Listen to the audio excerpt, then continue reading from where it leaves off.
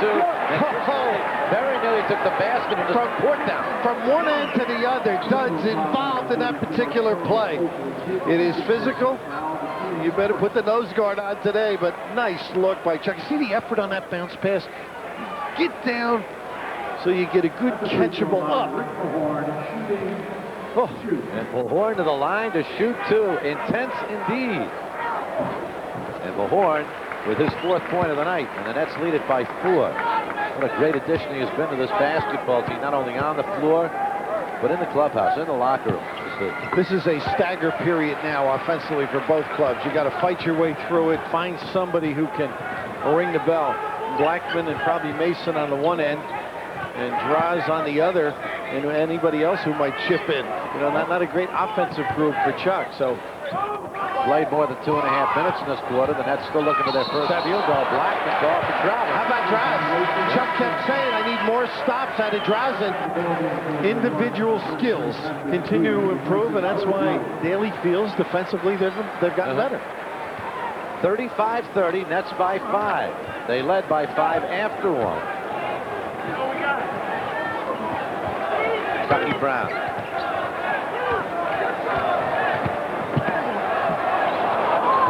And he threw it out of bounds. Another turnover. They're beginning to mount up. The Nets turnover number 10. One thing about the Knicks, they address the basketball. They know where it is. They position to pinch and assist their partner.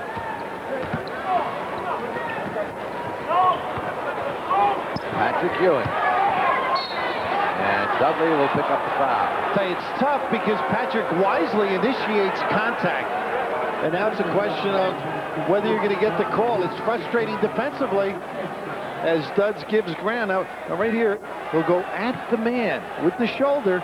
And even though there is contact, I mean, Duds has a gripe, but when you're as good as Ewing, you'll get that. The benefit of the doubt. So Ewing back at the line to shoot the 2. Patrick with 8 points thus far in the ballgame. Smith leads the Knicks with 10. For the Nets, Chris Morris with 10. He's been sitting for a few minutes. He's picking up his 2nd personal.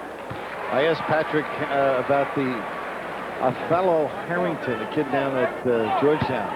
Is he the real thing? He said he's very good. But he usually bangs around with these kids during the summer. One of his summertime guys last night, he banged around a little bit, huh, Dikembe? Dikembe Mutombo. Slide it. Draws him for 3. Oh! Doesn't need much. A switch of defense hurt the Knicks. They've been doubling that pick and roll. 6 points for Petro. And the Nets again by half a dozen. 8.5 remaining in this first half. Anthony. Ramil, good defense, but he gets the foul. We say, oh, why? But it is tempting when you're guarding a guy. Ramil, terrific footwork to get in position, and then that temptation to reach down. To grab and reach. So the ball still belongs to the Knickerbockers. I was going to say, key in this run is Anderson getting some rest. He's been asked to play a lot of minutes, all year long, around 36 minutes a game. So a good respite. Anderson and Chucky Brown sit down. Robinson, Chucky Brown, that is. Anderson and Chris Morris back in the net lineup. That's a tough shot. Rebound, Kenny Anderson. That's looking to run. Here's Petro against Mason. Ross will take it to the hoop. Doesn't get a foul call. Looking for it. Unity. Nice feed. And Barton hopefully puts it home. Draws strictly thinking of the free throw line. Yeah, they don't give it to you. You can look as though you haven't played much. That's right.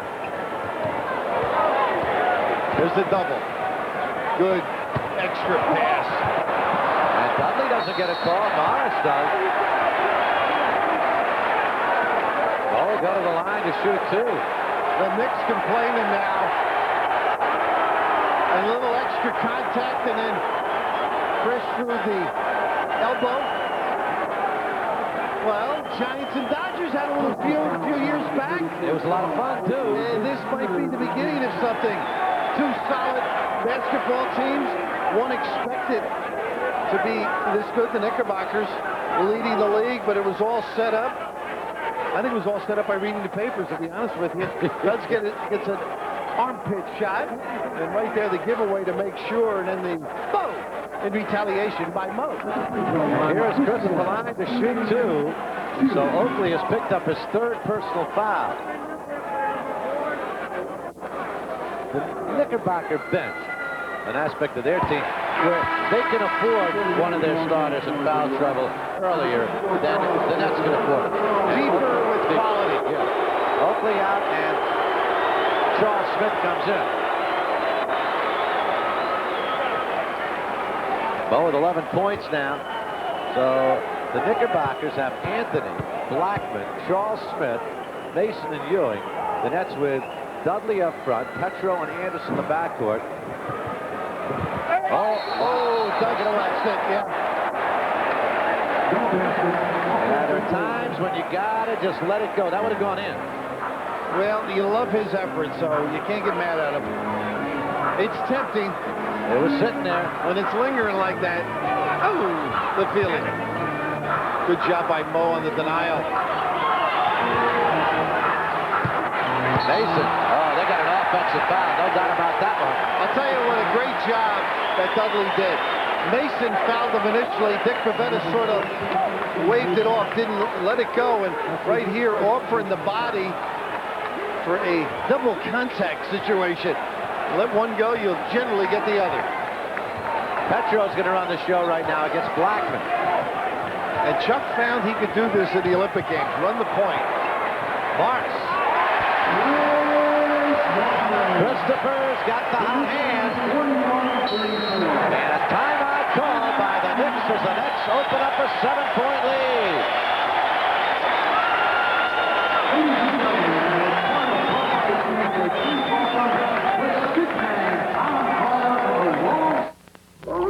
We were trying to solve the mystery of Beechwood aging. Beechwood aging isn't some huge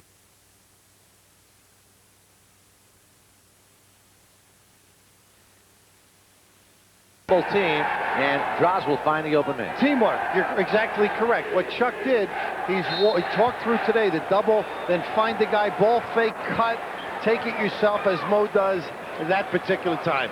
MCS Cannon teamwork moment of the evening. On the steal right here, Anderson able to control the dribble. Kenny taking it to the hoop. Nice. Look at this.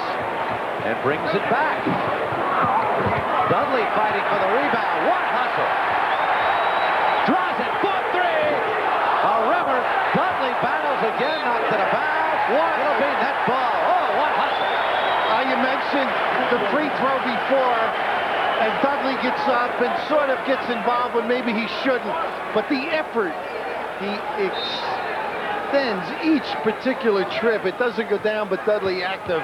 And that's regained. Petro got the step on Blackman, used the glass, Dudley on the follow, and it's pulled down by Charles Smith. No points on the board, but a tremendous sequence right there for the Nets. Sustain it, that's the key. Yeah. You got to keep that kind of effort because the Knicks come with it each evening. Patrick. The runner, he was looking for 1-2. He's got 12 points, and that lead down to 5. We're almost midway through this first half. So tough to defend. And the Nets are not doubling, which makes it a little tougher on Mahorn. Dudley. And Mason, they say, got the ball. Blackman. Rolando's second basket of the ball game, and the net lead is down to 3, 41-38. Well, now, too many empty trips. Knicks countering, you got to come up with something of quality. Get to the foul line. Got steps, too. He's got... Oh, he shouldn't be on the floor, Starks.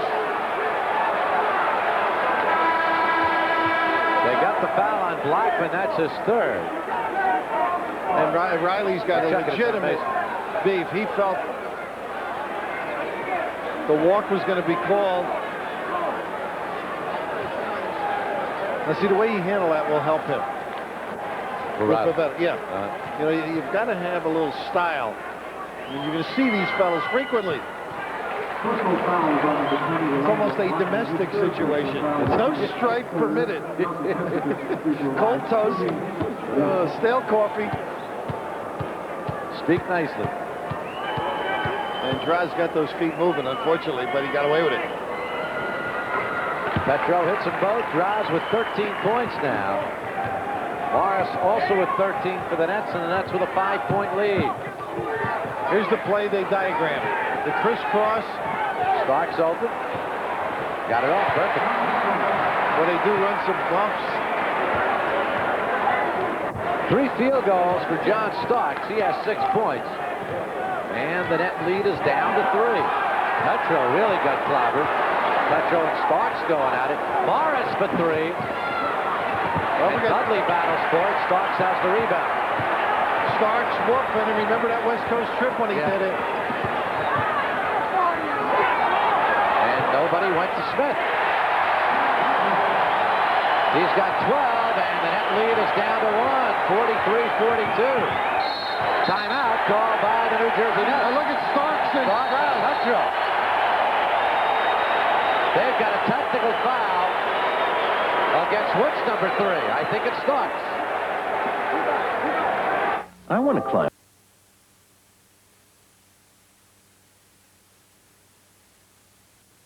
Defender Victor.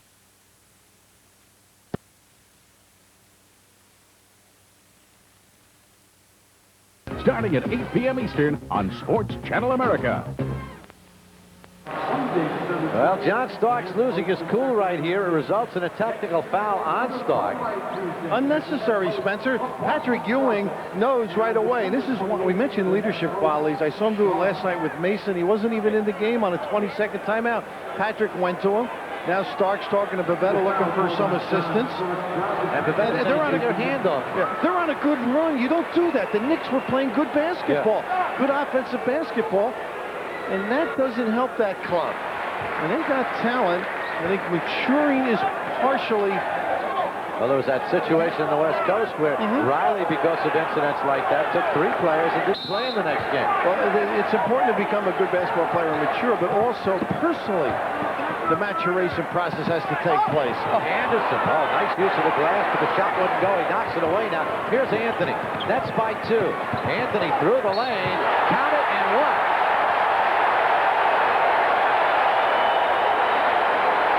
Well, the Knicks on a run. The house goes with them. Everybody gave ground. You've got to contain in the open floor. Mahorn at a disadvantage. Great reverse and kiss by Anthony after the contact, and Sam with 3.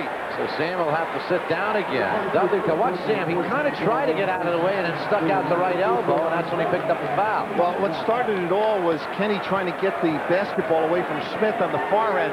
Now you don't have the point guard matchup. Mahorn's trying to contain. Anthony completes the 3-point play, and a big comeback from 11 down for the Knickerbockers. They lead at 45-44. 4.5 remaining in the half. The Nets have been struggling at this end. Here's the double and the step up by Mason, and they regain position. Rick Mahorn. And Rick Mahorn gets his second basket. He has 7 points. It's rather simple when you have rotations. They're going to come running at you. A little ball fake. It's happened twice now. Morris and Mahorn able to convert. Charles Smith deflected away, and it'll still belong to the Knickerbockers.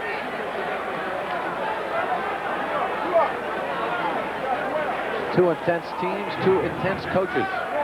Very much into the game. You see the difference in the second quarter. That's only 25% after hitting 11 of 13 from the floor in the first 12 minutes.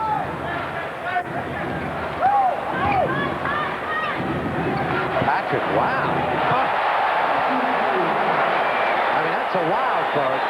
And he's shaking his finger at Mahorn. This is getting unattractive. Not ugly yet. Anderson, that's what you were talking about early in the year. He has to learn how to fire that ball up higher, and Kenny has picked it up very, very quickly. It takes time. I mean, you didn't do an NBA game your first time behind the mic. 3.5 left first half. Nets by 1. Here's Starks. Dudley with the rebound. Gets it out to Anderson. Nets look to run. Anderson uses the glass, won't go. Dudley on the follow. Dudley has the ball. 3 steps. Petro for 3. And it'll come all the way back to Anderson. Starks took a pretty good cross body block from Rick Mahorn. There's the double and the step up by Smith. They got an illegal D. Bo. Beauty. You got to come up rather hard, and it's blow-by opportunities. 3-point net lead, 50-47, 2:45 left in this first half, and it's been a good one. Indeed, Smith clobbered front and back, the Horn and Morris. Well, Mo knows on the offensive end he's going to get a lot of opportunities. Even though you take away or diffuse the pick and roll, his chances will come. Nice slide by with a kiss. And the other end, they are just teeing off. I mean, they are leaving nobody standing, rocking them back. No ropes here. That's 2 personals on Mahorn, and here's Charles Smith back at the line. Spent a lot of time on the line against the Nets the first time these teams met. He was 9 of 10 from the free throw line. Tonight he's hit his first 5. Chuck signaled an X. Ewing looks at the bench, signals X. So they're prepared. You know, little individual wars heating up. One in particular, Starks and Draz. Yeah. And Draz can woof as well. Oh, yeah. They're as good as most, huh? In English or Croatian. Take your pick. We're going to get a foul on Greg Anthony. It's only the Knicks' 4th team foul. See So that a non-shooting foul with 2:28 to go in the half. Anthony with that ability to contain. Kenny's going to have to try and extricate himself, get a little cushion to turn the corner. He's got great footwork, Anthony. Off the ball, Starks picks it up, and it's a 2-shot foul now. You watch the lower corner of your screen. Right there, boom. That was a foul. And now Ewing once again telling Starks, I mean, they've been working well on defense. He doesn't have to do that. It's not to cool it, in effect. Play under control. Only 2 on Starks, huh? Drives with 15 points now. And the Nets with a 2-point lead, 2:26 left in the half. Not a seat to be had here at the Meadowlands. Full house. Nets back here Sunday night against Mitch Richmond and the Sacramento Kings. 16 points now for Petrov, and the Nets with a 3-point lead. Oh, they got drives now. Retaliation, huh? As Starks is trying to use the post screens. Dick saying the same thing up there. A lot of byplay.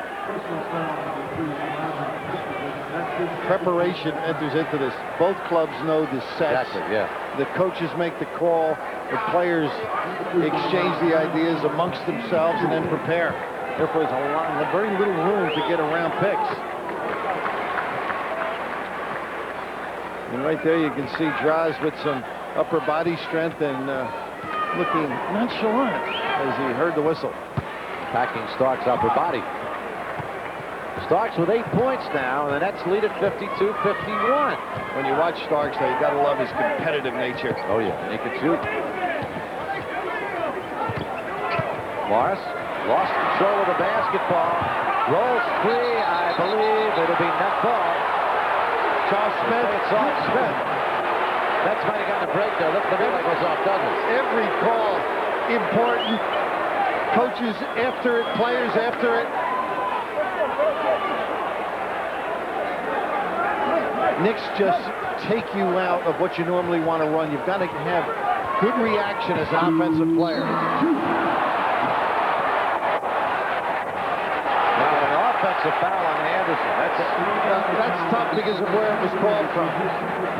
On the baseline, great self-control, Charles.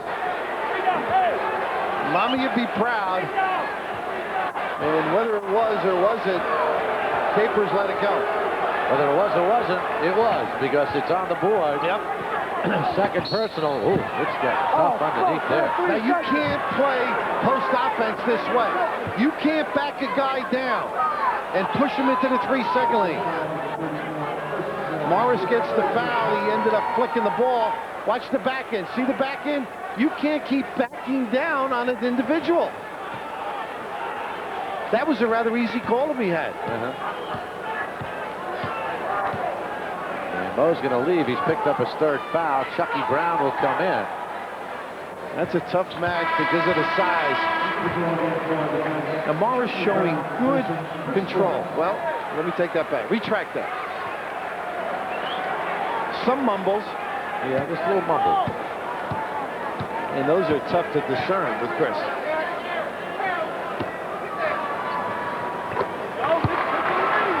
"16 points for Charles Smith. The Nets are down 1 with 1:45 left in this first half. It's been a good one. Very intense. A lot of fouls, though. A lot of turnovers. A lot of them caused by the good defense. Very few unforced turnovers. Good job by Brown. the Knicks, the whole set. Just a nice execution by Draz as his step under froze the defense for the kick-out pass. Chucky Brown's first 2. You love these kind of games, Spencer. Yeah. Look at that hold off. And Mason gets the hook. I'll tell you, both clubs perplexed. This is one where officials aren't sure what to call. Every trip, there's something.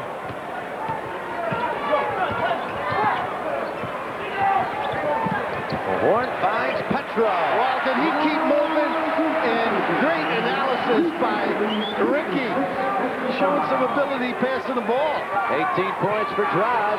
And the Nets again by 1. Here's Anthony.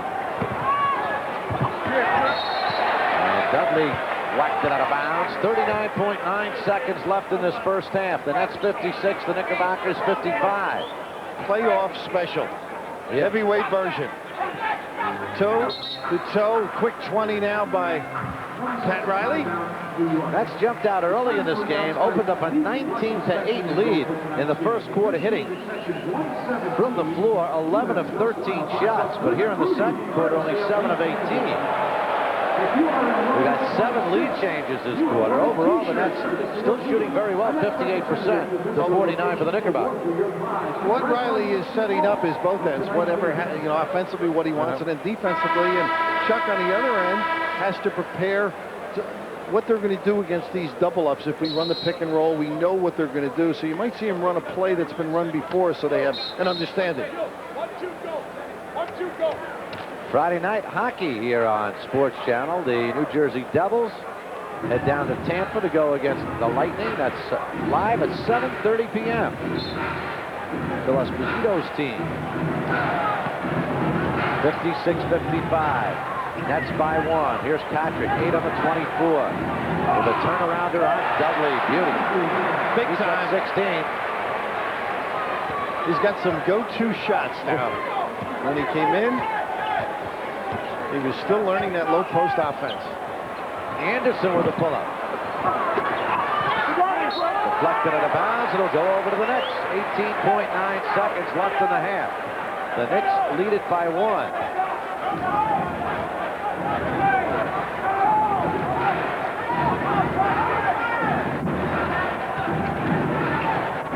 The Horn went for the basketball, and Ewing broke free on the baseline. Here's Petro at 4 seconds. Knocked away. Starks will fire it. Dudley has the rebound, and that'll do it for the first half. A lot of clanging, a lot of banging, a lot of excitement here at the Meadowlands. And at halftime, it's the New York Knickerbockers 59, the New Jersey Nets 56. The Jersey Nets last About even. The turnovers really hurting the Nets. And one thing about them, when you play the Knickerbockers, there are very few unforced turnovers. They force you into making the mistakes. The leading scorers, Petrovic and Morris in double figures for the Nets, 18 and 15, and Ewing and Smith, the big guys for the Knickerbockers. Off the boards, with everybody making their shots, there aren't too many people with big numbers in the rebounding category. For the Nets, it's Chris Dudley with 7.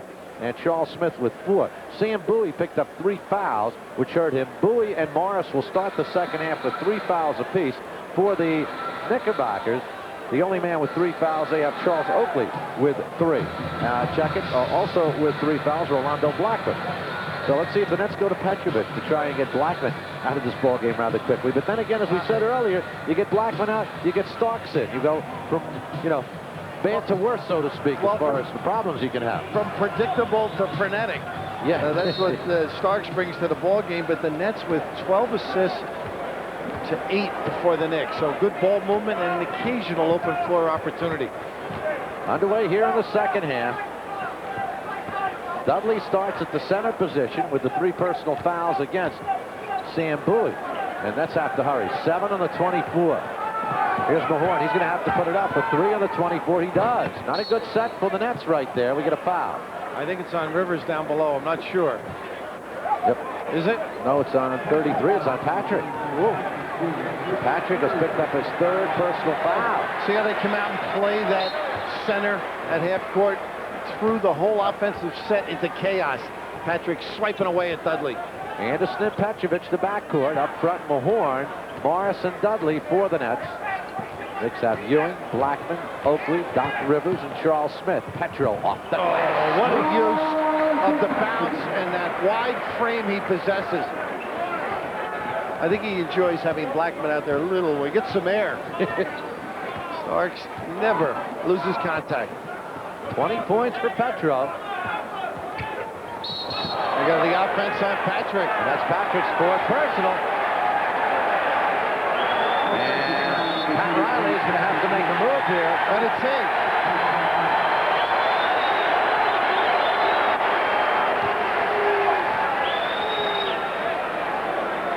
Well, nobody going over to calm him down. He's been calming everybody else down. That's right. Good point. Tell you, somebody ought to grab hold of him. Pat Riley trying to come up and calm it down. Herb Williams is going to come in to take his place.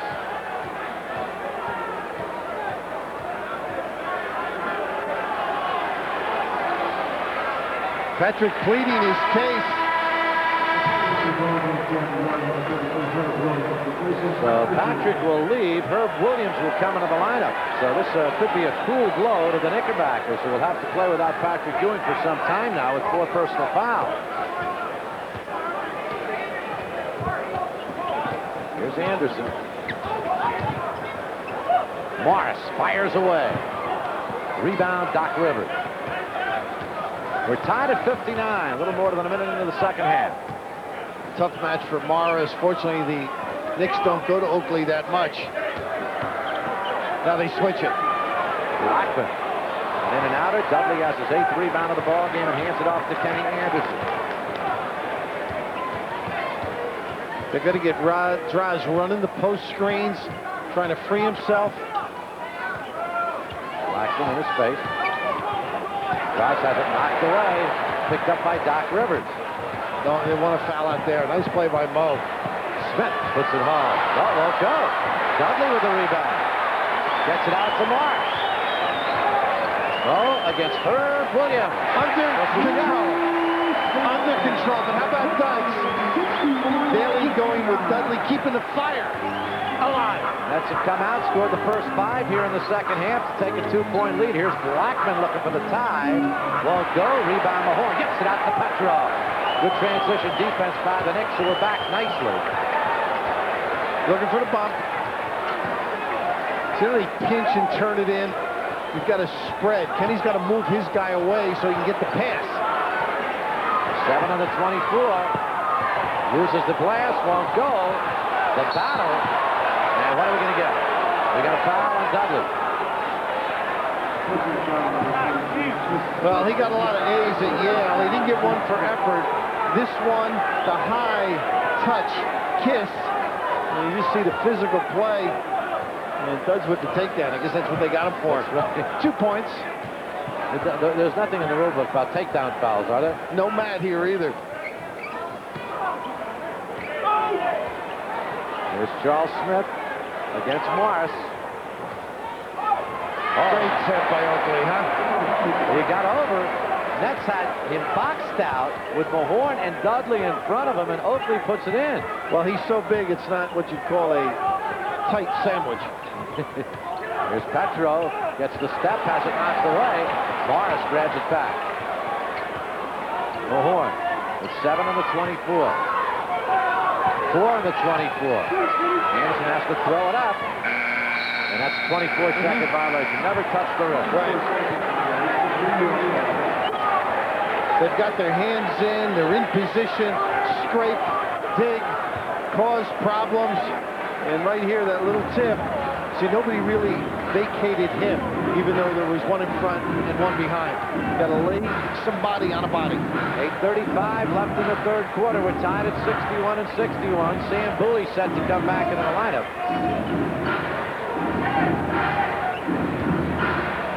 Doc Rivers. He makes that. He's a factor. Yeah. It's a good point. It's only a second field goal, but if he gets hot, and he can,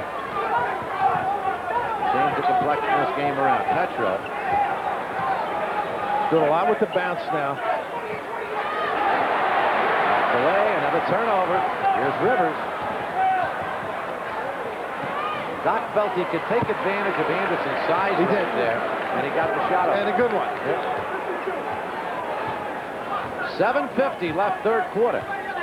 There's 63, net 61. They're stuffing that pick and roll. Kenny takes it to the baseline. To Dudley. And it won't go, and the rebound pulled down by Oakley, who gets it out over to Rivers. Smith. We got a foul. I think they got Mahorn on the scrape. He's at a disadvantage that far from the goal. Coleman and Bowie in. Get a little rest and see if they can untrack Coleman. So Mahorn picks up his third foul. And Mahorn and Dudley do leave. So Coleman, who did not get untracked in that first half. Bill? And it's the offense, too, that's struggling right now. And it's the Knick defense. I mean, great preparation. And you've got to execute. You've got to read. Run the play the coach gives you. But then as they disrupt or become disruptive, find the hole, make the cut, maybe the extra pass on occasion, maybe the ball fake and dribble to the goal. 18 points now for Charles Smith.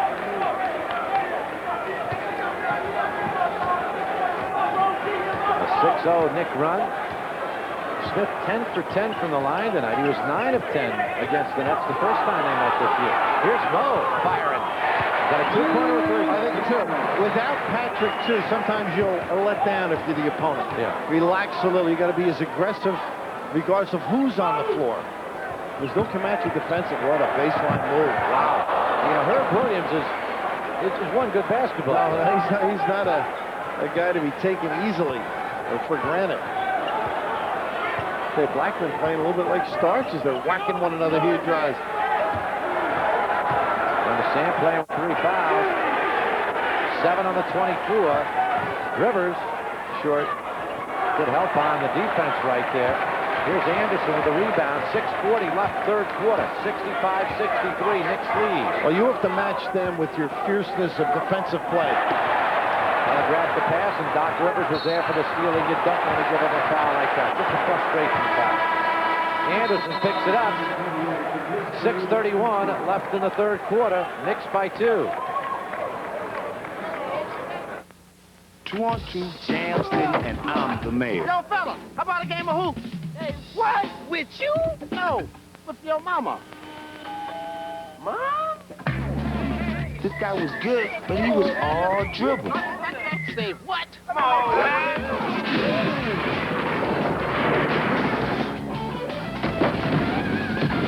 Man, he deserved one of these. Franchise, want to call bud? Solid. Severe storm warning, one of the worst snowstorms in Richmond in years. It happened to be the first week of December. It's like overnight, Richmond had turned into the North Pole. Hundreds of operators could not come to work. It couldn't have happened at a worse time for us. That's the biggest week of the year for us. We have more catalog orders on our 800 service than any other week of the year. If you don't make it at Christmas, you don't make it. Literally, AT&T saved the day for us. We had designed their 800 service with such powerful backup features that within minutes, they were able to reroute their calls from Virginia to other sites around the country. Now, how soon can I get these? It'll be 2 days. They did a full day of peak season business, and no one was there. And that's reliability. Technology amazes me. If you have a business that lives and dies by an 800 service, you go with the most reliable, and that's AT&T. AT&T 800 service, because every call is a customer. Friday on the Mets Inside Pitch Hot Stove Report, Fran Healy's special guest will be Mets GM Al Harrison. Find out what changes in store for the team now that the winter meetings are over. That's the Hot Stove Report, Friday night at 6, only on Sports Channel. With Bill Raftery, Spencer Ross with you here at the Meadowlands. The Knickerbockers lead the Nets by 2, 65-63, with 6:31 left in this third quarter. And pretty hot out there on the floor, too, Spencer. But while we have a break, Net fans, this break in the action is a great time for you to break open an ice cold Budweiser and enjoy that fresh, pure, natural taste. Nothing beats a Bud. Knicks with the ball. Rivers and Blackman the backcourt. Williams, Oakley, and Smith up front. This is Charles Smith against Chris Morris. Oh, they get the offensive foul as he poked Mo right in the eye. And the curl, but well-executed play other than the finish by Smith. They loop Oakley around him, and now the step in where Smith pins his guy in the 3-second lane. And once you throw that chicken arm out, that's a discard unfavorably for the Nets. Nets looking to tie right here. They're down a deuce.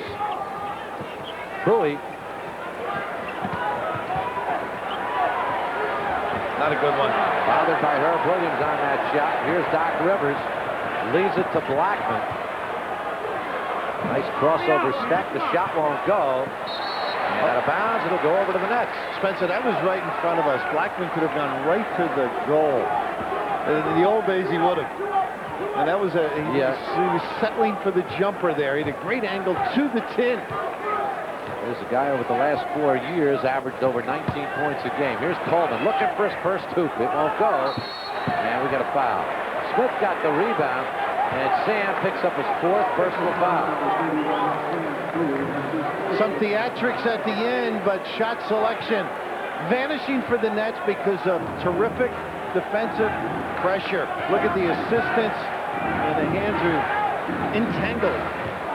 Dudley will come back in. Rivers kicked the ball, but they got a foul on Morris. Now Morris has picked up his 4th. Morris and Bowie pick up their 4th personal. Chucky Brown's going to have to come in to take Mo's place.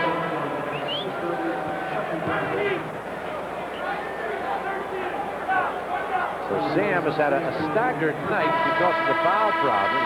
Losing Morris right now hurts also, because Mo offensively has been a key for the Nets with 19 points. Game of attrition for the Nets right now.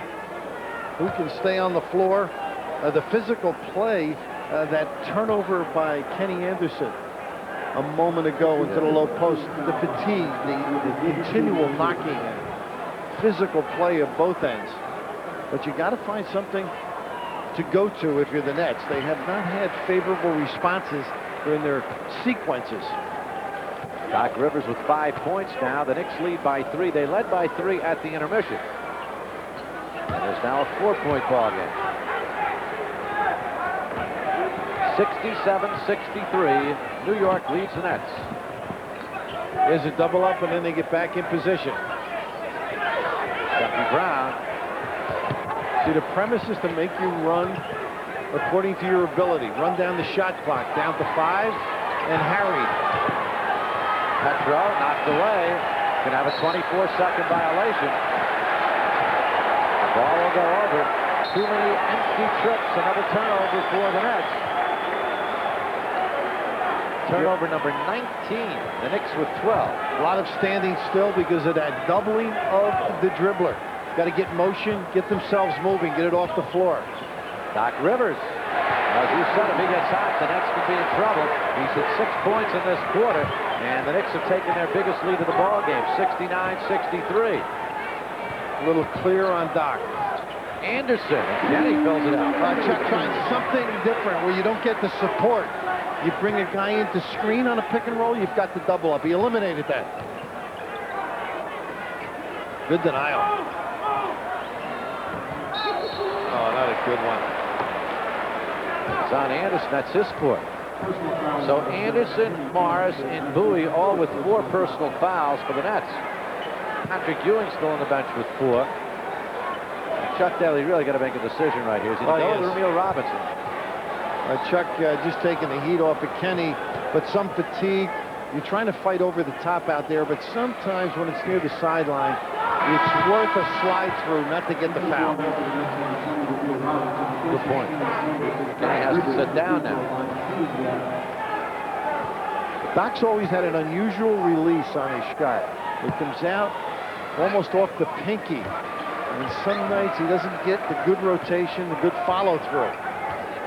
But other nights he can knock those babies down, and he was shooting over Kenny, so he had some size differential to work with. He has 9 points in this ballgame. Petro on the follow, won't go by Chucky Brown, but we got a foul. Great effort by Chucky going to the hoop, and Charles Smith picks up the foul. You know why he's a great sub? He brings activity, just like John Starks does. Right in here, the open jumper off the curl, but into your picture, a live body. That's what CB brings to the show. And to the line goes Chucky Brown to shoot 2. Anthony Mason back in. He replaces Charles Smith. Smith has picked up his 4th personal. A lot of fouls in this ballgame.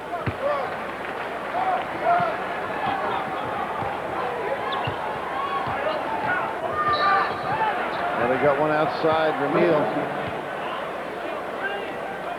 Refs trying to seize control. You get that feeling? Yeah, it was a tough first half for the officials. A lot of banging, a lot of physical contact. 4:01 left in this 3rd quarter. The Knickerbockers in this game, 24 of 27 from the free throw line. And the Nets are 21 of 23. Doc Rivers with his 10th point now.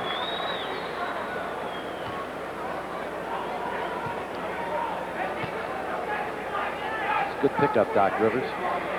Been a real steady player for a decade. It's, you know, Mark's playing well out on the coast, but you figure Charles Smith alone, a big factor for this club, and anything Doc can do to shore up the point is a tremendous asset. Neil Robinson, 9 of the 24. Another real tough set here for the Nets. And Coleman won't go. Dudley fights for the rebound, and it's pulled down by Doc Rivers. Every trip like going to the dentist right now. It's laborious. And besides, painful. You're going to the dentist ain't laborious. It's just painful. Or it can be. Here's Blackman. Rosin came up a little game on that, huh? Blackman with 6 points, and the Knicks have taken their biggest lead, 74-66. Well, they got playoff defense, I'll say that for them. The feed inside, the foul on Doc Rivers. Came all the way from the point to help. That's paying attention to your business. 13 foul against the Knicks. The look and then the attention. The front.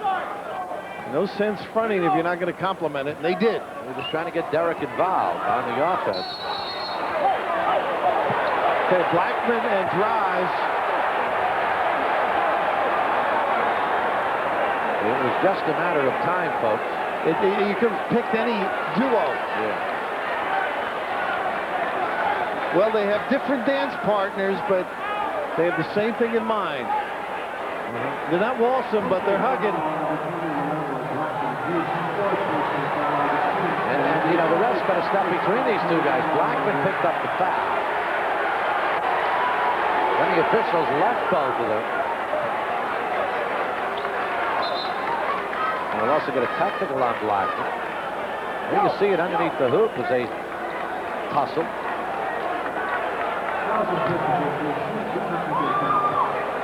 A war of words between nations.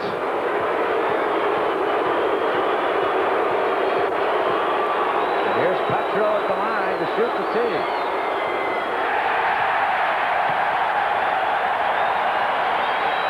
You never know what you're building. In the first half, it appeared to be the Nets building right here. There are a lot of fans, though, still Knickerbocker fans. They were in command. And the Nets are trying to turn that corner. And it's a big ball game for them in many, many respects. Here's Petro. Finds Coleman. DC with a slam attempt, and he is fouled on the play. And a little words between Coleman and Herb Williams. I think I'd wait a while if I were Derek. You got to do something out there before you start making noise. Has not been a factor. That may be the start of something, though. That's right here. The Knicks with an 8-point lead, and we've got a timeout. 74-66 New York.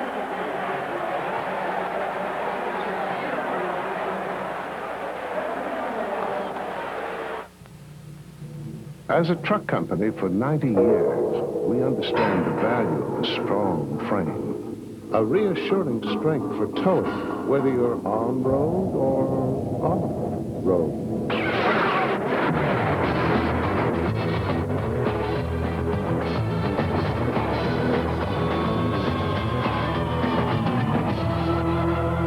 GMC Truck, the strength of experience.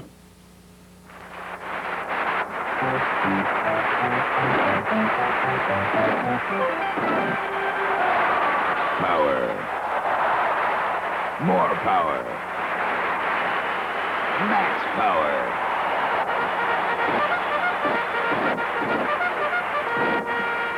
Maxell power. Maxell batteries. You've got the power.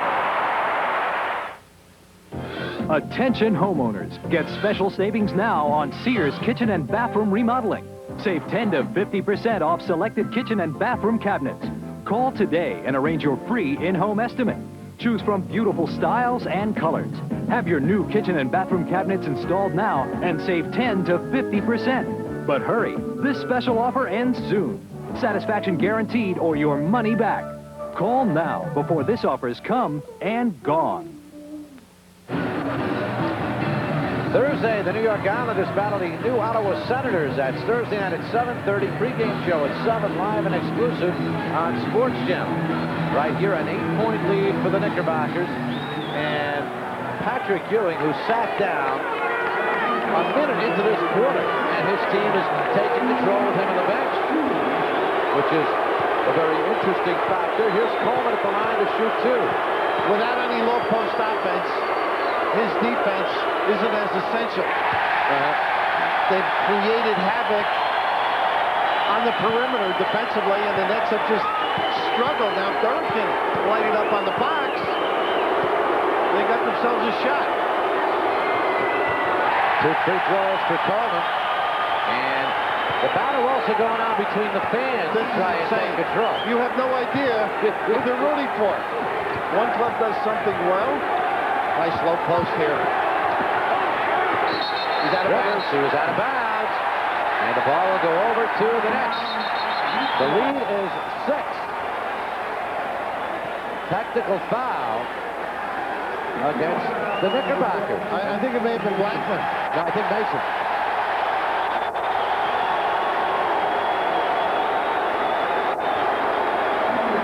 Mr. Mason says one more thing to Dick Pavetta, he may not be around for the rest of the evening. Well, Blackman went to the one official, and he was complaining, I guess, about Morris's defense. I mean, technical drive should be taken to technical. Shooting the technical foul. And Derek just went right to the free throw line. No, you can't do that. Oh, the little shove at the end, and Pavetta right on top of it. Draz taking the tees all year, you let him take them. 90% free throw shooter. Coleman missed the jam. Coleman again, count it, and what?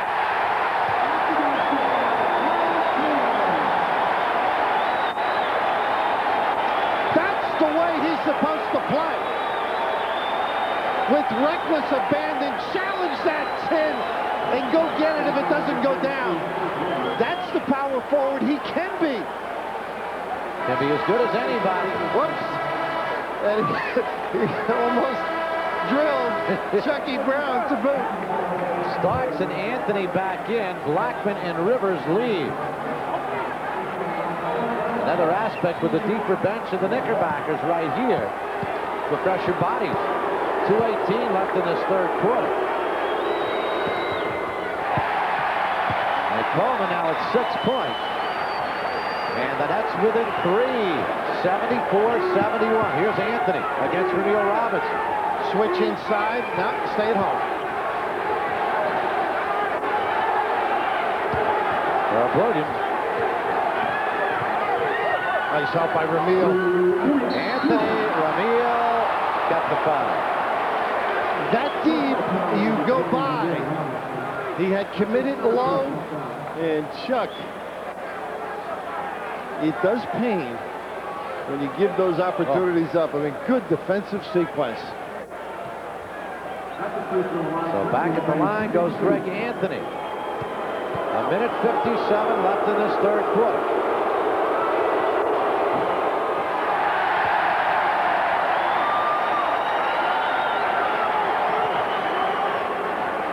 The Knicks from the line tonight, 26 of 29. The Nets, 24 of 28. 1 of 2 for Anthony. 75-71 New York. Nice staggered double there. One high, one low. Petro finds Coleman. And they're not doubling. 6 in the 24. Got to shoot the basketball. And Robinson got it off. Chucky Brown wins the rebound. Gets it back out. Let us stay on Draws and Coleman's side. Petro count it and what? And up. That one had meaning. Oh, did he reach down? First, the posting up by Coleman. And of course the give out. He has been exciting on the offensive end all year long, and his activity from being sedentary. Now all of a sudden he's got some motion in his game, Drazen. He's got 24 points, and the Nets have cut it down to 1 now. A minute 13 left third quarter. And he and Starks are whooping again. Williams. Herb Williams, what a nice addition he has been for the Knicks. There's only 2 points of the night. Right there. Duds was sneaking down, should have stayed at home.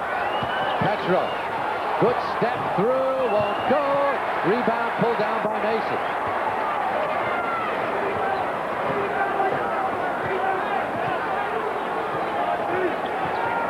.43 seconds left in the third quarter. Mason in deep against Chucky Brown. Chucky Brown had it. Browns was right there, too. ISO for Mason. Now that, if it doesn't work, has everybody standing still. So it's tough sometimes to get back into a flow if you keep going to a guy like that, even though there is an advantage, Mason on Brown. Well, once you start doing that, you take yourself out of the rhythm of your game when you do it too often.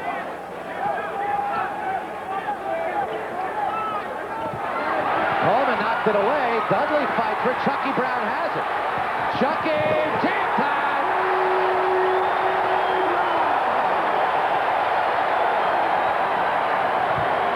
That's two within 1. And they'll get the ball back. There's about a 3-second differential between the game and the 24-second clock. You don't want to foul here. Oh! You don't want to foul here. Going away from the tin, too, on a motion, you give them that opportunity. Most good clubs initiate their runs, their open floor opportunities with good D. That time, reacting beautifully, Derek with the deep one, and send it in, Mr. Brown. And the nice thing, when Chucky came down, I think it was Coleman and Petro in the wings. They complimented him. They spaced out to give him the room to do what he did, and he did it well. 9 points for Starks now. 13.3 seconds left in this third quarter. 78-76. Knickerbockers by a deuce. This kid's really made himself a player. Yeah. And once just thought of as a three-point shooter, but brings it all, and every night that I watch, he's there. Here's Petro looking for the final shot. Gets it to Chucky Brown with 2 seconds to go, and we got a foul at the buzzer. It's on Petro. Oh, that could be crucial because the Nets are over the limit. It is a 2-shot foul, and it could give the Knicks a 5-point lead. And Klaus does not believe it.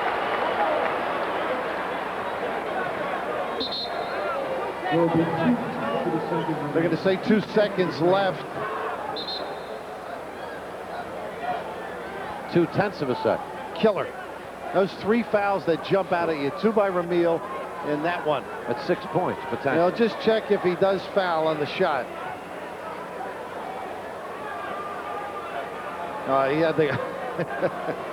Oh, had him wrapped up a little. Yeah, he did. No red ribbon and pre-Christmas, but one that you didn't need.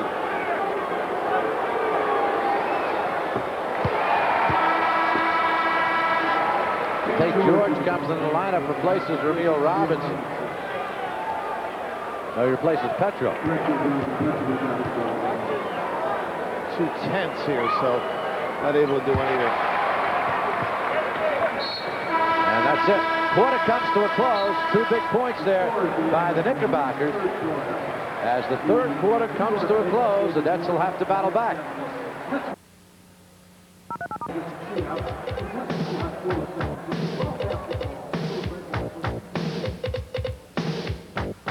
Hobby enthusiasts from around the island know that the Nassau Hobby Center in Freeport has offered the best selection of hobby supplies since 1946. Nassau Hobby Center is a factory-authorized sales and service center for Lionel and LGB trains. Plus, we carry Engage and HO trains. For the outdoor hobbyist, Nassau Hobby Center features a full line of Kyosho remote-control cars, trucks, boats, planes, and helicopters, all at discount prices. Stop in for a free catalog and discover your hobby at the Nassau Hobby Center in Freeport. The public has a knack for being right. Many gasolines claim to clean up your engine to give your car more power, smoother performance. However, one fact remains. Year after year, one gasoline continues to outsell all others. The best-selling gasoline in the world, Shell, miles ahead. Right now, when you bring your car to a participating Shell station for a Shell Fire and Ice oil, lube, and filter change, you will receive a full-size professional Spalding basketball absolutely free. Shell, miles ahead. You find a way to be your best. Gillette Sensor for the closest, safest shave ever. You know you gotta be a little better than the rest. Only Gillette Sensor has spring-mounted twin blades that sense and adjust to every detail of every face. Gillette Sensor, when you're the best, there's no feeling like it. Gillette, the best of men.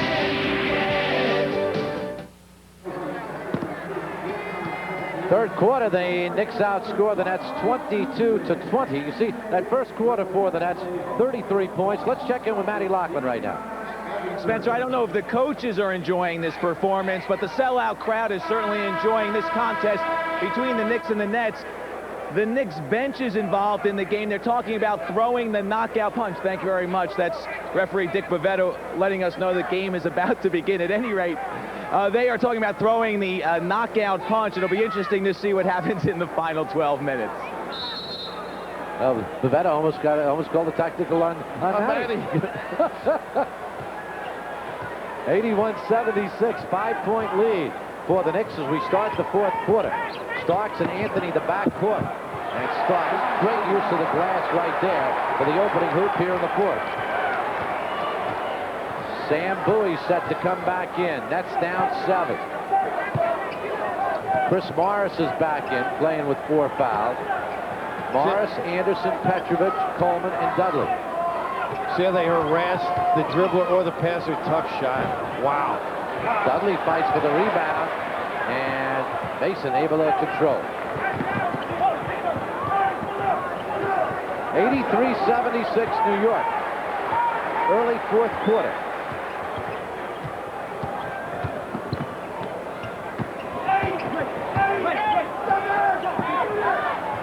Anthony, good shot.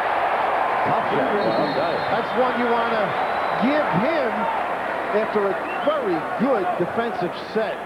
Up to 9 again, and they're on a little bit of a roll. Nets need a counter. Biggest lead of the ball game for the Knickerbockers, 85-76. Here's Anderson. Knocked away. Oakley. Great play by Anthony to start. 20-second timeout called here by the Nets. As the Knicks have opened up their biggest lead of the ball game. Once you go around the guy, you got to protect the ball. push it out in front, and just good coordination here. Strong conclusion, all set up by extraordinary defense. Very impressive by the Knicks on that end of the floor. Doesn't matter how many you get on them in the first quarter. They bring it up a notch. First quarter, 33 points for the Nets. The middle two quarters, a total of only 43. They get you in pauses, too. Yeah. They make you struggle for a couple of opportunities, a couple of trips, and all of a sudden, big basket necessary, and they challenge each shot, each pass. They make you feel uncomfortable. It's a tribute to their defensive talent. Coleman had that one blocked at a bound. Just forced with that strength. Oakley got him further under the glass. And the interesting factor here is that the Knickerbockers have done this with Patrick Ewing playing only 1 minute in the second half. Offensive foul on Kenny Anderson. Kenny's has picked up 3 fouls. In situations similar to that, he's got 5 now. They were looking for it to be on Bowie. Yeah.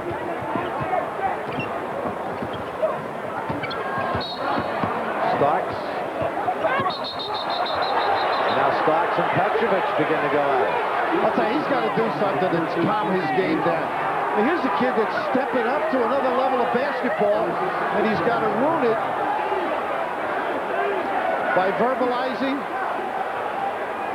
And you give it, you got to take it. And that's what it's come down to. Here's Mason with the elbow that starts it. And I don't know what this is all over. I mean, come on, John. Play basketball.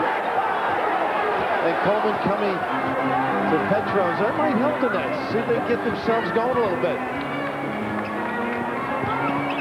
Coleman didn't get that shot off right. He was losing control of the ball. Here's Anthony. And Anderson with a great effort. He tripped him.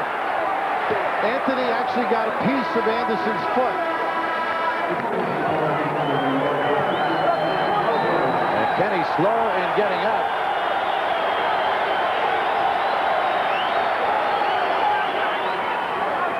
Well, their little conversations continue with some body language as well. And Patrick now back in the lineup, working on Sam. Oh, off the Pines, and he looks at Silas. 13-point Knick lead, their biggest. They lead at 89-76. Their inability on offense, the Nets, has put a lot of pressure on the defensive end. Nets have not scored here in this fourth quarter. An 8-0 run for the Knicks. Anderson looking to get him off the Stein, and he does. But nothing inside. 12 points for Kenny the Kid, 89-78. Nets had cut it to 1 late in the third quarter. Since then, it's been all New York. Starks took the extra step. Ewing. Coleman, good rebound, gets it to Anderson. That's looking to run. Knicks back beautifully in transition. Here's Petro. 4-3. Got it! Not stepping back. It's down to 8, and a timeout called by the Knickerbockers. 89-81. The Knicks with an 8-point lead. Pushing it in with the dribble. Defense backs off, kick back, and on the money. He's got some enthusiasm. Holiday greetings from Budweiser.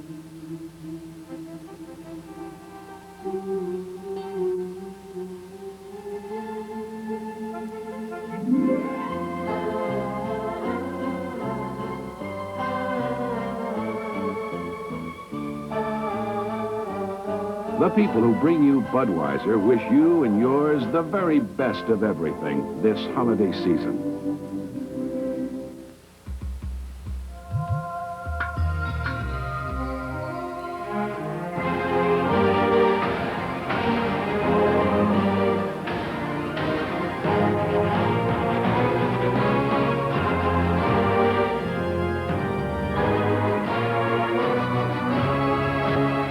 NBA Authentics. Look for the real stuff.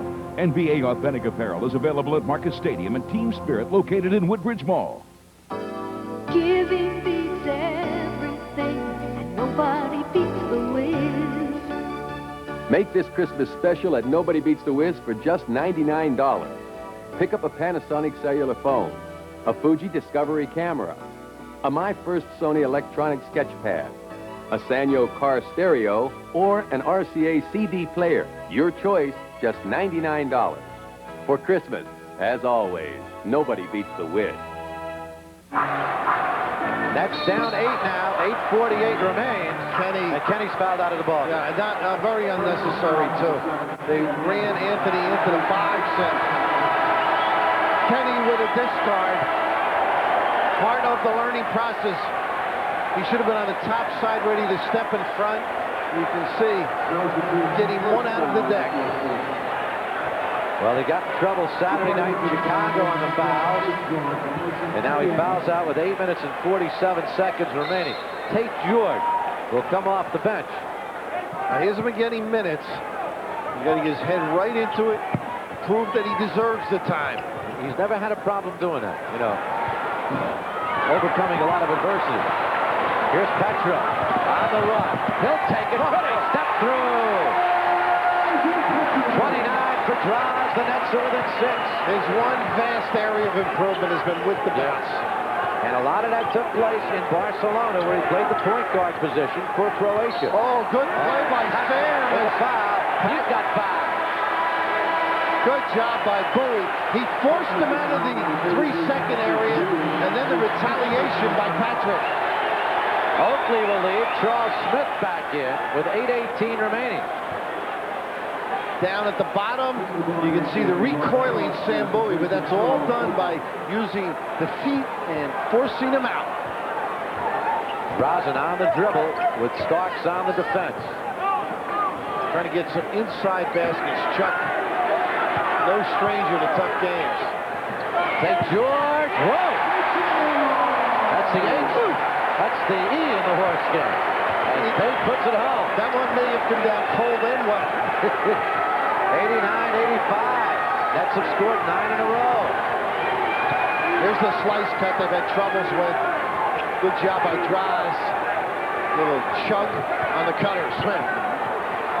Patrick.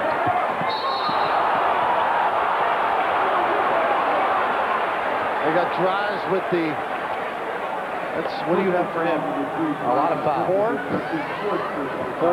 Everybody's got a lot of fouls. Bowie has 5. Morris with 4. Petro with 4 now. Yeah, he stepped on his foot. That's one of those calls. Because it's a turnover, you're going to get against you. Should be some kind of dispensation when you're playing against a guy with a size 18 foot. Oh, here's Ewing. Coleman with the block. Wow! Big defensive play. The long arm of the law. A presentation against an all-star center and all arch.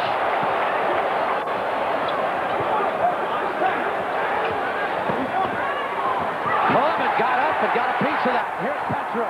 That's on the run. Rosen against Starks. And they call it on Petro, his 5th.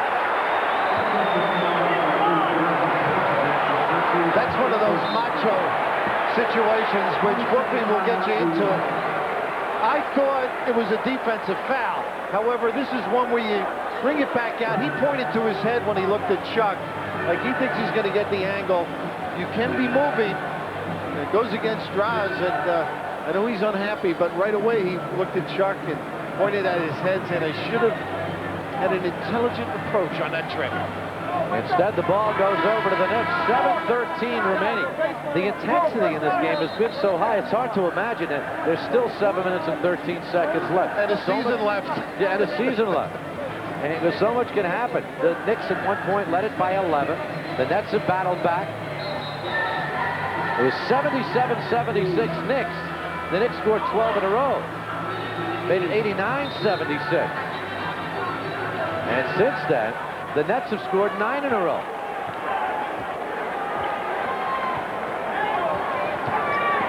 Was the switch, and then nice slide back by Coleman on Mason. Ewing, good defense, the foul on Bullock. Sam's got 5. The reach down at the end. Nice ride out by Sam, force him into a tougher shot. And Paul Silas just put the hand up. Man, he got up pretty good. Just that little flick of the wrist. Patrick with his 21st point of the ball game. Ends that 9-0 net run. Now, this is a tough situation. If he had made it, I was going to say they can do some stuff at half court, take you out of what you're looking to do. Morris has been quiet. Might see him away from the goal. We don't need a tape. And Morris had just on baseline and popped out. The foul, a smart one, but number 4 by the Nets, zip on the Knicks. Which could be a factor with 6:44 left in this fourth quarter. Everything from now on, 2 shots for the Knickerbockers. 90-85, Knicks by 5. Morris with Starks now. Smith. Patrick. Boy, is he smooth, huh? Now the Knicks have scored 3 in a row now. It's back to 7. The Nets need a hoop and they need some stops quickly. There's the foul by Mason.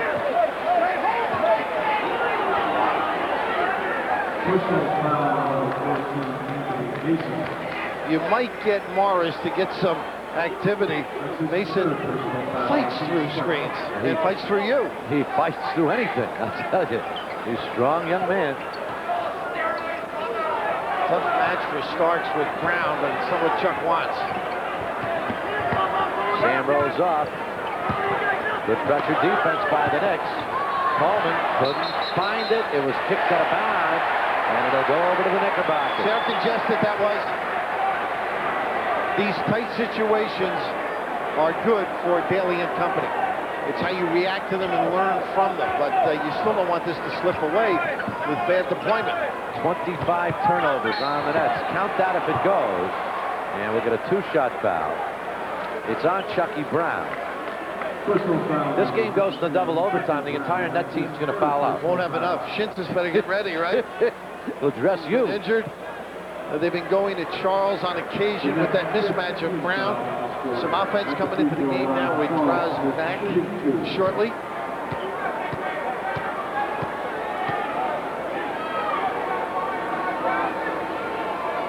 Charles Smith, who has spent quite a bit of time on the free throw line tonight. Now, 10 of 11. Chucky Brown leaves. Petro back in the lineup. Smith playing with 4 fouls. That's nothing. Petrovic 5, Bowie 5, Morris with 4. Patrick Ewing playing with 5. We have 5:49 remaining. The Knicks have brought it back up to an 8-point lead again, 93-85.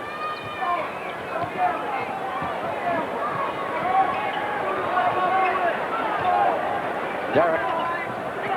Petro got it off quickly. Didn't get the roll. Rebound Charles Smith. Hands it off to Anthony. Leaves it in the forecourt to Mason. 5:24 remain. So Mason does hold off beautifully in the post. Yep. Just backed his way in there. 4 points for the big guy, and again a 10-point lead. That's it. Cut it to 4, and now a 6-point run by the Knicks. Here's Coleman. Found the baseline, got the room, and he picks up the foul. Once you let a guy post in this area, and he's got that size and wide body, the great drop step, something extra, it's very difficult to deter him. Charles Smith with 5 fouls now. A little house move by Mason. Tate to Petro. That's his shot. Won't go, though. Coleman, great rebound. Mason against Coleman. DC, count that if it goes. and he'll go to the line to shoot 2. Did he work on that one? Most definitively. Mason with the foul. Took the chest, used a plethora of inside, a little Kevin McHale-ish. Also a lot of moves, too. Here's Coleman. Beside. Got to make the free throws. The down 10 with 4:41 remaining. A sellout crowd on hand here at the Meadowlands.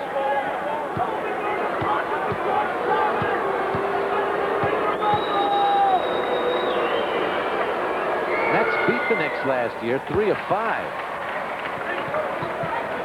Tonight, they're down 9 after losing to the Knicks in the opening meeting at Madison Square Garden by 3. Starks, good flow. Sure was. Sharp cut up the lane off the double post, one on each box. He's got 16 points.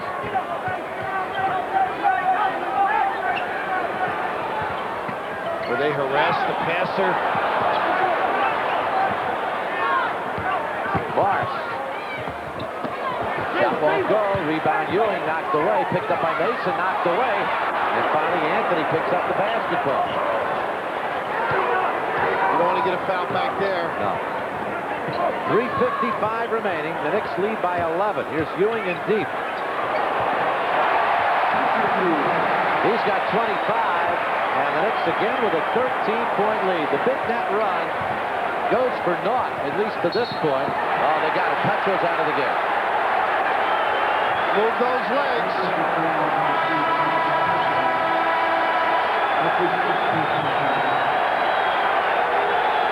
Petro looking for it, too. Most times you'll get that call going your way. Anthony regaling in his success and accomplishment.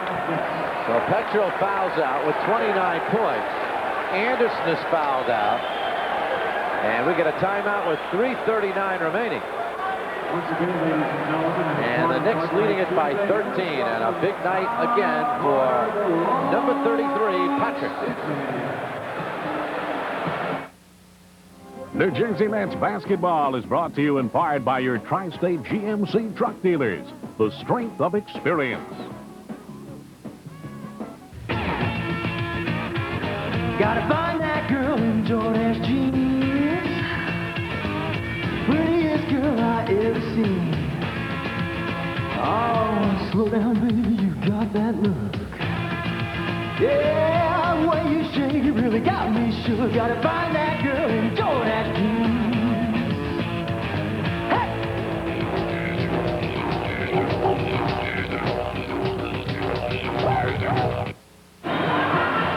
Great holiday offer the Nets have for you. What a great Christmas gift or Hanukkah gift or whatever.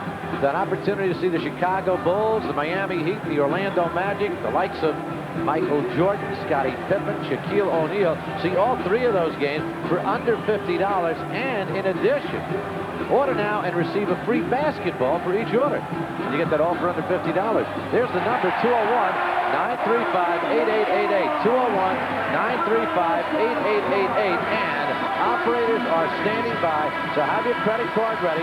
201-935-8888. With Bill Raftery, Spencer Ross here at the Meadowlands. Tough night for the Nets. They're down 13, and Drazen talking with Dick Bavetta. He is strong when he puts that shoulder down. He's going to make people move. His problem is they were on the side and not in position to draw it. But he gives you everything. Delightful to watch. 10-1 run here for the Knickerbockers. You can see the difference. The Knicks defense. Nets shoot 85% in the first quarter. Starks on the alley-oop. And he's got 18. And the Knicks on a 12-1 run now. And they've just about put it out of reach. They lead it by 15. Sam Bowie, there's the steal. And the breakdown. And Starks will jam it home.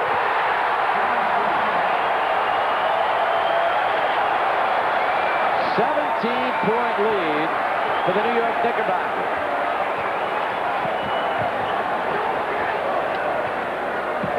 Ramil Robinson. They keep working, though, I'll tell you. Charles Smith with the rebound.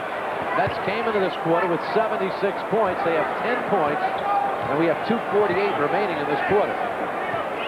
He's got a little Grey Poupon in it, doesn't he? Oh, yeah. He backed it up, though. Smith. Bowie rebounds and telegraphed the pass. Anthony was waiting.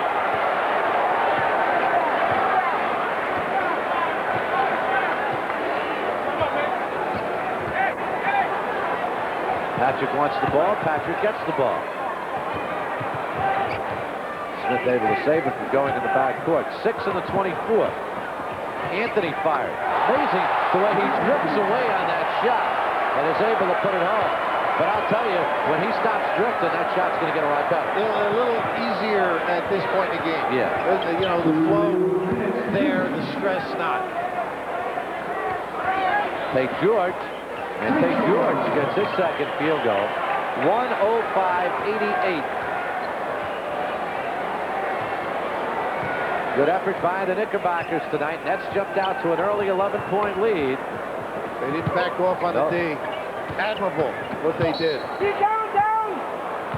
In deep, Morris picks up the personal foul. Mason.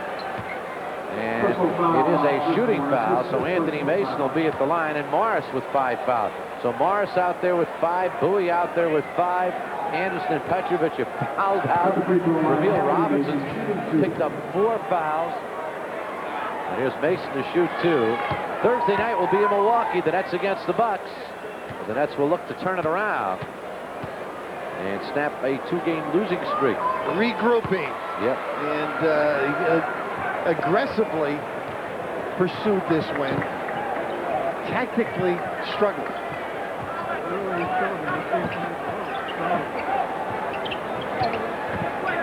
Now this is a problem, and you'll see Chuck the next time they play working on that double and how you get free. Stocks with the miss, Ewing with a foul. So it's just being played out right now. And after a good effort for more than a half into the third quarter, the Nets, just a depth problem and great talent by the Knickerbockers. And we talked about it right from the outset, the deeper bench that the Knickerbockers have, no doubt about it. And the foul problems, too. Juggling all game long.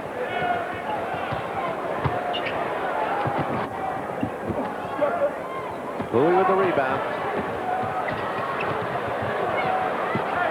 Tate George fires away. Coleman on the follow. He'll go to the line to shoot 2 with 42.1 seconds remaining. And the kid from Fordham, Danny O'Sullivan, will make his first appearance as a New Jersey Net. Played a little with Utah last year. Was at Net camp early in the year. Came back this year. A real nice kid. I'll tell you, is going to be around for a while. He can play a little bit. The happiest guy in the building other than his family, Mike Reed, who does the Nick radio. He wants one of those Fordham guys in the lineup. Demanded to know why he wasn't getting more time prior to the game. But he does have some ability. Coach is high on him. Gets after it in practice. He does too. Yeah. Oh, yeah. With a little more talent. Patrick Ewing leaves, and Herb Williams in to take his place. Patrick leaves, 25 points in the ball game for Ewing, and only 5 rebounds. That's strange, isn't it? Satellite. And it became a forward guard-oriented game, too. Knocked out of Mason's hands. It'll still belong to the Knicks. Chucky Brown comes back in, and he's going to replace, let's see, Chris Morris. So Mo leaves with a 19-point effort. 15 came in the first half.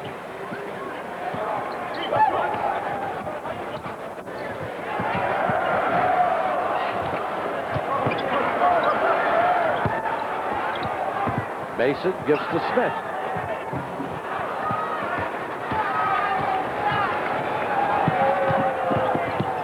Chucky Brown. Nice little spin and drop. Chucky's got 7, 108-94. Second meeting of the season between these two teams goes to the New York Knickerbockers as they turn it on in the second half after leading by 3 to pull away in the fourth quarter, open up a 19-point lead and win it. Bill in the first quarter. Robert Parrish setting up an early battle with Patrick Ewing. Ewing goes down. Parrish with the bank. Knicks by 7. But Ewing had all the answers in Boston Garden. Spotting an open Doc Rivers for 3 off the double team. Patrick with 5 assists. Pat Riley and the Knicks led 35-23 after 1. Second quarter, Ewing doing it at both ends, drawing the charge from X-Man, and for the second time this week taking a shot to the jaw. But Patrick got up and hit a 3 at the halftime buzzer. His 4th career tray, 3rd at Boston Garden. Knicks up by 18 at the half. Third quarter, Knicks continue their great ball movement. Blackman to Smith to Rivers for another 3. Knicks up by 20, 74-54. Fourth quarter, Anthony to Starks. Mason there with the timely tip. He had 19 in 33 minutes with 13 rebounds. Charles Smith pulls one down. Knicks running with John Starks and a beautiful bouncer to Anthony Mason. 94-79. Celtics fans had seen enough. And a little capper to our highlight recap. Ewing with a monster jam on the offensive rebound. Ewing has 30 points and 14 rebounds. X-Man fouled out shooting 3 of 11. Len Berman spoke to the captain of the Knicks at the end of the game. You know, we finally got the monkey off our back. This is my first time winning here in the regular season, except for when we won in the playoffs. So I feel very happy about that. I thought my teammates did an outstanding job. You know, we got this win for my son. He's just standing over here. Well, come on in. Patrick, your son's name is? Patrick Jr. Patrick Jr.? Yeah? How old are you? 8. Yeah? What'd you think of the dad tonight? Cool. Cool? Yeah. Do you rate his performances from game to game? Yeah. How does this one rate? Cool. Just cool. 10? 10? 10. All right. All right. Well, Patrick Ewing and the Knicks giving the tri-state area some news for New York last night with their first win at Boston Garden since 1984, and they've increased their lead over the Nets in the Atlantic Division of the NBA to 3 full games, 3.5 over the Orlando Magic. Tonight, another Atlantic Division test for the Knicks, and the Alamo scouting report features the Miami Heat, who have been struggling, losing 8 of their last 10, and losing last night. We'll have more on that in a moment. But let's start things off with the spread of the offense for this Miami Heat, coached by Kevin Lockery. This is maybe not the problem. They're not playing defense, according to their coach. Some bad shooting among these double-digit scorers. Willie Burton, 39%. Glenn Rice struggling, in the words of Lockery, shooting at just 43%. And there are first-round draft picks all over this roster. 3 in particular are not getting the job done for Miami. The first one is Steve Smith. The 91 first-round pick that was number 5 out of Michigan State was supposed to start in the backcourt with Harold Miner, but he is out recovering from knee surgery. He could be back by the 1st of January. Then there's John Sally, a number 11 pick in the first round in '86. He has been shooting at a 56% clip, but after starting the first 9 games, injuries and Kevin Lockery have prevented him from piling up the minutes. A 56% shooting percentage from the floor would qualify him 3rd in the NBA, but he hasn't played in enough games. And then there's Harold Miner, the 6'5" guard, the 12th pick out of USC. Well, he's been getting 13 minutes over his last 2 games, indicative of his lack.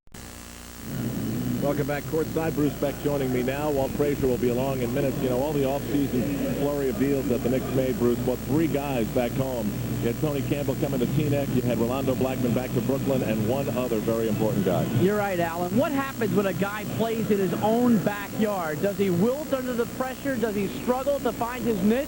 Or does he thrive under the challenge? Let's find out about Charles Smith. Life in L.A. for Charles Smith was never a breeze. While his numbers with the Clippers, 18 points and 7 rebounds per game in 4 years, show that he was a productive and at times spectacular player, constant contract troubles seemed to cloud the picture. By the end of last season, Charles Smith wanted out. Flash ahead to September 9th and the Wheelchair Classic charity game at the Garden, where Mark Jackson was playing in what was to be his last game of any kind representing the Knicks. Jackson was rumored to be involved in a trade for Smith, and the sight of the 2 friends on the bench made for a rather ironic picture. As far as the trade rumors going on around here and the buzz in the air, it's there. It's definitely thick. I'm hearing it everywhere I go, and you're interviewing me now. Just 2 weeks later, it was a done deal. Smith, Doc Rivers, and Bo Kimble came to New York, with Jackson heading for Hollywood, along with Stanley Roberts of the Orlando Magic. Mr. Smith was now a Knick. His first stop, Charleston, South Carolina. and a week at Camp Riley. Notorious for his rigorous training camps, the Knicks coach put Smith through workouts he had never experienced before. Smith struggled through practices as he attempted to work himself into shape. Smith was not in shape. He was caught out there. He didn't know much about the Riley camp, and he came in, got stomach cramps, was bending over and everything. He was sucking wind. He had his hands on his back the whole time and said, "This is tough." Let me see. I was basically bedridden for the first 2 days of this training camp. It was very tough. You know, those first 2 days, it took a while to get over it. You know, it's definitely one of the tougher camps in the league. The season began with Smith in an unfamiliar place, on the bench. Riley had determined that his new forward was not yet in condition to start, but that status changed after 13 games. Fast forward at 6'10" from Pittsburgh, number 54, Charles Smith.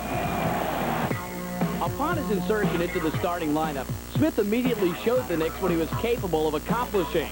Along with his increased minutes came a raised level of confidence. He flashed the offensive moves that were so evident as a Clipper and displayed a rare quality for a 6'10" forward, the ability to pass the basketball. In his 9 games as a starter, Smith is averaging 16.5 points and 7 rebounds, while the Knicks have gone 7-2. His teammate in L.A., Doc Rivers, has observed the transformation. Charles last year just wasn't a happy man. You know, he was in a contract dispute for about a year and a half, probably the longest dispute in NBA history with the Clippers, and now he's happy to be here. He's giving himself up. He's about winning now. I'm happy that I'm starting. You know, this is something that I wanted to do from the standpoint where I felt that I can really get out there and help the team. And I'm doing that. And I want to give the fans the opportunity to see the real Charles Smith, the guy that they call fluid. I wanted to give them an opportunity to see all the things that I can do, and now I'm able to do that. He's just starting to feel his way around. I think his teammates are starting to understand his things he can do. Pat Riley is feeling more comfortable in the rotation as far as using Charles Smith. I think he's a big, big key. To me, it's an understatement right now, but he means so much to our team when we're efficient because of how he plays and with the strength and force in which he plays. That I think it's just going to get better and better for him. That's great to know. You know, I feel that as time goes on, he might rely on me more and more to do different things, and that's what I'm here for. Charles is also here to help the youth of his financially depressed hometown, Bridgeport, Connecticut. He cares deeply for the city, which holds so many memories for him. These are the courts where I played summer league. All through high school, elementary school, this is where it all started. Bridgeport's Warren Harding High School is where Charles earned All-America status. He led them to 2 straight Connecticut state titles. But Smith already had a clear perspective on basketball's place in life. That was evident in his advice to other student athletes. They have to study. They have to get the grades. They have to be determined. Now Charles is trying to impart that same advice on the youth of Bridgeport. He has opened up the Charles Smith Educational Center in an attempt to keep kids off the streets and in the classroom. The kids come there after school hours, and they do their homework, and we have a computer literacy program set up for the kids to work on computers, and basically it educates the kids culturally, academically. They don't have the opportunities I had when I was growing up. Again, the city filed for bankruptcy, and a lot of the different rec centers, a lot of the educational things that they had, that I had when I was growing up, they're not around anymore. So it's a way for me to help them out, and so that they can have the opportunity I had when I was growing up there. Charles is pleased with his current situation. He's helping his hometown as well as the Knicks. Still, he'll be an unrestricted free agent at season's end. Is New York still in his future? Well, yeah, I plan on being a member of the Knicks as long as my career lasts in the NBA. You know, I made a commitment that I did want to come here under these circumstances, and they made a commitment to me, and it's just a matter of time before, you know, I know they want to work things out as much as I do, so we'll see what happens down the road.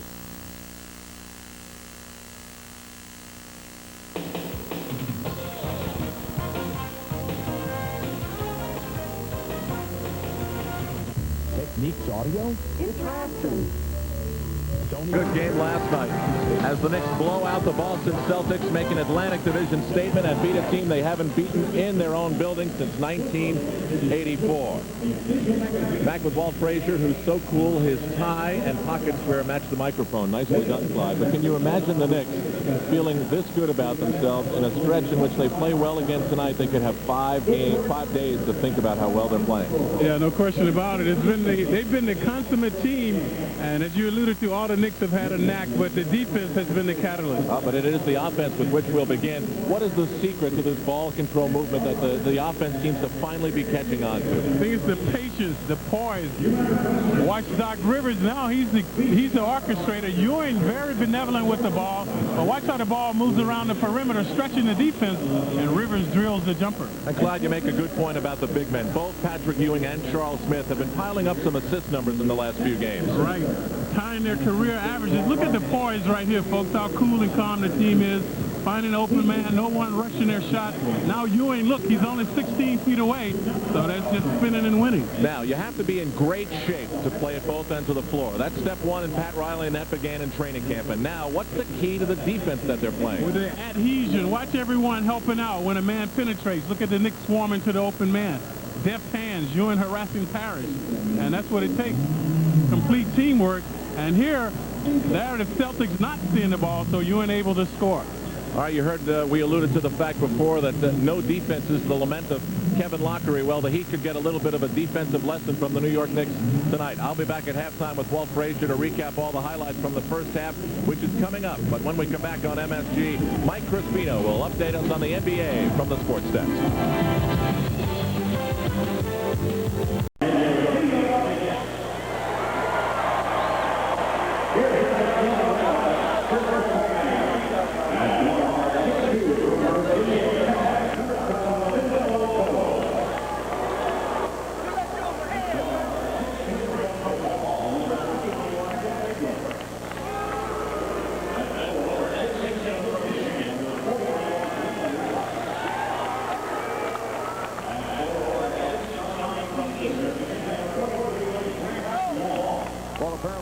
Difficulty picking up the public address.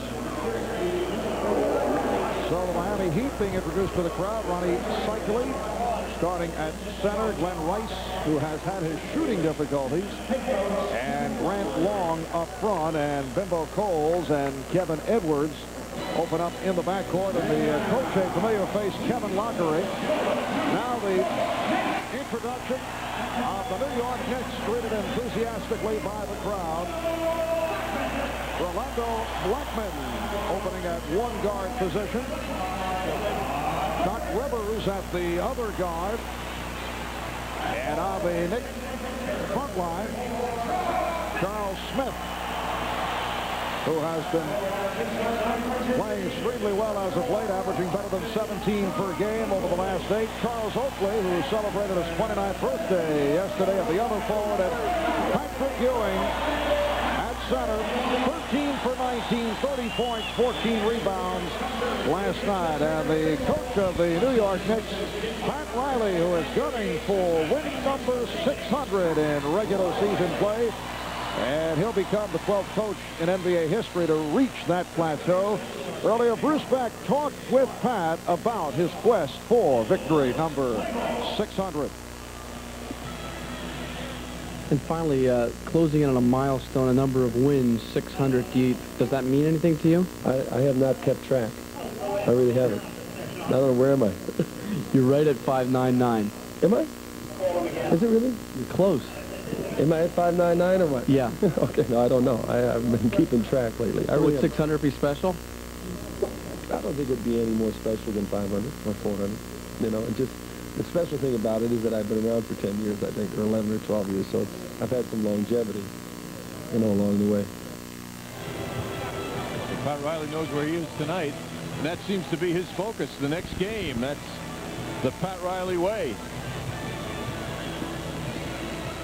The Knicks try to make it 5 straight and 7 of their last 8. Tonight's overhead camera shot brought to you by the Upper Deck Company. Nobody does basketball like Upper Deck. The Miami Heat controlling the tip. Jim Clark, Bill Saar, and Dan Crawford are the officials Long being played by Oakley. Coles with the move on Rivers.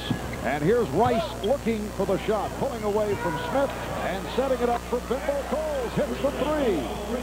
As we were saying, Bimbo Coles will be the focus of the defense for the Knicks backcourt. Miami on this first Knick possession going to pressure, doubling up on the ball. Here's Rivers. Rebounded by Cycling. Glenn Rice has had his shooting difficulties. 4 of 17 last night in the loss to the Atlanta Hawks, and he is shooting only 43% for the season. And Smith is right on him. Rice giving it up to Long. Cycling.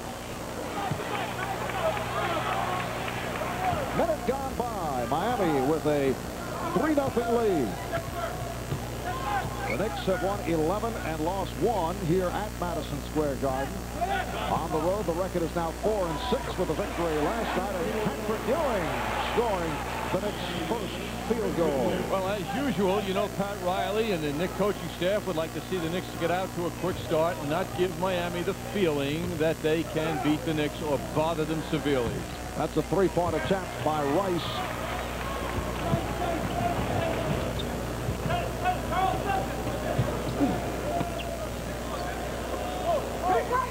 Oakley now comes out to set the screen. Pick and roll, setting up the jumper for Oakley. Good save.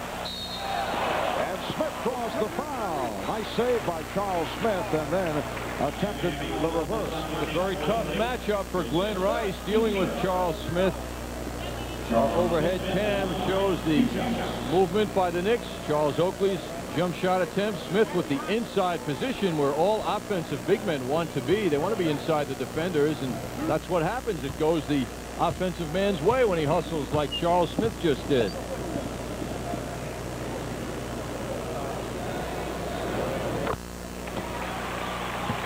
So the Knicks and the Heat are tied at 3.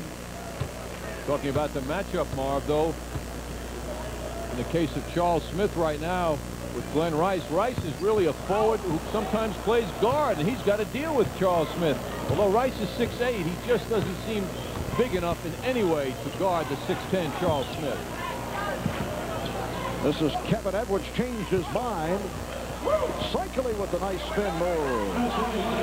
Ronnie Cycling has had his share of good games against Patrick Ewing. Blackman. Rolando tried to get off quickly as he did last night when he hit 4 of his first 5 against the Celtics. Yes, he was on fire, getting 10 of the Knicks' first 19 in the first quarter last night. Here's the double on Smith. I got 2.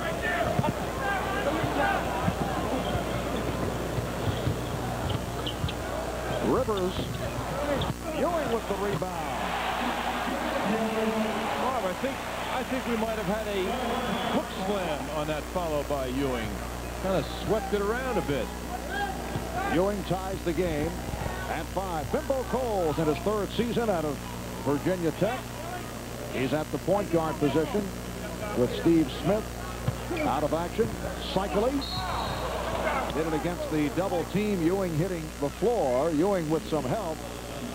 But the foul is called on Patrick, who looks like he's shaken up. It's getting to be a habit with Patrick Ewing when he's playing defense this week. His protege Mutombo got him against Denver here earlier in the week. Then Xavier McDaniel laid him out last night up in Boston, and now early in this game, Patrick's jaw has taken a beating this week. Ronnie Cycling way off on that first attempt.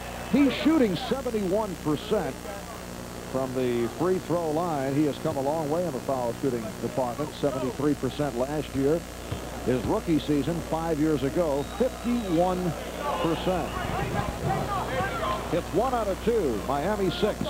The Knicks 5. Again, pressure by the Heat. Blackman for Oakley. And he blew the layup. Rice looking to shoot his way out of it. Oakley on the rebound. Blackman for Smith. Over to Ewing.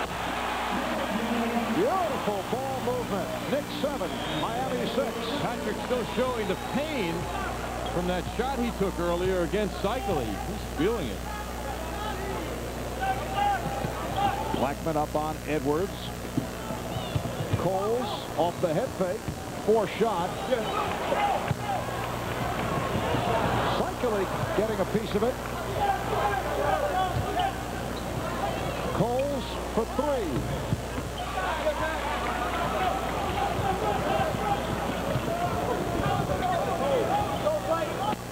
They double up on Smith, and he goes right to it and a stop.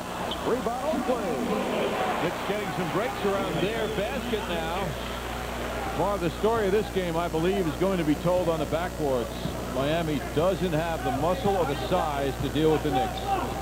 But there's no question Kevin Lockery came out with a plan. Smith called for that holding foul, and that is to put pressure on the ball. Now, you can do that for only certain periods of time, and the Heat trying it right at the start. They've been doubling up at every opportunity. Knicks lead by the score of 9-6. Last night, a game that saw Kevin Lockery ejected by virtue of a couple of technical fouls. Pretty fake, and Long is able to finish it off. Lockery thrown out in the second quarter of the game against the Hawks. Smith with the rebound.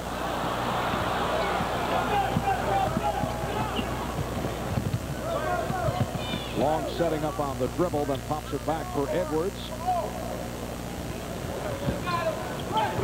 Long surprised by the pass, recaptures, and that's a goal attempt. The basket will count. Grant Long receiving credit. Miami takes a 1-point lead.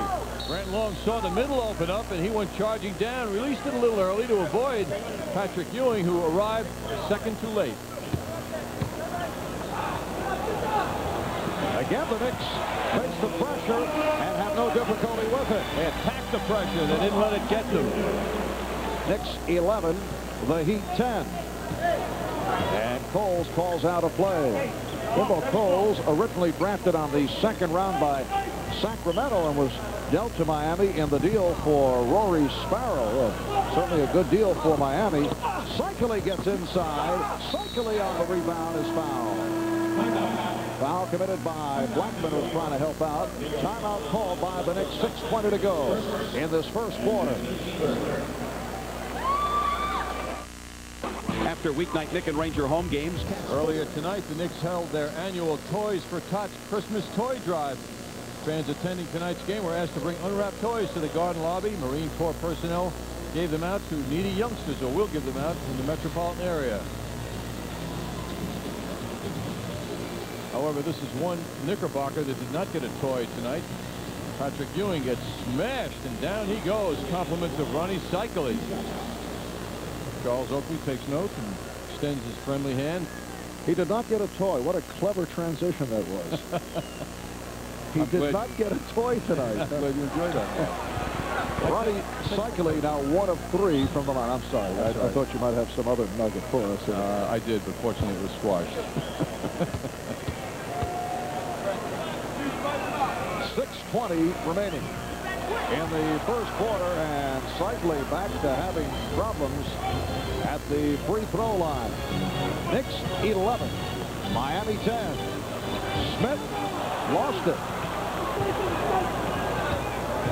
Both clubs remaining the same following the timeout. Grant Long with a notion to gun it from deep. Rice setting up, being played by Ewing on a switch. Oakley matches with Cycli, and Rice beats Ewing off the dribble. A pass that is most unusual. Scoop by Rivers, and very fortunate that it was deflected out by Miami. Quite creative thought there by Doc Rivers. Knicks do have 20 on the shot clock. Smith rebounded by Cycli. Bimbo Cole setting it up. Coles and Edwards in the backcourt. Cycli with Rice and Long up front.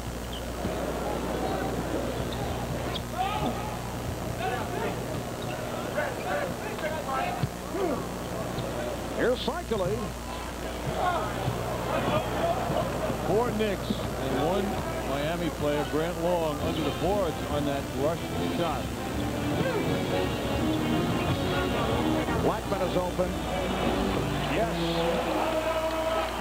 Rolando Blackman, with his second field goal, has 4, and the Knicks lead at 13-10. Well, that's the new dimension the Knicks bring this year. They started to go to Ewing. He was well covered. They swing it to the other side. Oh, nice move by Edwards. Did it with the crossover dribble. The Knicks with a 1-point lead. Smith beating the Heat down and extends to a 15-12 lead. Good hustle by Charles Smith.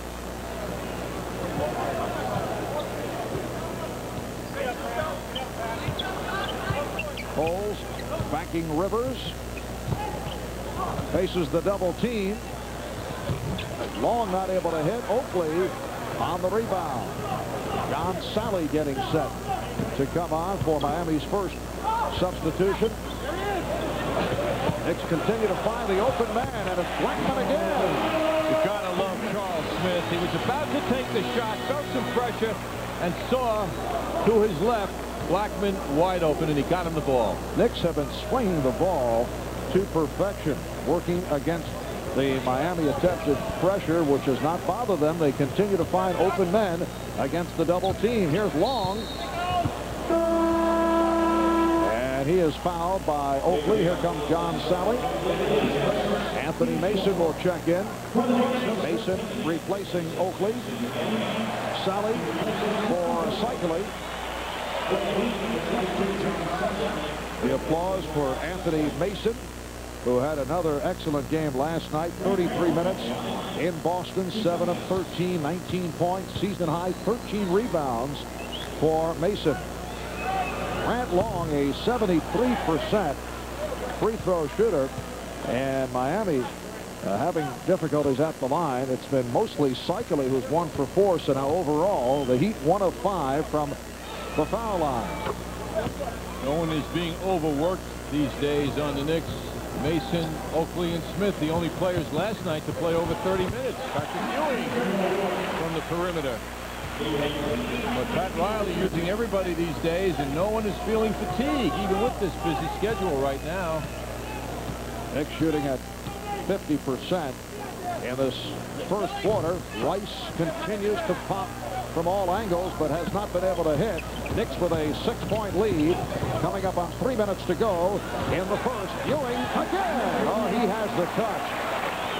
Patrick Ewing providing a 21-13 lead. Ewing is 5 of 5 from the field. He has 10 points, and Miami calling for a timeout with 3:03 to go in this first quarter. The Canon technology and MCS service. One is a great reason to buy the other. Well, the Knicks are in the groove right now in the first quarter. Good ball movement. Double team automatically. Ewing gives it up. Smith feels someone else has a better shot, and Rolando proves him correct.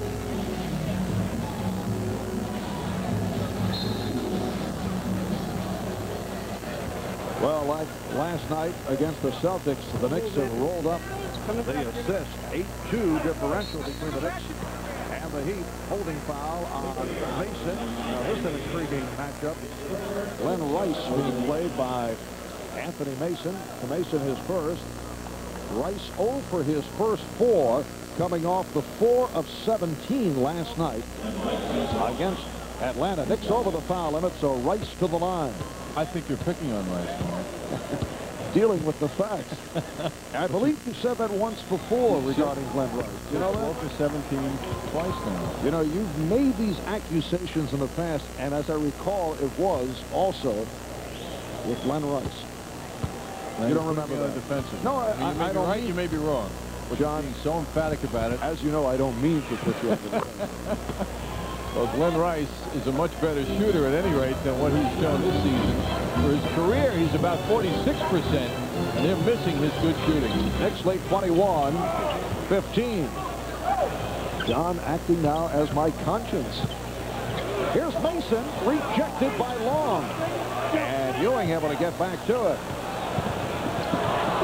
Rivers recovers and fires with the shot clock running down. It is a 24-second violation. Marv Albert, John Andres, Al Trotwood, and Walt Clyde Frazier from Madison Square Garden. John, I know you have easily been able to make the transition from the over-the-air carrier, WNBC TV Channel 4, to MSG Network, but your style, I find, is so flexible that there's just no problem with it at all. Edwards is fouled, and he'll go to the line. Blackman picks it up. Marv, I've always been guided, whether it be broadcast or cable, the game's the thing. Very good. Okay. Referee so foul. Kevin Edwards, in his 5th year out of DePaul, the DePaul backcourt teammate of Rod Strickland. Here's John Starks coming on for Rolando Blackman, who hit 3 out of 4, 6 points. John Starks did a nice job in Boston last night. Knicks 21 and Miami 17. 2:15 to go in this opening quarter. Mason, Ewing, and Smith up front. Rivers and Starks in the backcourt. There's the double up on Smith, and it paid off. Edwards with the steal. So Edwards with the steal and the bucket. And Miami moving within 2 points. Kevin Lockery had his boys thinking correctly on that play. Good play by Edwards. Nice entry pass for Smith. Charles upset with himself for that touch shot on the short jumper. John Sally for Kevin Edwards. And Rivers gets to it. Starks from deep.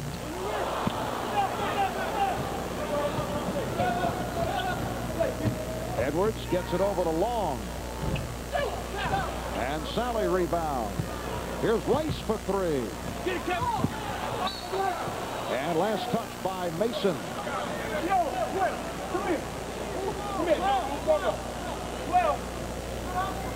The Knicks 21. The Heat 19. First of 5 meetings between these clubs. Last year the Knicks took 4 out of 5 against Miami. Edwards has tied the game at 21. The Knicks have won the last 4 straight against the Heat. Crowd is wanting a little superiority by the home team. It started to spread out moments ago with the Knicks lead, but that has evaporated. Mason fouled. Cole's trying to help out, was called for the hold, and Anthony Mason will go to the line. Looks like Patrick Ewing, the team captain, pulled everybody together as we look at the 8 run in favor of this man's team. 8-0 run by Kevin Lockery's Miami Heat. But Patrick Ewing went to the foul line with everybody and did a little chatting before this foul shot by Anthony Mason. Get guys together and toughen up out here.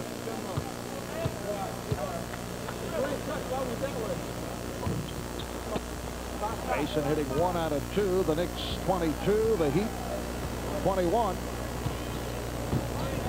45 seconds remaining in the first quarter. Edwards lost it.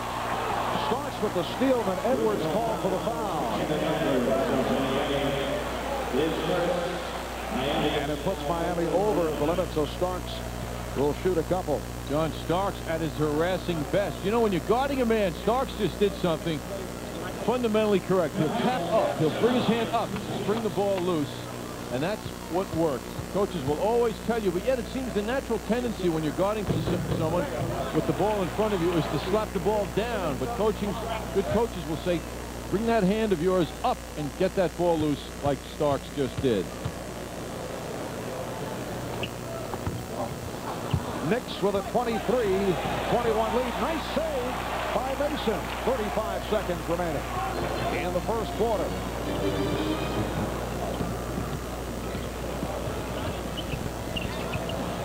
Starks tried to change his mind as he looked to get it down low. He thought it was deflected out, but the call is Starks threw it away.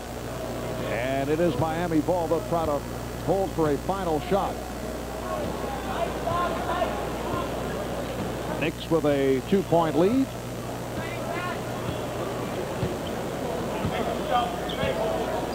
Knicks have led by as many as 8. Knicks are not fearing Coles in that they're not dropping down low to cover the middle. Shot clock at 2. Rice changed his mind, and as a result, it's a 24-second violation. Now, Rice, that time, should have taken the shot. I think the defense made him change his mind, and he saw Sally wide open and just misjudged the clock. 1 and 6/10 seconds to go in this first quarter. And Mason will throw it in. Here's Starks with a hook shot. Well, John, you wanted to see more hook shots, and there's John following up on your advice. After one, Knicks with a 23-21 lead. Yes, the game's the thing, as uttered just moments ago by Johnny Hoops himself. We'll be right back. Are obviously by yourself in that department. Attempts to bar the heavyweight champs. The Heat only 7 of 21 from the field in the first quarter. Second quarter underway. Knicks with a 23-21 advantage. Ewing goes to the hook, and it's rebounded by Cycling.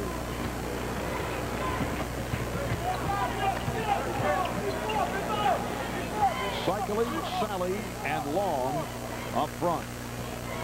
Coles, yes, in the backcourt, along with Edwards.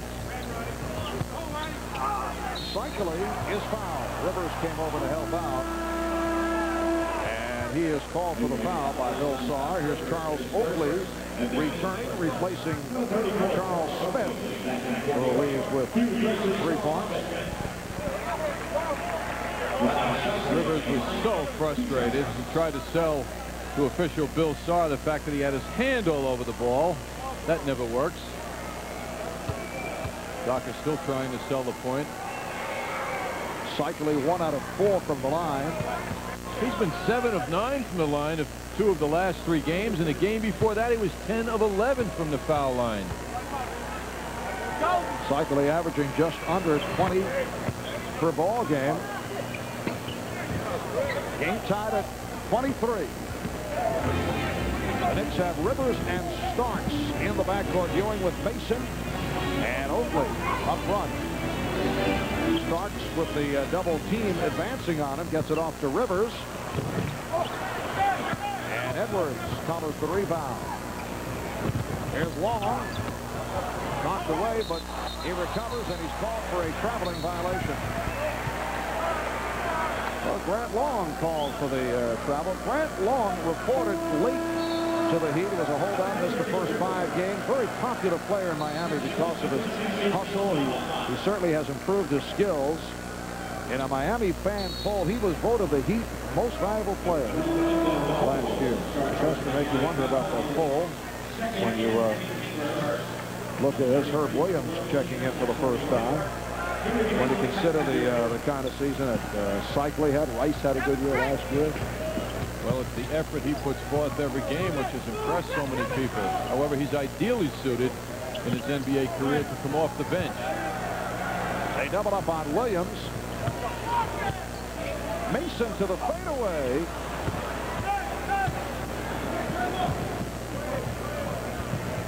Quick release by Edwards.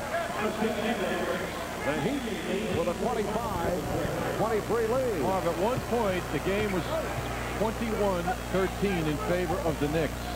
So we're talking 12-2 in favor of Miami since then. What are you into, remedial?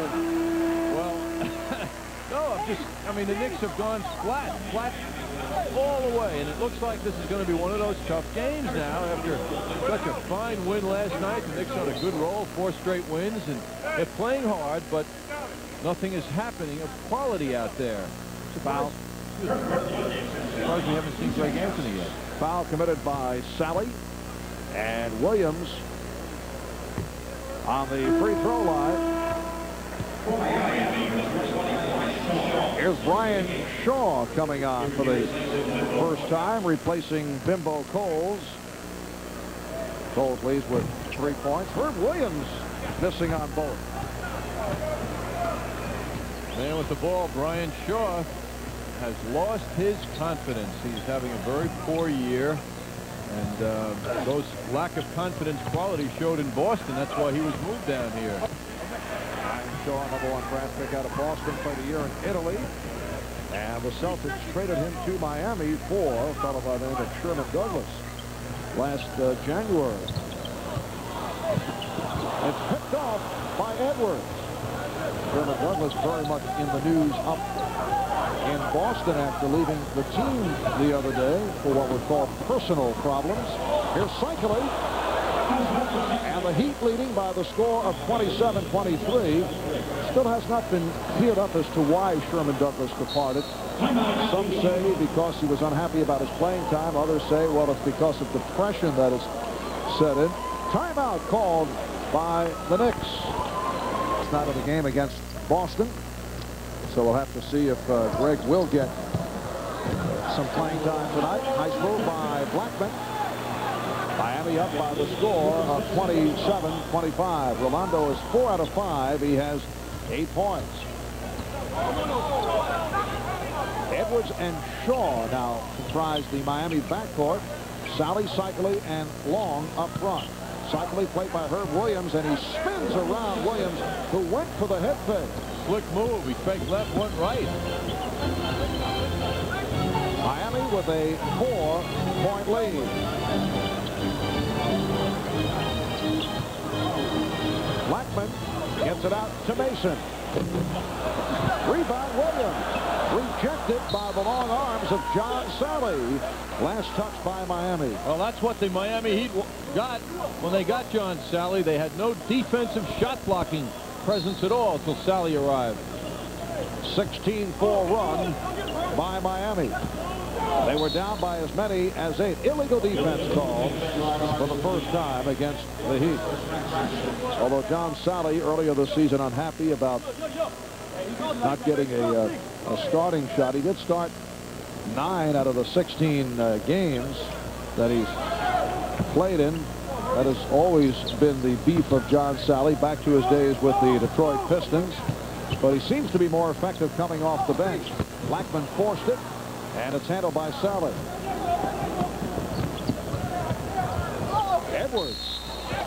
And he was hacked. Kevin Edwards has been a factor. Herb Williams called for the foul. Kevin Edwards came out of college with the reputation as a shooter, but has not shown it in the NBA. Last year, his best shooting performance at 45%. He's been erratic, a streaky type shooter. Well, he's lifted it up a bit this year at 47%, playing a little more consistently. But the plan was this year when the season began was to have Steve Smith be the starting guard, along with the man they call Baby Jordan, rookie Harold Miner. But that hasn't worked out, so Edwards and Bimbo Coles have been the starters, much to Kevin Locklery's disappointment. Those two guys are very fine players, but the design was to have them to come off the bench. Now they don't have adequate bench support in the backcourt. Sally called for that foul. Here's Charles Smith moving back onto the floor for Charles Oakley. So Rolando Blackman last couple of games showing signs of going to the basket and getting to the free throw line. Very important for a jump shooter like Blackman to have variety in his game, because when they play you tight after you hit those first couple, you better have the ability to put the ball on the floor and go left or right to the basket. Keep the defense honest, not cluttered up around you. The Knicks had missed their previous 4 free throws. Miami Heat leading by 5, 7.5 remaining in the first half. Patrick Ewing getting set to return. Knicks go to the double team. Sally finds the open man. Nice effort by Cycli, but he could not hold on. Good hustle play. Here's Ewing for Williams. Patrick Ewing opened up by hitting his first 5 from the floor. 5 out of 6, 10 points, 7 rebounds for Ewing, coming off the very strong outing last night in Boston. Blackman got squeezed, recovered by Smith. Here's Blackman. Loose ball foul on Ewing. Whenever the offensive player is behind, as Ewing was behind the other opponent, it seems when he makes any kind of gesture, the foul is called. That was a light foul called on Ewing. Second foul committed by Ewing. Shaw guarded by Starks. Here's Rice. And Ewing with the rebound. Well, Glenn Rice showing us an 0 for 6 job. Oh, nice hit. Starks hammers it down. Heat with a 31-28 lead.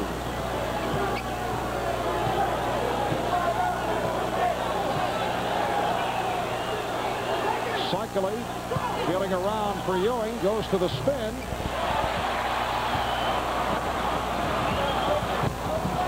Knicks only 2 out of 10 from the field in the second quarter.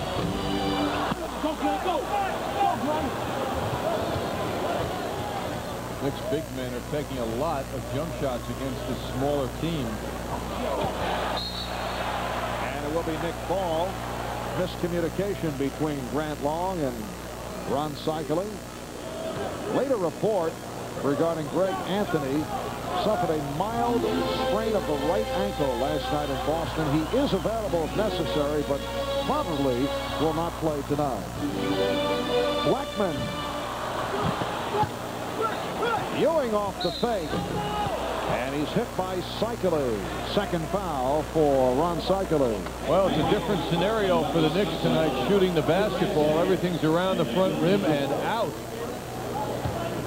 Greg Anthony had a fine game last night in Boston. 26 minutes of play. Led the Knicks in assists with 7 and played very tough defense.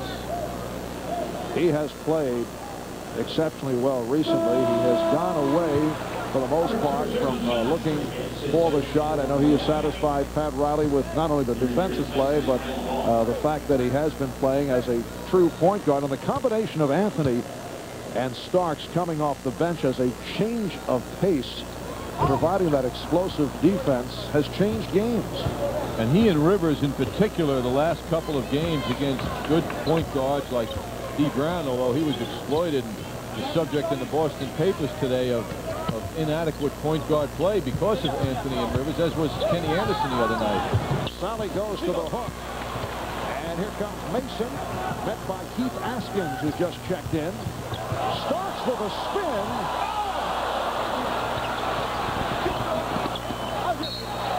And kicked out by the Heat.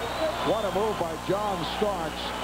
And the crowd, appreciating the spin move, responds, although he could not complete it. Look, if he did a cartoon replay, Starks would have ended up in a knot after that move. He really gave his body a great challenge. Starks twisting, turning, going to the air, just missing.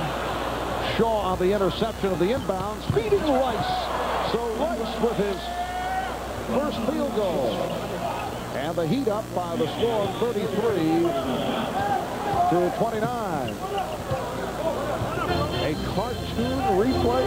I'm just envisioning, you know, if you're going to make a cartoon out of it. No, I get it. Starks would have been in a nut. New inroads, a cartoon replay. Here's Blackman. The Heat leading 33-31. Then I realize, you know, 2 games within 24 hours don't get the proper rest. The mind kind of comes up with different visions of replays. 4:20 remaining in this first half. That basketball count. Blackman called for his 3rd foul. And looking over at the bench, now Pat Riley makes a move. He'll put John Starks back on the floor. So Blackman departing after picking up his 3rd. Orlando Blackman with 11 points. He and Patrick Ewing are the high men for the Knicks. Marv Albert, John Andres, Al Troutwick, Walt Frazier from Madison Square Garden. Knicks and the Miami Heat. Knicks trying to make it 5 straight wins, 7 of the last 8. Ewing off the steal. Here comes Starks. Checking behind him for Shaw. Ewing with the drop step. Yes. And the game is tied at 33.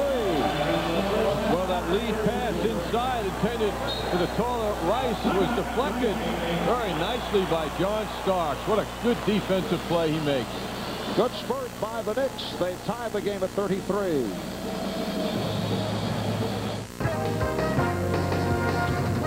Take a look at a replay from the upper deck trading card cam.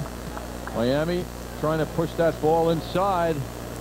The lead pass inside for the taller Rice, deflected nicely by Starks, who breaks it up. Sally on the rebound of that missed shot by Rice. Rice again. Game tied at 33 with 3:20 remaining. And this first half, Knicks in the midst of an 8-2 run. They led by as many as 8. A 16-4 spurt by Miami gave them the lead. And Ewing will go to the line. Cycling hits the floor. John Sally wondering why he wasn't the recipient of the foul. Why was the foul going against his team? Take a look now at Ewing driving across the middle. Ewing goes up strongly. Cycling comes over. The combination of Cycling, they're both just about 7 feet tall, couldn't stop Ewing. 3 fouls on Cycling, rather on Sally, and he will depart. Here's Grant Long returning. The Knicks take a 34-33 lead. Miami has been an injury-hit team. Major injury suffered by their starting point guard Steve Smith after undergoing arthroscopic surgery on his right knee. Kevin Lockery forced to go with 6 different starting lineups through the month of November. They come in at 6-14. They have lost 8 of the last 10. They come off a loss last night to the Atlanta Hawks. Nice change of pace move by Brian Shaw. Draws the foul against Doc Rivers. Only Glenn Rice has started every game for this team. Brian Shaw will go to the line, a 70% free throw shooter. Brian Shaw, a very strong defensive player, guy who likes to slash to the basket, as we just saw, but the outside shot inconsistent, and as you mentioned earlier, has lost his confidence, and that's the problem up in Boston. And what he has shown his coach, Kevin Lockery, is that he's error-prone. He gives the ball up a little bit too much for a backcourt man. The Knicks and the Heat tied at 35.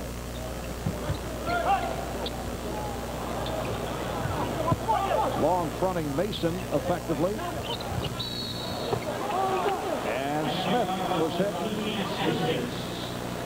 Foul committed by Askins. Keith Askins, a third-year player from Alabama, a free agent pickup. Charles Smith to the free throw line. Charles spending much time at the foul line as of late. 82% free throw shooter, but the Knicks not doing it at the line tonight. 7 for 15 from the foul line. And here's Glenn Rice replacing Keith Askins. Glenn Rice 1 for 9 in this first half. With all the balance the Knicks showed last night against Boston, Charles Smith was just one of the guys out there. He wasn't in a star kind of role as he has been in several games lately, although he did play a team-high 36 minutes last night in Boston. The Knicks with a 1-point lead. 2:25 to go, first half. Long setting up. He's out of control tonight. That is a wild decision he makes on that shot attempt. Kevin Lockery kind of smirking it off. Brad Long is not noted for his offensive play. Starks is turned back and hammered.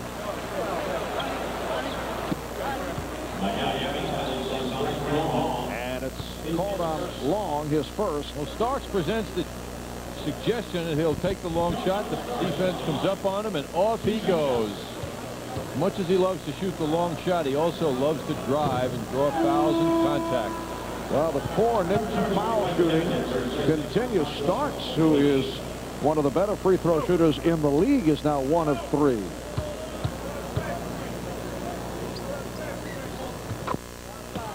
Knicks now 9 of 18 from the line. They lead 37-35. Starks comes in foul shooting 24 out of 28 in the last 13 games. That's excellent foul shooting. Cycling does not like the hand check from Ewing. Nice move by Ronnie Cycling. He has 11 points. That was a baby hook. Game tied at 37. Minute 35 to go, first half.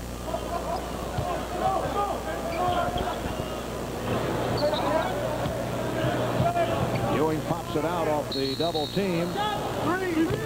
3-second violation on Mason. You've got to keep the feet moving when you're in that paint area. And Mason hung in there and stood around. Knicks committing their 9th turnover on that 3-second violation. The game tied at 37. Cycling shoveling a beautiful pass to Grant Long. That it was, and a nice catch, nice reception by Grant Long. That ball was flying. Miami 39, the Knicks 37.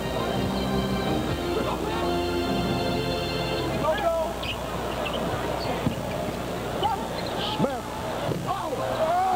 He's been off, but Ewing is right there. And the game is tied at 39. The Knicks with only 16 points in this second quarter was 23-21 at the quarter. 40 seconds remaining in the half. Cycling was open. Stopped by Mason. Edwards with the angle shot. Mason off the back tap. And a foul call. It is a loose ball foul. It's on Mason. Little plays like the one Doc Rivers just made. Edwards was wide open for the shot, and Rivers made a big commitment to come over and put the hand up and try and deflect the shot and bother the shooter, and he succeeded in doing that. Not a big play, but one of the little plays that's so important to a team's overall defensive success. Cycling 3 for 6 from the foul line. Miami by 1. Mike Crispino manning the MSG Sports Desk tonight. Alan Walt will have a look at the first half highlights. Ryan Shaw back, replacing Bimbo Coles. 28 seconds remaining in what has been a very, would you say, low-key first half, John? I could call it that. We could call it lackluster. Yes. Miami with a 2-point lead. They were down by as many as 8. A 16-4 spurt put them in command. Knicks then had a decent period, but Knicks shooting has dropped off. They have been awful at the free throw line. Here's Rivers for 3. 5 seconds to go in the half. Shaw rushing it down. Shaw from long range. Well, the Knicks with only 16 points in the second quarter. And the Miami Heat leading the New York Knicks at the half by the score of 41-39. Schedule maker will rethink back-to-back nights. The Miami Heat leading the New York Knicks 41-39. Back here at the Garden, where the Miami Heat had at one point a 6-point lead in the second quarter. Knicks led by 8 in the first. It's been back and forth, and we'll talk about it a lot more in just a moment. But first, let's go to Mike Crispino at the Sports Desk. Thank you, Al. The New Jersey Nets have made some great strides this season under Chuck Daly. They stand currently in second place in the Atlantic, just behind the Knicks, and they're doing it on the road, the real proving ground in the NBA. Tonight, they're at Indianapolis and the Market Square Arena. Chuck Daly's team not playing very good defense so far in this one. However, running the break well, Chris Dudley retrieves, sends Kenny Anderson on the break, who finds Derek Coleman, and Coleman sets up Chris Morris for the jam. The Nets had a lead, then fell behind by 6, and now trail by 8. Vern Fleming finds Dale Davis inside beautifully. A little scoop shot at 61-53. Indiana leading in the second quarter. Brian Mahoney's St. John's Redmen coming off a tough loss against Fordham. In trouble again this afternoon at Alumni Hall in Jamaica, Queens. However, they survive in a 2-point win over Hofstra, 58-56. Brian shaking his head saying, why does it have to be this tough? It was 15-0 lifetime St. John's is against Hofstra, but it took this. Shawnell Scott's little tip-in with a minute remaining to give them a 3-point lead. They were not out of the woods. However, Demetrius Dudley hit a big 3. 19 seconds remaining to tie it at 56 for Butch Van Betterkoff's club. And then David Kane penetrates, pulls up, hits the jumper, and St. John's survives 58-56. Heavyweight champion Riddick Bowe is ready to service up the bum of the month for the next few fights. Published reports out of Washington saying that Bowe will fight Michael Dokes in a championship bout sometime in February, either Atlantic City or right here at Madison Square Garden, and it is very possible it could be here at the Garden in February. We'll be back with more in just a moment. Sports Desk is brought to you by Alamo. There are over 4 million miles of roads in off the win last night in Boston that ended that 23-game losing streak in regular season play. The Knicks coaching staff certainly had to be concerned about a letdown tonight against Miami, and that a subject that we discussed prior to tonight's game with Pat Riley. Miami played last night, and they got beat at home, so you know they're gonna come strong. This is the NBA. We played last night, had a big win in Boston Garden, and so sometimes you worry about a letdown off a win like that. But there's just too much at stake. You know, we want to be good at home. We want to win at home. You play games back to back. That's part of the schedule. So no, I don't expect anything but a team that's going to come out here and play hard. Both teams. And Pat Riley tonight is gunning for win number 600 over his illustrious coaching career. That is regular season play. Edwards hit on both free throws. The Knicks coming right back. Ewing took a shot in the upper lip as he hit on the drive and was fouled by Rice. Nice look by Glenn Rivers. Now you'll see a lot of people in his way, but he finds Patrick Ewing, who runs into a significant obstacle and overcomes it. The Knicks take a 1-point lead. 6:16 remaining in the third quarter. 3-point play for Ewing. Patrick Ewing with 19 points and 15 rebounds. Once again, putting up very impressive numbers. John Sally back on the floor for the Heat. Edwards with a forced bad shot. Handled by Ewing. Rivers going all the way. He fooled calls. He did not accept that Rivers would try to go the distance. And then the foul is called on Doc. Knicks going with Rolando now as a forward. Smaller lineup, however, with the front line of Smith and Ewing. And a pleasant surprise here by Pat Riley, inserting Hubert Davis. Well, Hubert Davis getting set to check in. Hubert has not played very much recently. Sat out the last 2 games, 7 of the last 8.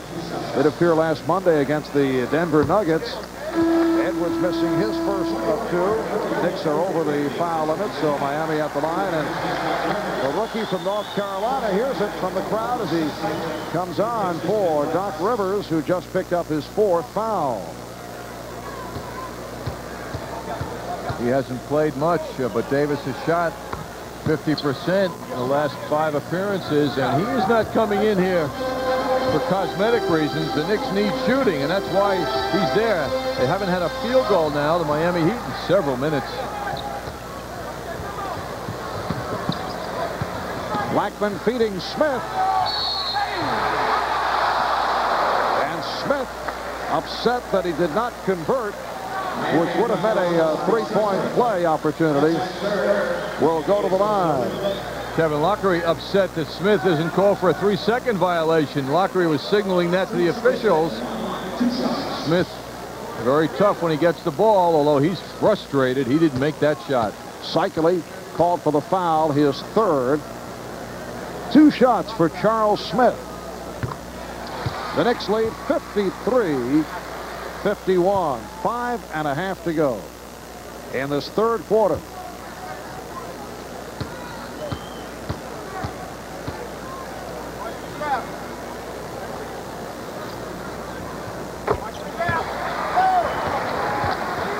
Knicks by 3.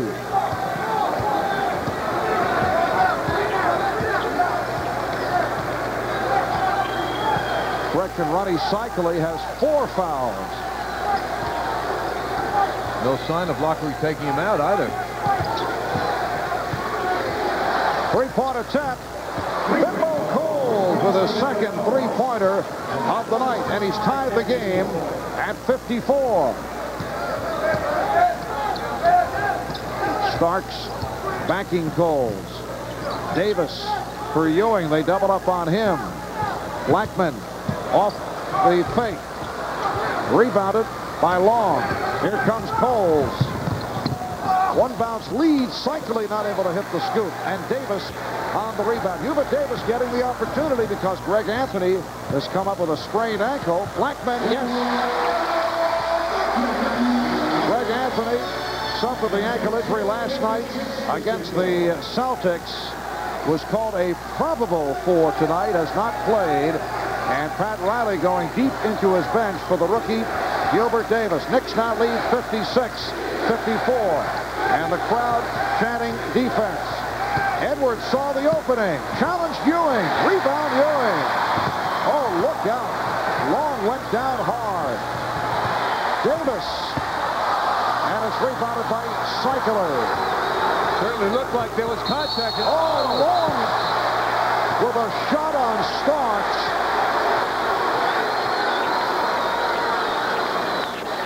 Boy, Starks is resilient.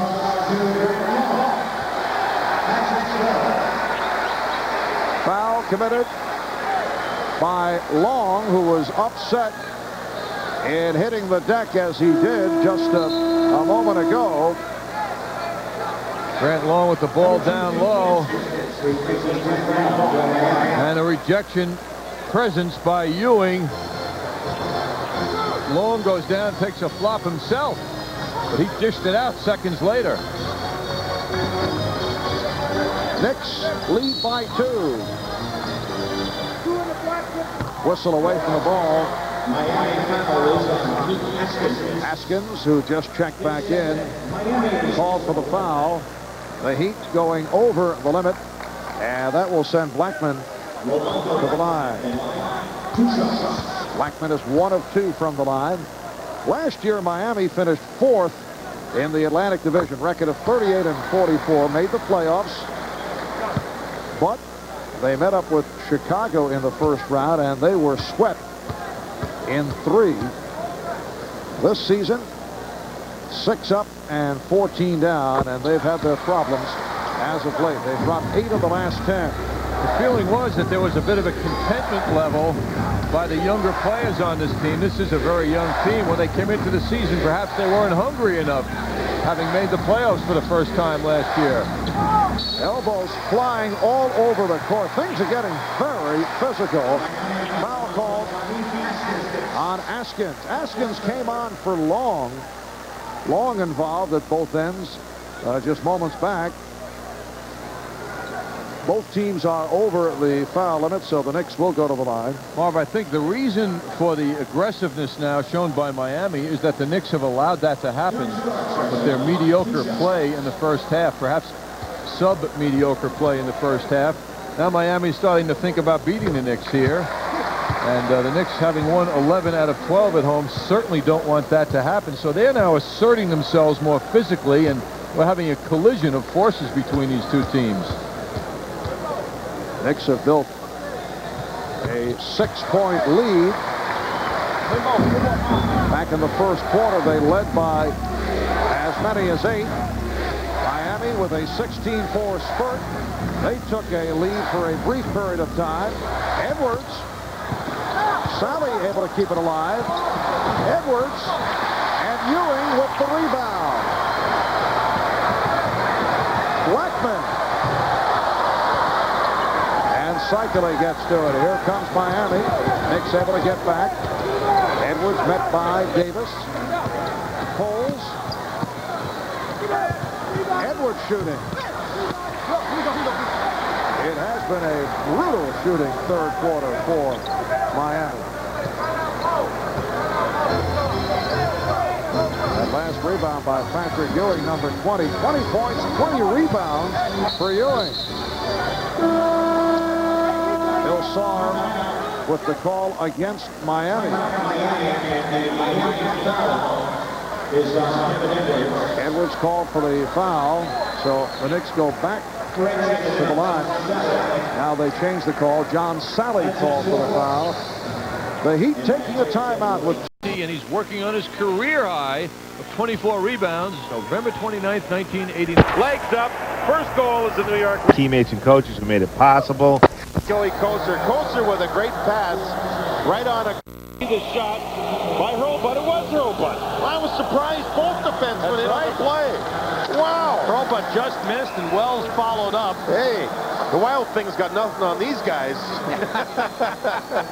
Jay Wells. Over one stretch without a field goal. And the Knicks now lead by 8, matching their biggest lead of the night. 2.5 remaining in the third. Cycling. And that's rebound number 21 for Patrick Ewing.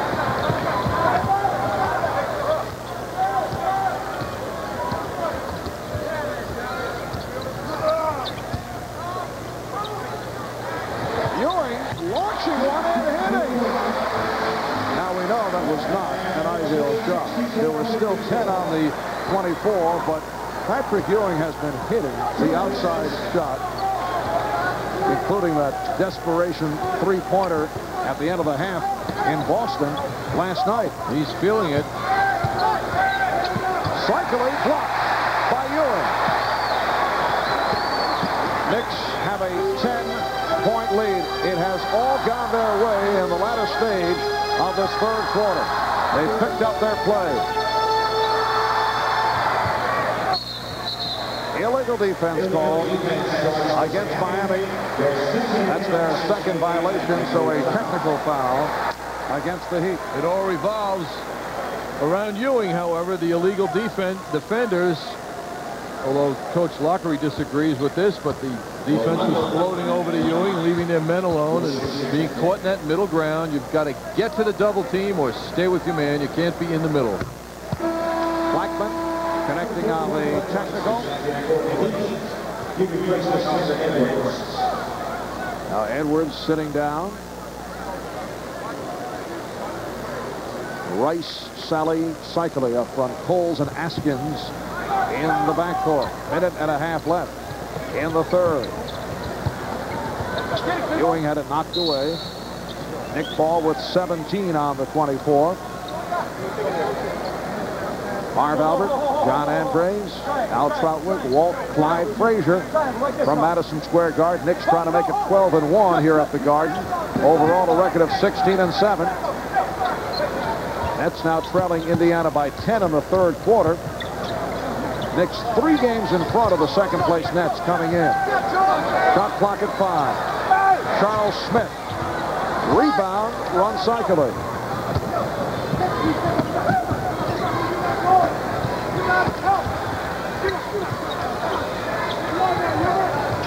Smith knocks it away from Sally. The 24-second clock down to 8. Rice. Rebound, Cycling. Knicks now lead 65-56. Cycling has 17. Well, I tell you, if Rice had a twin brother who showed up tonight instead of him, you'd say that was the twin who really isn't the NBA player, the way he's shooting that basketball. And Starks foul. Yes, Rice is 2 of 12. Coles called for the foul. Starks to the line. Some disappointing numbers from our Midas bench breakdown. The Heat only 2 points. And how about the Knicks? Normally, there's a 2 in front of that 7 at this stage of the game. The Knicks only 7 points on 1 out of 10 from the field from their bench.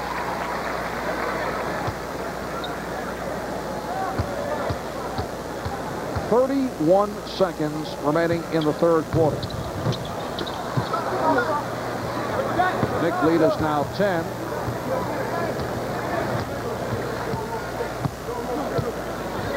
In goes Coles, played by Hubert Davis. They isolate Coles against Davis, and Coles forces a 3 and hits. That's his third three-pointer of the game. Final seconds, third quarter. Ewing. Rebound, Sally.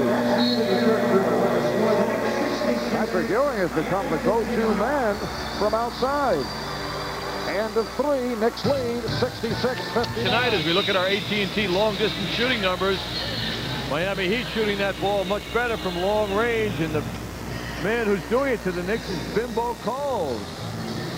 Number 3 for him tonight. Bimbo Coles hurting the Knicks from long range. Correction, that's his second three-point shot of the night.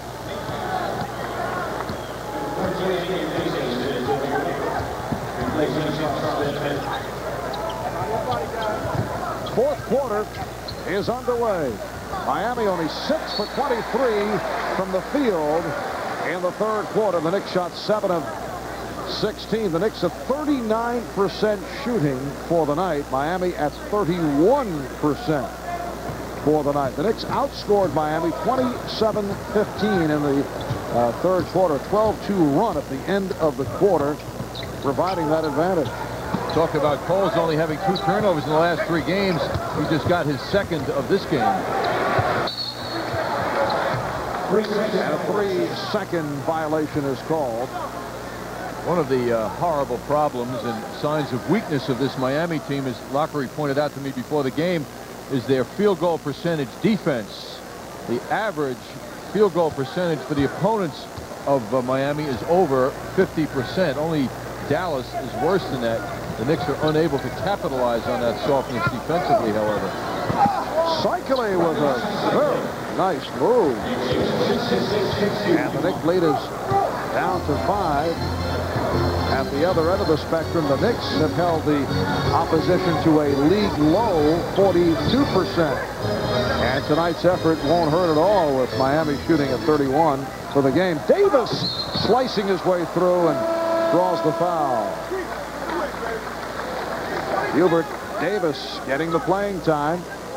There you see the Knicks holding opponents to an average of 42% shooting, which is a very impressive figure. And at the other end, you say Miami at 50%. Dallas, as you mentioned, just under 52%, which is very poor. San Antonio's up there near the top only because of David Robinson's presence in the middle. That is Brian Shaw checking in, replacing Bimbo Coles. Coles with 11. 9 of the 11 coming by virtue of those 3 from downtown. So there you see the shooting for the night. The Knicks lead by 7. Now Brian Shaw being guarded by Hubert Davis. Pick and roll with John Sally. Well done. The rear rotating defenders didn't get there in time as Mason jumped out. Ewing came over, but a nicely done execution by Miami. Knicks 68. Miami Heat 63. Minute and a half gone by in the fourth. Mason operating down low. Oh, he was able to get very deep and completed it with a beautiful shot. Knicks lead by 7 points. Starks going for the steal, recovered by Shaw. Sally, well, he altered that shot, met by the presence of Ewing. Mason, fouled by Long. Mason got rocked pretty good by that physical play of Grant Long. Well, Grant Long commits his 4th foul. First couple of years in the league, he had foul difficulties. He worked hard at cutting down on the foul trouble that plagued him. He usually was the man leading the NBA in disqualifications and total fouls. Mason had a fine game last night. Season high 13 rebounds to go along with his 19 points against the Celtics. Anthony, though, rocky at the line tonight, 1 of 4. Knicks lead 70-63. Rice being played by Starks. Being played very well by Starks, and the crowd responds. Here's Long, hacked by Blackman.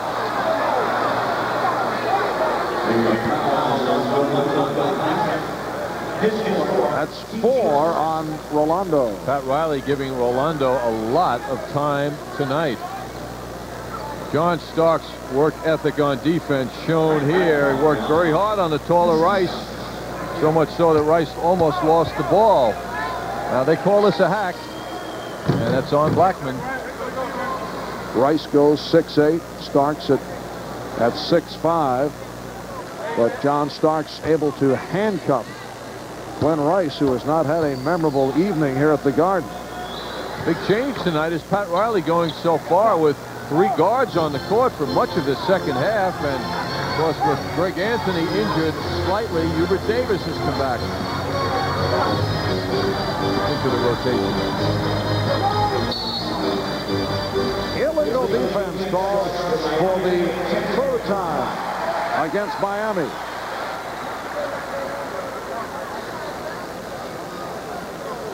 Blackman will shoot the technical. We're told that Bimbo Cole suffered a bruised knee, but he will be able to return. Bimbo having the ice treatment, self-administered. Charles Smith is back. Rolando Blackman gets a hand, sits down. 19 points for Rolando. That's a season high, 7 of 14 from the field, and 5 out of 6 from the foul line. Now the Knicks go back to their power game with Mason, Smith, and Ewing. And Long overthrows Rice.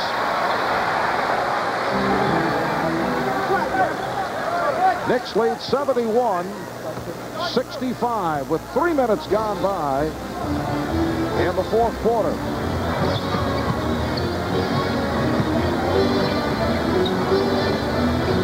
Another capacity crowd on hand here at the Garden. 19,763. Sellout number 12 for the Knicks. Starks attempting the 3-pointer. Ewing going down. Miami with the number. Cycli was fouled by Starks. So Cycli will go to the line.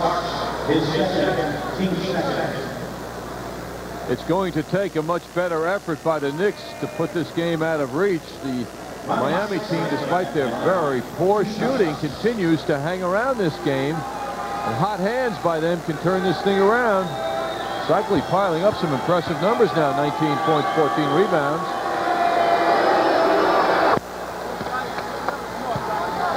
Ronnie Cycli now 6 of 9 from the free throw line in his 5th season from Syracuse. He's improved his offense. Now able to score in transition and with twisting inside moves. We've seen a couple of them here tonight. Kevin Lockery told me before the game, too, every summer he tries to work on one aspect of his game. And he's come back from last season with a short jump shot, much improved as well. And the little baby hook that you've enjoyed. Not enough of it, though. Knick lead is now down to 4. Shot clock at 6. Starks on the penetration. Yes, and it counts. Hard driving move by John Starks. Well, from our upper deck trading card cam, we'll see a replay of this long-range hoop John Starks made. Well, he beat 3 people on the Miami Heat to make that shot with his left hand. Look at Mason boxing out Sally Sally finally escapes, but it's too late to deter John Starks. John Starks fouled by John Sally, and Sally is fouled out. John Sally picking up 6 in a limited appearance. Starks not able to complete the three-point play. Knicks lead 73-67. Well, I have a chance. I want to mention that John Sally once again didn't forget his Canarsie High School team. Bought them warm-ups this year, uniforms last year.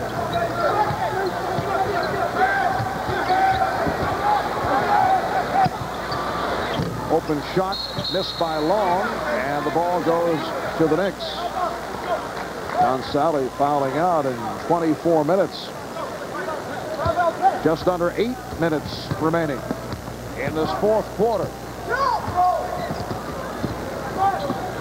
Starks and Davis at the guards. Ewing with Smith and Mason up front. Smith from deep. Well, the jump shot has returned in the second half for Charles Smith. He now has 14 points. The Knicks lead by 8.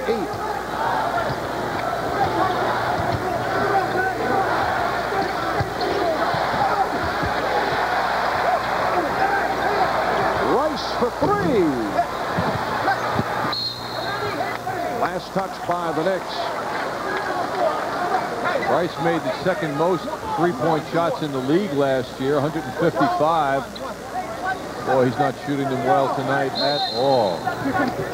He actually made more three-pointers than 9 NBA teams. And shot 39% from downtown, which is good shooting. The steal by Ewing. Mason on the move. Mason draws the foul. He is so good in traffic with the ball, which is most unusual for a man his size. Timeout taken by Miami.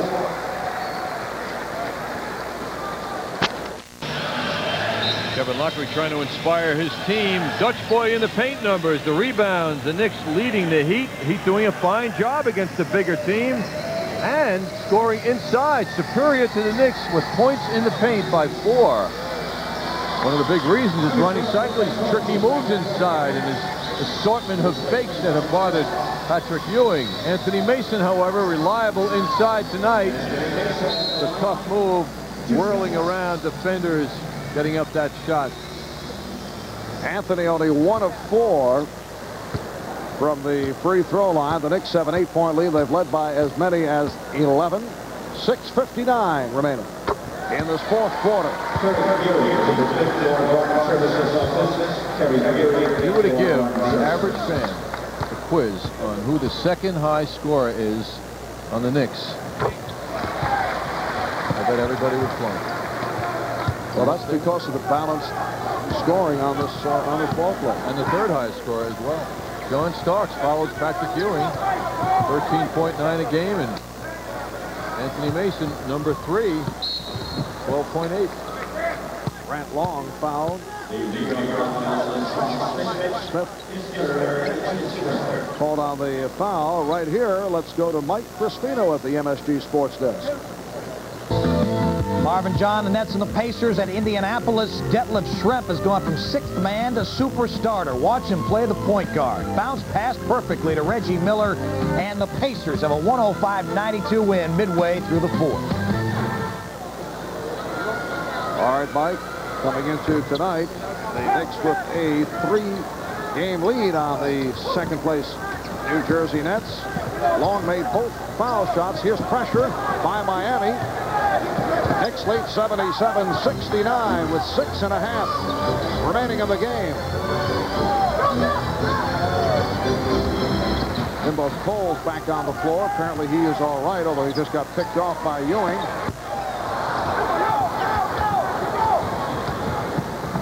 Coles and Edwards in the backcourt. Long, cycling, and Rice up front. Here is Rice for 3.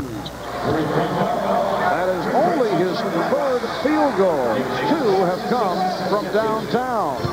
The Knicks lead 77-72. He has 36 for the season. The Knicks have 31 coming in tonight.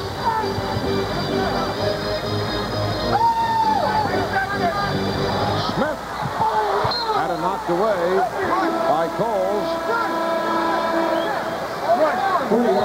Look at Joe Smith. I got hit all over my arm. Why don't call? Here's another look at it. Oh, that wrist was very much affected on that shot attempt by Charles. Rolando Blackman is back, replacing Hubert Davis. Leads with 2 points. Starks off a spin.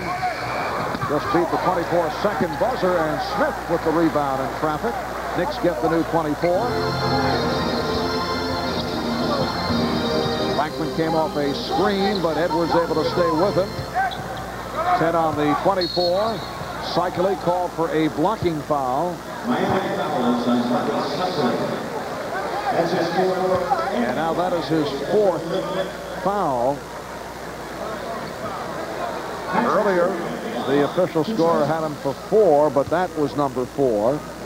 And here's Ewing to the free throw line. That was a lazy foul by Ronnie Cycli, just not moving his feet with Ewing, reaching in, holding him.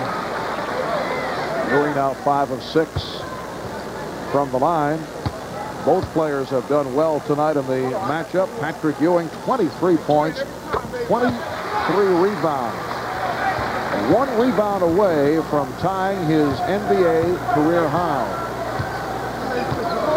The Knicks 79, the Heat 72. As we come up on 5 minutes remaining in this 4th quarter. Rice looking for the shot. Long takes it and hits a 3. Grant Long with only his 3rd three-pointer of the season. He's 3 of 6 from three-point land. The Knicks lead is now 4.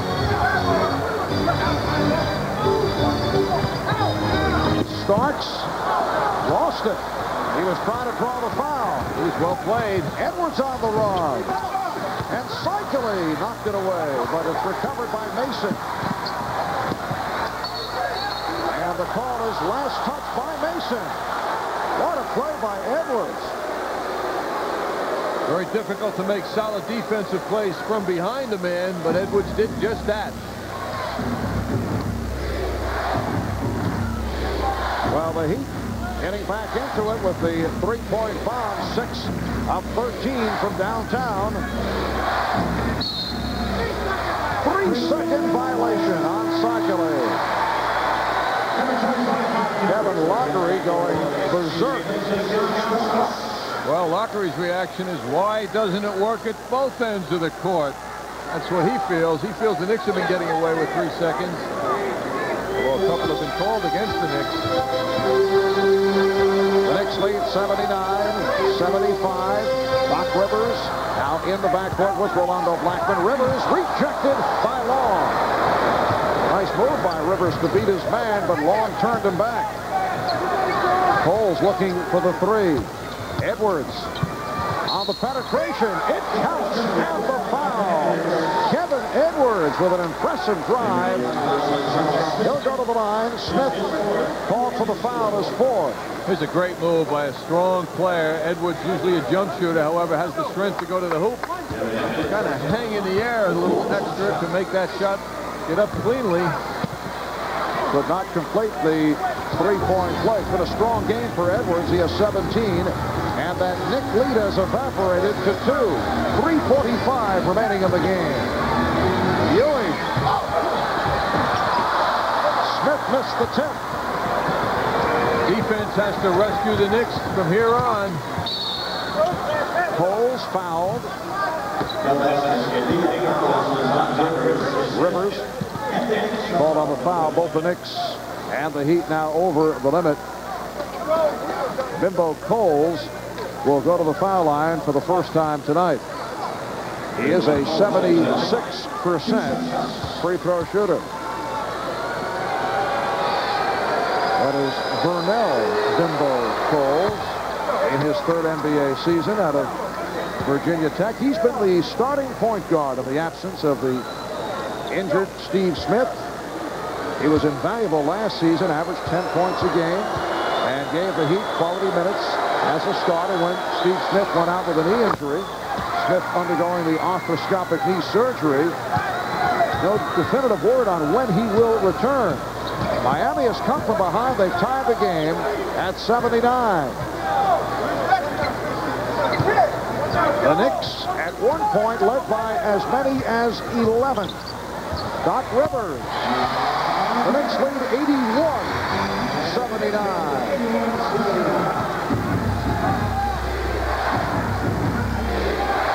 A fan of defense from this capacity crowd. Down to 3 minutes left, fourth quarter. Good job fronting by Ewing. Now they get the ball to Cycling. He misjudged where he was. What's the name of that Bill Bradley biography? A Sense of Where You Are, John? Something like that. And Patrick Ewing pulled down his 24th rebound. Rivers saw the opportunity and took advantage. The Knicks lead 83-79. Miami calling for time.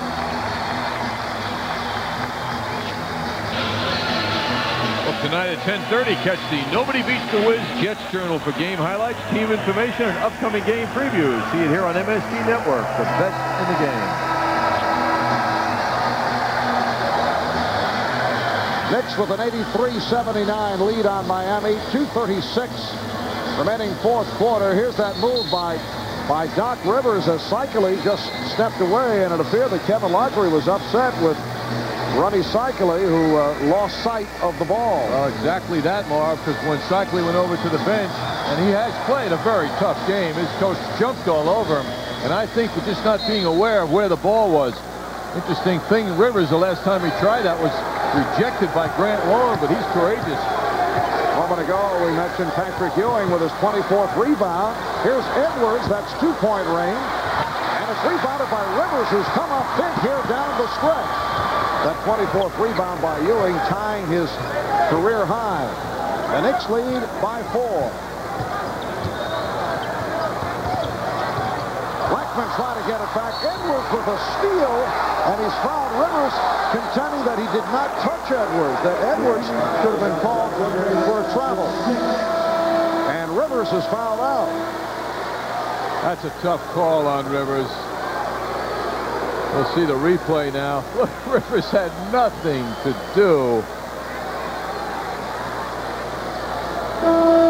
with that foul call. Another angle on it here. Edwards fell down all by himself, but Rivers fouls out on a tough call. He's had a couple of very tough calls. He's enjoyed this fourth quarter play, Marv.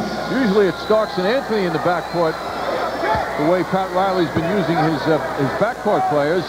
But with Anthony out tonight, Rivers has played very well. You mentioned tough call. It'll be even tougher for Doc when he sees it, if he looks back at the video of this game. Knicks by 3. 2 minutes remaining, fourth quarter. Charles Smith. And rebounded by Grant Long. Here comes Glenn Rice. Trying to set up for the 3, but met by Smith. Edwards now played by Blackman. Edwards double team. Here's Rice for 3, and he has tied it. Well, Glenn Rice, who has had a miserable shooting game, has come alive here down the stretch. He's hit a couple 3-pointers, and the game is tied at 83.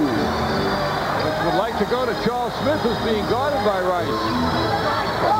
Mason fouled by Long. That won't count. The foul before the shot attempt. Long got rocked in the jaw by Mason's attempt at shooting that ball. Smith sees the good position that Mason has, gets him the ball, and Long gets a shot, fouls on him as well. That's 5 on Long. Mason now 4 for 7 from the line. Another angle. Oh, that hurt. Anthony Mason with clutch free throws. Knicks 85, Miami 83. 1:15 remaining in the game. Edwards with the step. And the game is tied at 85. 20 points for Kevin Edwards. Pat Riley calling for time. A strong come-from-behind effort by the Miami Heat. Going they did, thanks in part to Roe Blackman, hit 2 big buckets down the stretch, including this one with 22 seconds left that put the Knicks up by. And Rolando Blackman, after making 2 foul shots from the corner to give the Knicks the Heat leading to the foul. 2-point Knick lead with 10 seconds remaining in this fourth quarter. Grant Long has fouled out. Pat Riley wanted Hubert Davis on the floor because he is an excellent foul shooter. It'll be Charles Smith going to the line. Smith, an 82% free throw shooter, and he's 8 for 10 tonight. And since he became a starter, Marv, 10 games ago, Charles Smith has shot 21% of the team's foul shots. In fact, over the last 4 games, he's gone to the line 39 times. Keith Askins has replaced Grant Long, who departs with 14 points and 9 rebounds. Patrick Ewing leading the Knicks, 24 points, 26 rebounds. Rolando Blackman has 23 points. Well, this may become intriguing. 10 and 3/10 seconds to go. The Knicks by 2, 89-87. Smith hits 1 of 2. It's a 3-point lead, and now Kevin Lockery will set up for a game-tying 3-pointer. And Miami has been hot from 3-point land. Plus, the Knicks have to be very careful now as you look at how well the Miami Heat has shot from 3-point range tonight. We showed earlier how they've shot much better there than from 2-point range. So the Knicks have to play tough defense and not commit a foul. You may let a team tie a game, but you don't want to let them win with a 3-point shot and a foul. Bimbo Coles has hit 3 from downtown. Glenn Rice has had the hot hand. Anthony Mason wants to put the clamps now on Rice. Knicks 90, Miami 87. Here's Rice. And he tried to draw a foul, but he lost it. He was anticipating contact from Mason and never got it. Well, Mason made a big play. He challenged him and got that ball away from him. Mason having trouble inbounding. He did have a timeout to use, and he's motioning now. He was looking for players to move towards him. Foul was called on Edwards. 4 and 4/10 seconds remaining in this fourth quarter. Knicks by 3, and they will go to the foul line. Kevin Lockery watching his team executed. Oh, he could not believe no foul called. Kevin was only 58 feet away, too. So John Starks hits the first of 2. He's 6 for 10 from the line. Shot very quickly.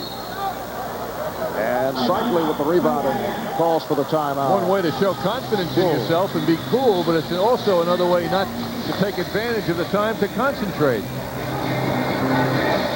Miami taking its final timeout. We'll be right back. Captain. Yeah. Well, that didn't do him any good in the game. Peterson with his shot sticked away. In Cleveland. One of that game. Yeah, 5-1 Chicago. Brent Sutter got a couple of goals there. Doug Waite with a puck toward the net with wide. Once again, Patrick in deep on the play. Rangers having just used its final timeout. Askins will throw in. The Knicks by 4. Intended for Coles. And it will be Nick Ball. Coles was wrestled by Starks. So that wraps it. Win number 600 in regular season play for New York Knicks coach Pat Riley. The Knicks go to 16-7, and with the Nets trailing Indiana by 11 points in the fourth quarter, it appears the Knicks will conclude this evening with a 4-game lead over the New Jersey Nets. Knicks have won 5 straight, 7 of their last 8. final score, the Knicks 91, Miami Heat 87. We'll be back with the recap in a moment. The loose ball near the rim, it belonged to him. And the Knicks needed a performance like this from somebody tonight, with everybody pretty much having an off night. Patrick pulling down everything in sight. That a big rebound, with the Knicks trying to gain control of the game in the closing seconds. And then with the Knicks with a 2-point lead, Rolando Blackman with his clutchest Knick basket to date this season. The Knicks at that point were up by 4. Then with 10.3 seconds to go, Anthony Mason trying to follow Glenn Rice. He battles to stay outside the three-point line. I think you'd have to say that the Knicks, the Heat, and the officials had an off night tonight. The Knicks just a better team than the Miami Heat. That's one of the big reasons they prevailed down the stretch. And the Knicks didn't win this one so much on the floor as they did on the practice floor. Once again, the defense that they go over and over and over again was there when their offense became out of sync. They started the game so briskly in terms of offense in the first quarter. Their passing was exceptional. They were seeing the ball, getting the open man, and then suddenly it went away and they never recovered it. However, they do go 12-1 here at Madison Square Garden and have 5 days to enjoy Pat Riley's 600th win before the Bulls on Christmas night. Back in a moment. Got to beat the daylights out of them in order to get the decision. They feel that this is their time. They made the changes with veteran players, not young players, but veteran players, saying that this is the time to do it.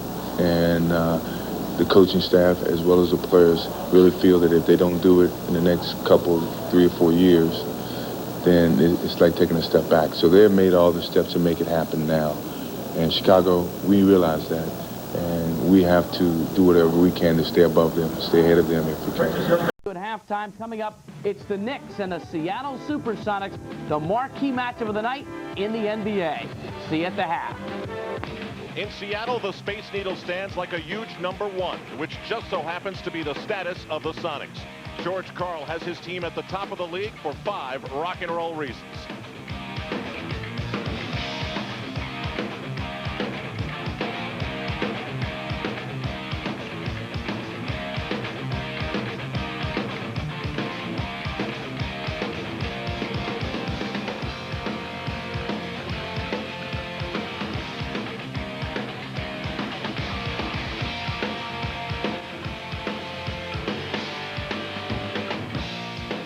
The Sonics present a huge challenge for the Knicks. Next on MSG from the Pacific Northwest.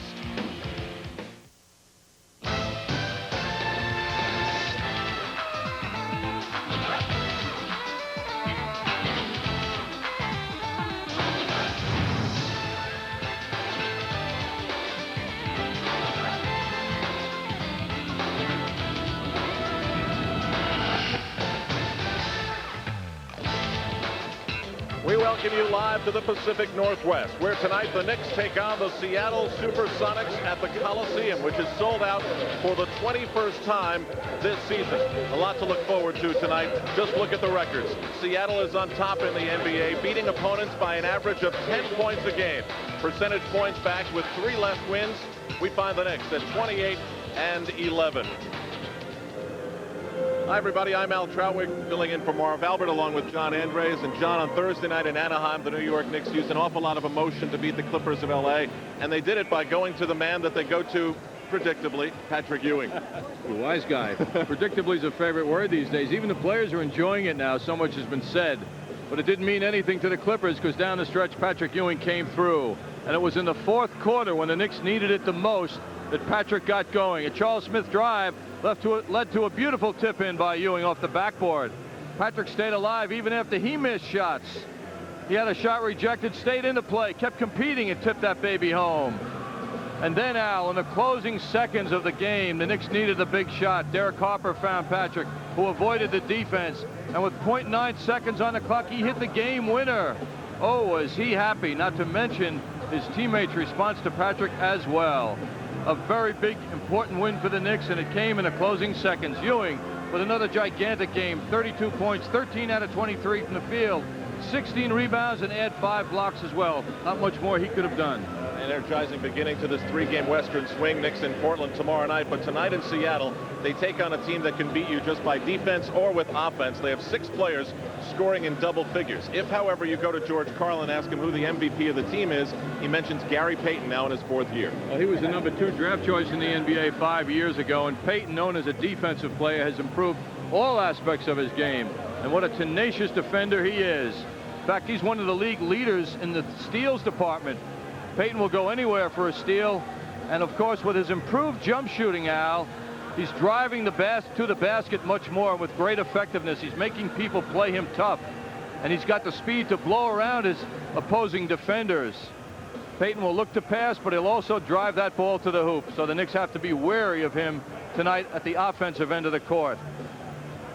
The interesting part about Gary Payton is each year he's getting better and better in the scoring department. His numbers are quite significant now as one of the team's leaders in the scoring department. And considering he came into the league as a defender, that's some improvement. I think he may be an NBA All-Star this year. Well, right now, Seattle's Coliseum is the toughest play for the NBA to try and win against the Sonics. They're 18-2 here. The Knicks will play when we come back against the toughest home team in the NBA.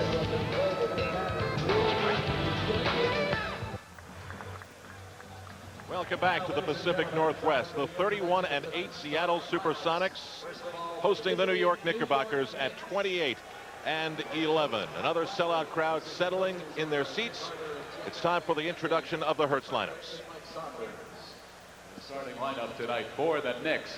Starting at guard, number 3, John Starks.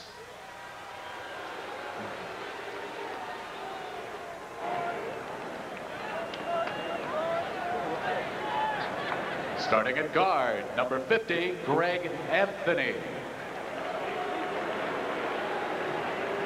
Starting at center, number 33, Patrick Ewing.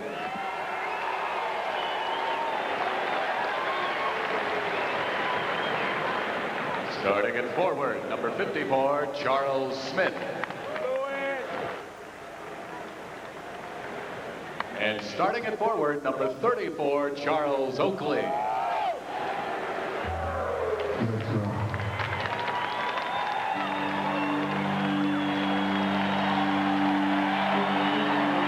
And now, ladies and gentlemen, get on your feet for your Seattle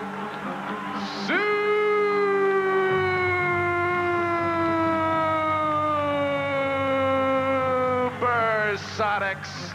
With head coach George Karl, assistant coaches Bob Kloppenberg, Tim Gergerich, and Terry Stotts, trainer Frank Furtado.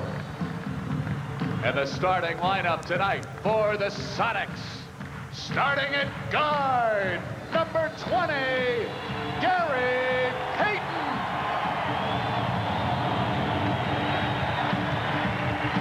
Starting at guard, number 13, Kendall Gill.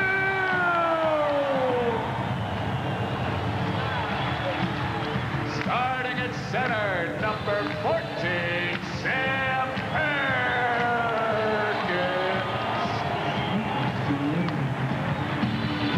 Starting at forward, number 11, Deck Left Shrimp.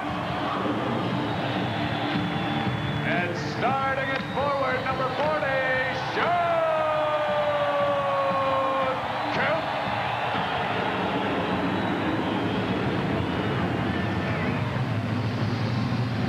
As you can see, it's been a very human stretch of the last 10 games for the Sonics. They actually had a 3-game losing streak, snapped 2 days ago with a victory over the visiting New Jersey Nets. 10 points was the difference.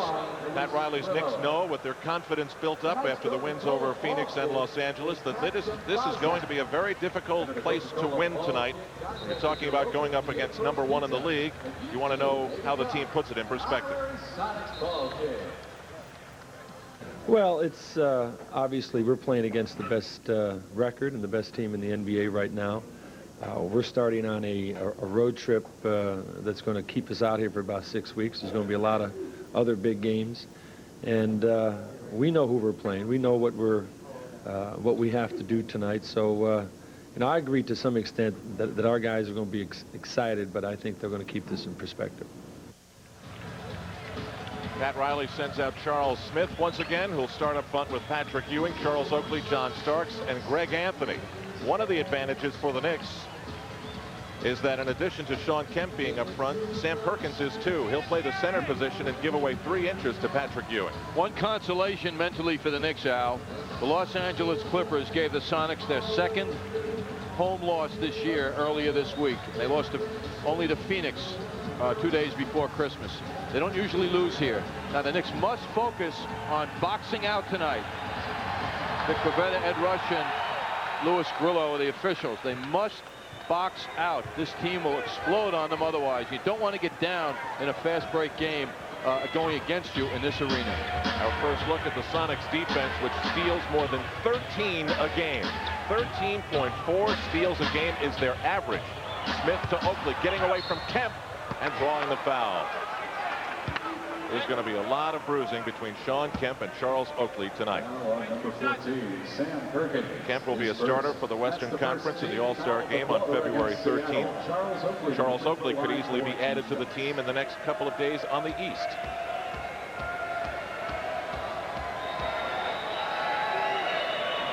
Al, you're talking about how tough this team is in the steals department. That's another area the Knicks must be wary of. The NBA record for steals in 1977-78, the Phoenix Suns. Well, the Seattle Supersonics are on the path to breaking that record, which means the Knicks have to be so careful in their passing and handling of the ball tonight. Nate McMillan has almost twice as many steals as the highest Knick. That's John Starks. He has 115, and he doesn't even start. Gary Payton backing in on Greg Anthony. Payton about 5 inches smaller than Greg. Sam Perkins out high. Schrempf uses the screen. A big block by Charles Oakley, but a foul is called. Good matchup physically now with Charles Smith on Schrempf, both at 6'10". First team foul in the quarter against New York. Schrempf, such a mobile player. Even in college, he played outside handling the ball. One of those players who was exposed to ball handling young in his career. Most guys 6'10" are back to the basket players in high school and college. Not this guy. He's a special talent. Well, Schrempf, of course, looks on the Knicks end of the floor and sees a lot of familiar faces from his Indiana Pacer playoff matchup. Here's the pressure. This is the way the Sonics play, at 3/4 court pressure. All of a sudden, the Knicks have Charles Smith bringing the ball up, and he did a good job. It was Kemp on Smith. Payton slips. Anthony breaks away. Ewing. Patrick Ewing from way out. Payton pushes it up. Sonics spread the court very well. That's what they're doing, isolating now. Kendall Gill in a one-on-one. Big rebound by Ewing on the Kendall Gill miss. He fires for Starks. Smith in traffic. Oakley follows and saves. Too much on the save. Well, Charles Smith had the position inside. He got his way in there, but the converging defense denied him well. Charles Smith in his 5th game back. He's been so impressive.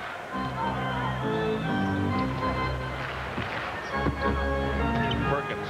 Oakley just let him slide right by. You don't see Oakley give that much room that often. Perkins a center, and it shows you how tough and versatile he is. He started way out, and he made it work with that wide open middle. Nobody stepped into the middle to prevent Perkins from going all the way. Starks with trouble. Finds it for Ewing. 7 on the 24-second clock. Ewing with a rainbow. It's an air ball. Patrick has a size advantage over Perkins. He'll do well to stay down low against Perkins. Steal by Anthony, and he lost it out of bounds. Some of the bounces are not going the Knicks' way here in the first few minutes. But the effort seems to be there. That left Schrempf handling that ball, and Anthony attacked him effectively. Back live, Payton guarded by Anthony. Kemp picked up by Oakley. Sees Perkins on the perimeter. He fakes Smith and Ewing. And that leaves Schrempf open. From Sam Perkins. Trent back home where he went to college at Washington. He's developed into a quick favorite here with Seattle.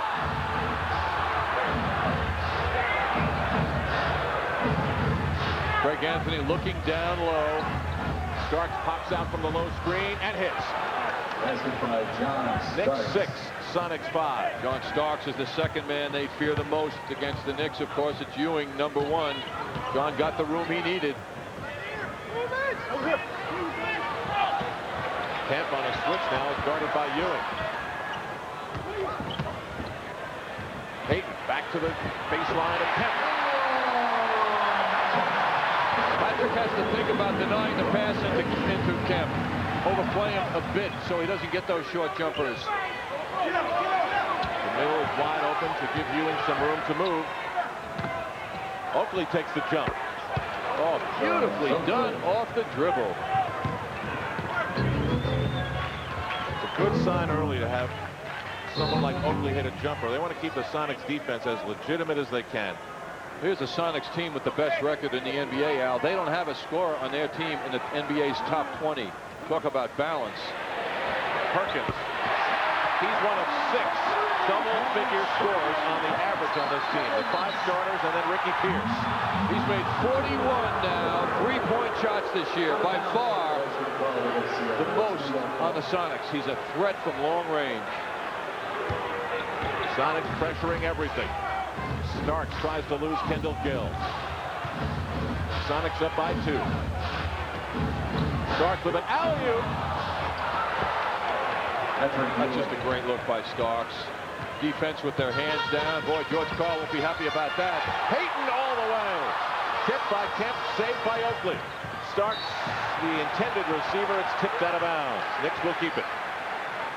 Greg Anthony was the target for that pass if it was a perfectly done fast break, but Charles Oakley saw Starks down further. John, we talked about balance. It doesn't get much better than this for a coach. And wait till Ricky Pierce gets in the lineup. Charles Smith is fouled on the drive. The foul is on number 40, Sean Kemp. Smith wanted it to be a shooting foul. It will be a non-shooting foul, and the Knicks will inbound. 7:46 to go in a fast-paced first quarter. 10-10. Smith for 3. He's hit 3 now in the last week after having only 1 prior in his career. Well, he did it dramatically, too, at the end of the 3rd quarter the other night. He's been working on it. He did it comfortably. Big overplay by Smith. He hit only the 2nd of his NBA career last Friday in Orlando, and he's just continued to do it since returning. Almost 16 points a game, and the shooting percentage is very impressive.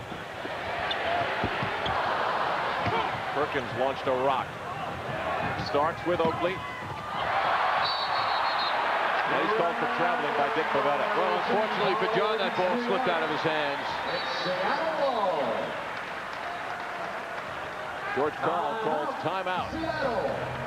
Crowd very into it. 7:13 to go. Knicks lead it 13-10. Of course, that is unless both teams make it into June with a final meeting. But they're going to tear this place down at the end of the season and rebuild almost an entirely new arena.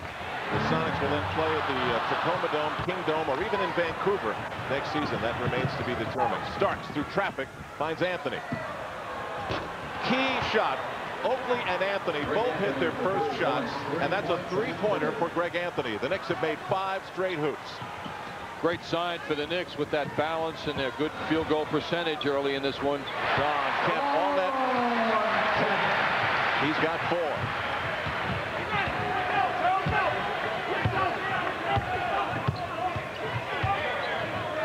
Greg Anthony against one of the league's better defenders, and Gary Payton, who's playing off him despite hitting that shot. Oh, what an assist. Starks to Ewing. Nice handle by John Starks. It's a 10-2 run by New York, and the second dunk of the first quarter by Ewing.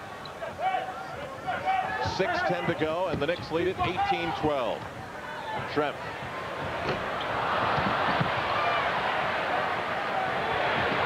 Perkins loses Ewing. That's a beautiful shot.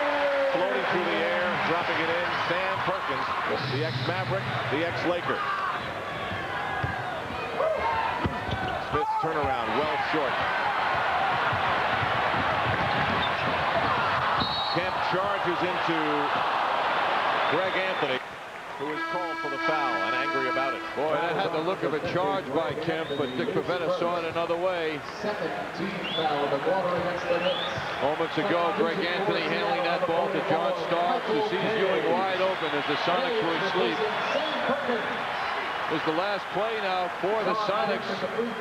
Sean Kemp clobbering Greg Anthony, who in the opinion of the officials did not have position. Kemp misses the first. Michael Cage checks into the game. He replaces Sam Perkins. And they just exchange height. 6'9", 6'9". Cage with a little bit more bulk. A one-time leading rebounder in the NBA. Sam Perkins gets a breather. Cage playing 20 minutes a game, so he can be fresh all the minutes he's out there on the average. Knicks push up the tempo a little bit to break the Sonics' pressure. Smith, Oakley cuts through. 8 on the 24.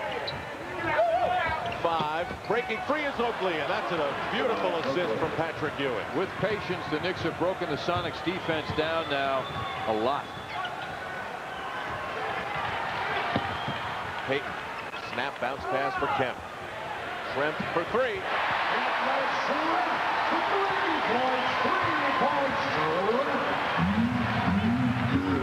Only player in the NBA ranked in the top 25 in points, rebounds, and assists. Detlef Schrempf. Payton for Kemp. Ewing prevented Kendall's shot. Kendall got it back. Kendall Gill, that is.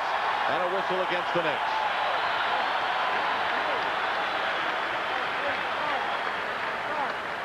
Number 3, John Starks. John Starks is called for the foul. Pat Riley goes to his bench. Derek Harper replaces Greg Anthony. Anthony Mason replaces Charles Smith. Mason returning to action after missing a game with bruised ribs Thursday night in L.A. Pat Riley's pattern of using Derek Harper has usually seen Harper coming in as the quarter winds down. This is a little early for his appearance for Greg Anthony. Payton now guarded by Harper. Cage hands off for Payton. Ewing way up for the rebound. Knicks doing a big job on their defensive boards. Mason breaking free, and the Knicks passing has been superb. That is the 8th assist for the Knicks. They've made 8 baskets. That means that they have had a good pass leading to every single basket they've scored so far. And they're rebounding as well, too. 8-6 is their edge. Schrempf for Gary Payton. Payton's first points. Fine shooting by the Sonics from the outside. But if the Knicks have a preference, they just as soon see the Sonics shooting jumpers as opposed to inside slams. Knicks shooting 64%. And up by 3. Ewing for Oakley. And it's off Kendall Gill, out of bounds. Knick ball. George Carr was asking me before the game, is Anthony Mason playing? We had some thoughts about that, and I'm sure he's not happy to see Mason back as the Knicks are. Starks rolls it around. That layup by Mason on the break a moment ago had to feel good. Coming into this in his last 5 games, he'd only made 1 of his last 10 shots. Another long-range Sonic bomb, Kendall Gill. Well, Al Mason didn't play but 5 minutes the other night against the Clippers. Knicks mishandling that ball. Oakley to Starks. They're trying to talk it over, but it's too late. Mason also did not play against Phoenix. He's had some bruised ribs, so the Knicks are delighted to have him back. Gill's shot was a 3, tying the score at 22.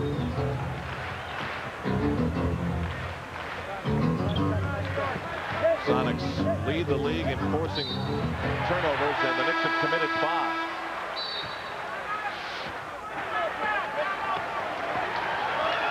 Anthony Mason called on the foul. This packed crowd just under 15,000, very much alive. Just under 3 minutes to go in the first quarter. Very well here in the first half. Knicks a little better than the Sonics right now. The defense for the Knicks this season, on the average, only allowing 92 a game, 44% for their opponents. Over the last 5 games, however, the Knicks have been allowing a plus 10 more points per game, and allowing close to 50% for their opponents. The Knicks are 3 wins and 2 losses over the last 5 games. Pat Riley would like to see his team get back to those statistics that have been averaged for the year. They're much better than the last 5. 2:56 to go in the first quarter. A lot of intensity. Nate McMillan checks into the game for the Seattle Supersonics. Knicks return with the same unit that left when the timeout was called. Sean Kemp hits another jumper. It's a 7-zip Seattle run. They've taken the lead 24-22. Now we're seeing an unusually fine jump shooting performance by a team, the Sonics that is. Michael Cage grabs the rebound. Starks races over to pick up Kendall Gill. The ex-Hornet for Cage. Payton. Air ball is grabbed by Mason.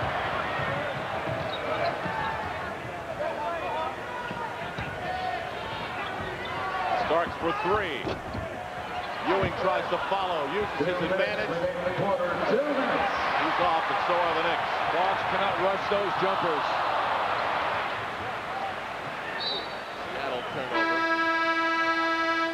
Seattle substitute. Knicks have already shown those patients how they can get good shots. Now here comes one of the NBA's best, Ricky Pierce. He's just short of being a point-a-minute player this season, and he gets his fair share of minutes. Pierce scoring in 637 minutes, 566 points. Derek Harper draws the foul as Pierce commits a quick one. Al, to support what you just said, in the last game that the Sonics played against the Nets when they broke a 3-game losing streak, Ricky Pierce had 20 points in 18 minutes. Derek Harper steps to the free throw line. 1 3-pointer short of time. Larry Bird on the all-time list.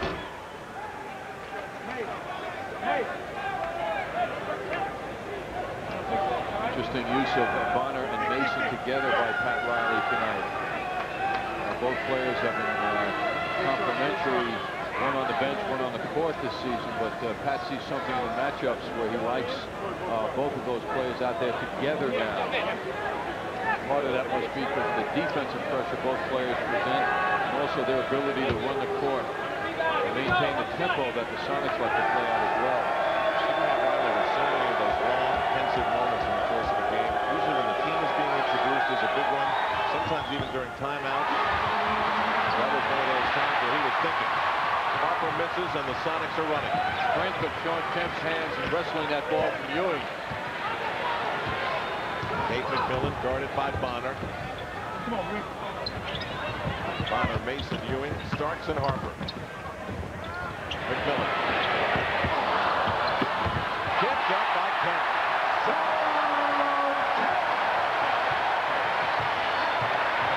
First team all-star in the West as a forward. Sean Kemp showing he can also work around the basket. Knicks know that, though. They've got to give him more respect. Ewing is played down by Kemp. Spins to the basket. Kemp with the steal.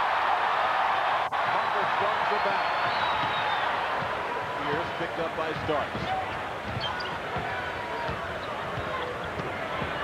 Unbelievable how Kemp broke through. It looked to be so close down to the Knicks. Beautiful setup. Knicks were lulled into that. 40 seconds to go in the quarter. Starks stopped on the drive. Then they call it out. That's what the Knicks need now. They need more penetration. Can't satisfy themselves with just shooting only. Going back to that last basket. Kemp breaks down the middle. Well, he looked like a half-break fullback going to the line at a perfect time to move, and Ricky Pierce knew what was happening.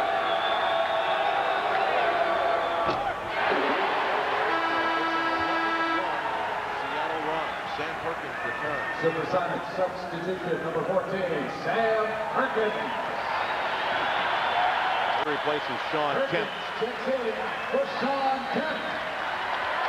Gary Payton walked by Anthony Bonner and gave an affectionate massage along the nose there.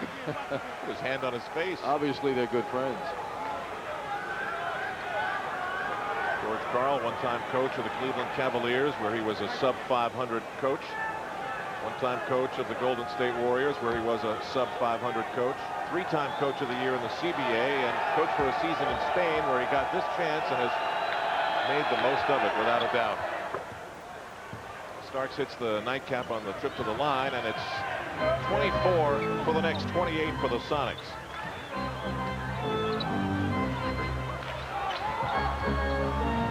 Ricky Pierce hesitated. Starks went at him, gave him some space.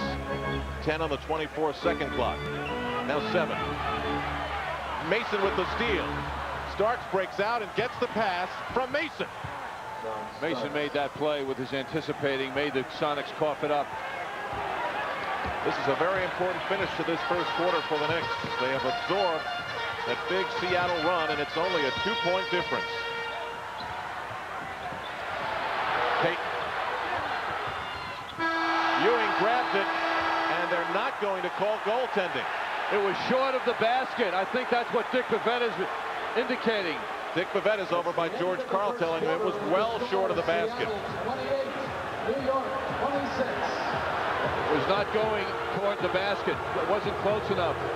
Another look at the angle here. Better look at the angle. You can see.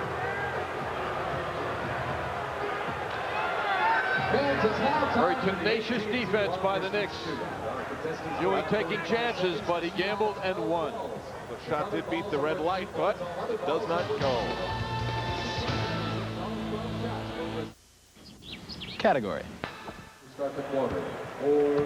Back in Seattle, Washington, Al Travigan, Marv Albert, along with John Andres. Second quarter just beginning. The Sonics leading the Knicks by only 2, and it was all Seattle down the stretch of that first quarter, but the Knicks did a good job of keeping it close. Patrick Ewing with another rebound. That's 5 rebounds for Patrick Ewing in the first 12 minutes. This is the kind of game that could be a very important one for the contributions of Derek Harper and the Knicks. Mason showing the touch. Harper is matched up with a tough guy, the leader of this team, the guy that George Karl says is his MVP, and that's Gary Payton. Harper, with his history, is up to handling Payton. Mason getting some of his shooting confidence back. He's 2 for 2. Pierce for Gary Payton. That's 4 points now for Gary Payton, and as it shows on the stat sheet, the Sonics are spreading it around. 10 for Kemp, 6 for Schrempf, 7 for Perkins, 4 for Payton, 3 for Gill. Nate McMillan forces Rolando Blackman to step on the sideline. The Sonics take great pride in their pressure.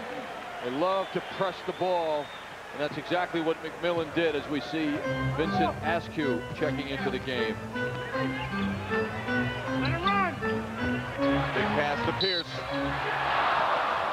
Gets the foul, but couldn't make the layup. One of the reasons Pierce is the scorer he is because of his ability to move without the ball. It's a big challenge now for the Knicks to stay with him, to help out. He keeps moving till he gets the basketball. Seattle's been able to create some startling breaks to the basket. Ricky Pierce has been involved with a lot of them. And talk about 6 men. Well, the Sonics have 2 very prominent 6 men on their roster. Ricky Pierce, who won it in '86-'87, then repeated in '89-'90. Detlef Schrempf, who won it twice as a starter now for the Sonics. We're looking at the 3rd best foul shooter in the NBA right now, and Ricky Pierce over 90% from the foul line.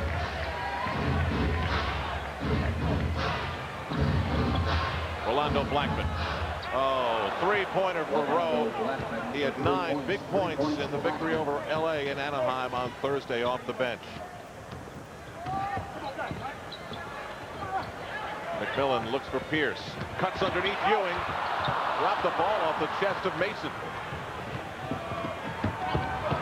Mason lost it back. Perkins. Quick transition by Seattle. It's a 3-point lead. Rolando Blackman. 2 in a row. 2 straight 3-pointers by Rolando Blackman. Pierce lost it. Saved by McMillan. Dick Bavetta said he stepped on the end line. Nick Ball. Knicks have been thirsting for this kind of jump shooting that they're getting now. Knicks have committed 8 turnovers to Seattle's 6. Charles Smith returns for New York, replacing Patrick Ewing. Knicks average 17 turnovers a game. They're a little ahead of schedule now. Harper for Smith. Pat Riley not forced into a Herb Williams move here because of Seattle's size. They're on the small side. Bonner. Air ball.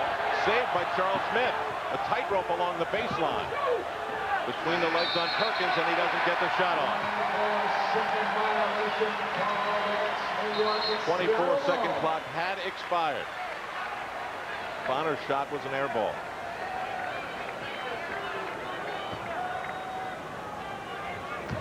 Tied at 34. Steal by Harper. Derek Harper drops it in as he stole the ball from the NBA steals leader, Nate McMillan. The other end, Askew. Short, follows his own. Knicks played him so well, too, on the initial drive, making him take a tough shot. Tied at 36. Both teams have had slim leads. Knicks 6, Seattle 5, but that's close, and it's tied right now. Oh, to Charles Smith, the biggest man the Knicks have is out on the side, on the perimeter. Knicks mishandle the ball. McMillan. Perfectly played by Smith and Bonner. Knicks have a 5-on-3. Anthony Bonner right through the middle of Seattle's defense. Knicks in front with 8.5 to go in the half. Perkins backs in on Mason. Around the perimeter for McMillan, and wide open is Michael Cage. That's beautiful. That's what ball movement will do for you. Ball movement and just plain movement by the players. Cage showed some special qualities, though, the way he delivered that in so nicely. Harper pulls up. Cage with the rebound. Boy, what a wingspan Cage has. He really puts does. those arms up. Yeah. Well, Boeing is in town. That works.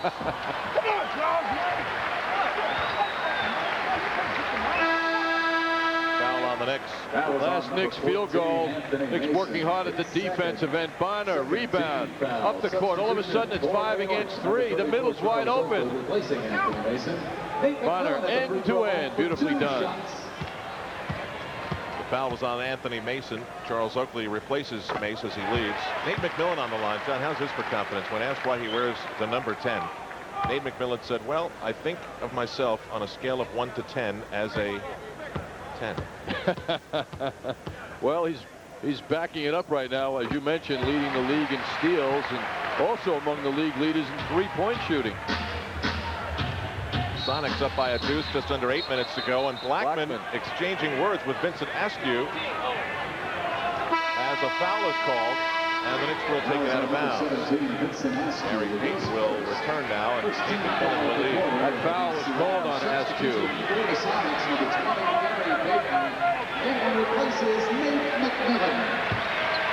George Karl has a lot of depth to play with. Charles Oakley back on the scene now.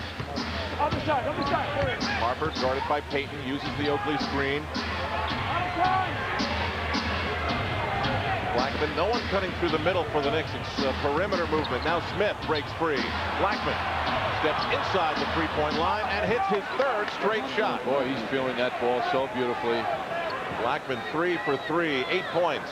That's the Ricky Pierce kind of spark off the bench. 40 all.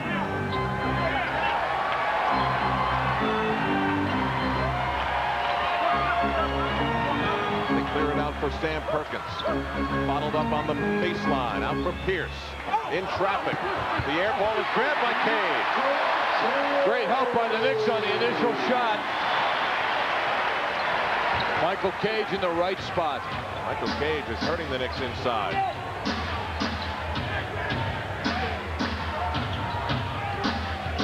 Get the feeling Harper does not want to shoot the ball. He wants to pass it. Wrong, John. Oakley with a battle to save it. It's won by Cage. Beautiful pass for Perkins. have seen some passing in this first half from both teams. A great first half by both teams. Sonics break open a 4-point lead. Blackman with a smile as he and Askew have something going here.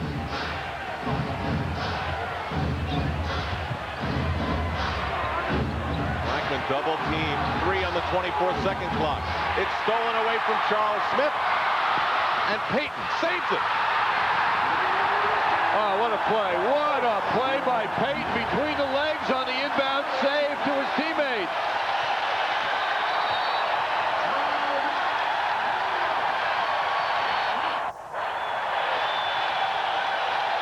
Seattle's biggest lead of the game. Back in a moment.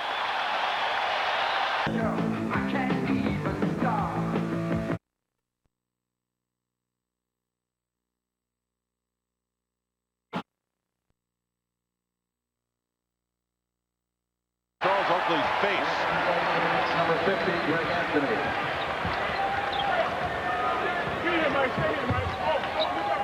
5:40 to go. Knicks a bit rattled here as John Starks returns. Pierce, quick release.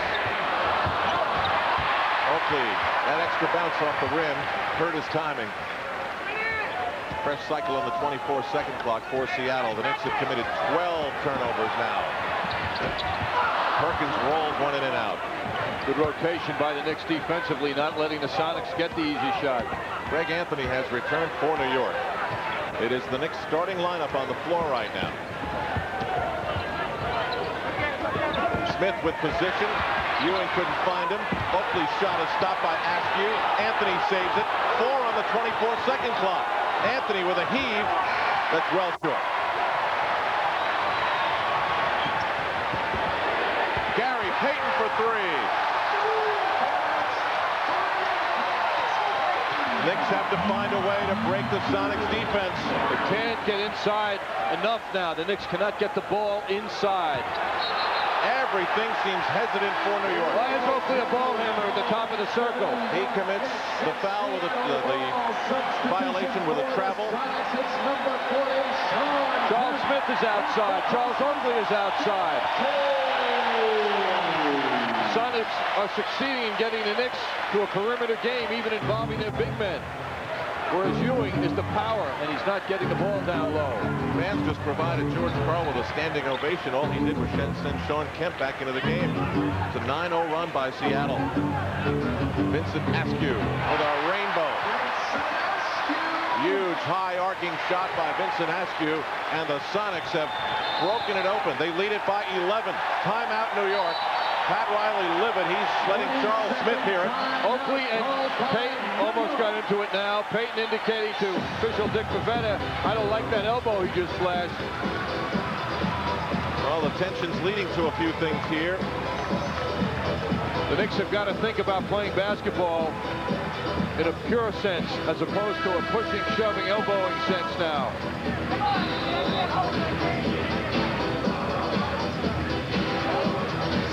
The collision there of forces between two physical players. Payton doesn't have the size to match Oakley, but he's got the attitude to do so. Knicks haven't scored in more than 3 minutes. And the Sonics lead at 51-40. Greg Anthony. Almost stolen by Gary Payton. This Sonics team is quick. Anthony on the drive, rejected by Perkins. Nick ball out of bounds. 10 to go on the 24-second clock. Anthony almost there, but Sam Perkins sends that baby away. Mason struggles to get it in, but does. Starks for 3. Way off. Mason follows, and that's a very important hoop. As important a hoop as you can have in the second quarter of an important game. How lucky the Knicks were on that play.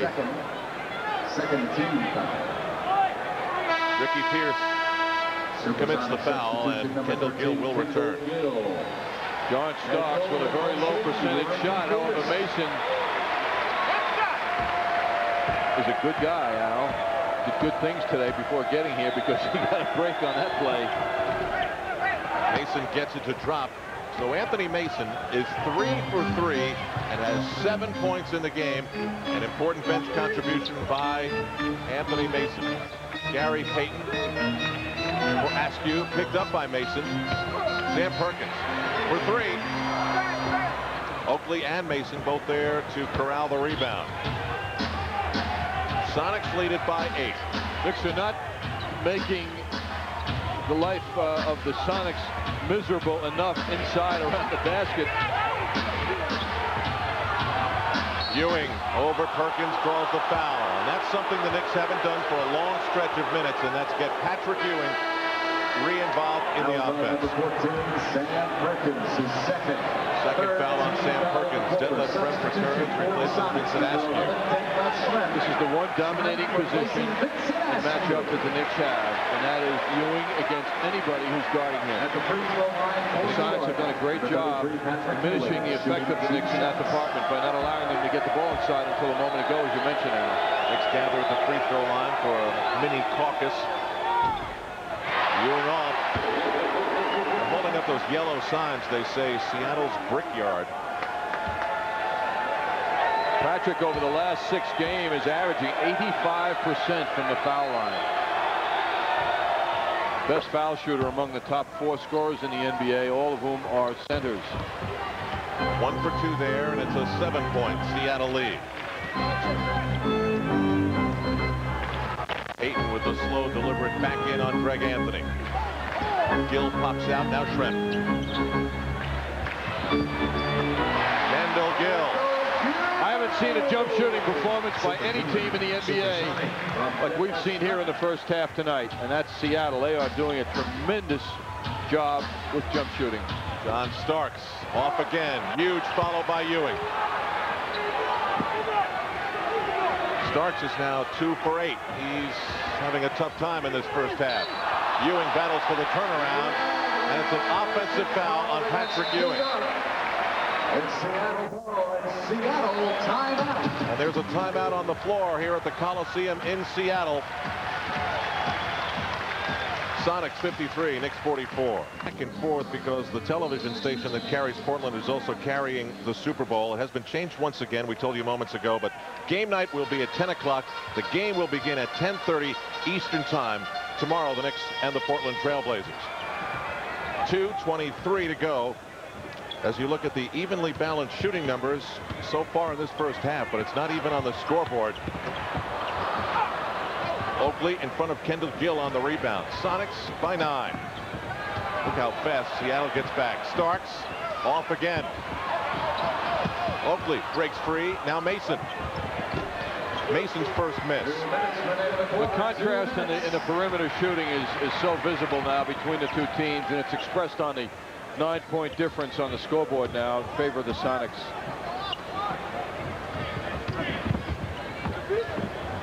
Payton for 3. This team is deadly. Gary Payton with another 3-pointer. It is 56-44. It puts great pressure on the defense. You cannot assume your man can't shoot the ball. You got to be up in everyone's face.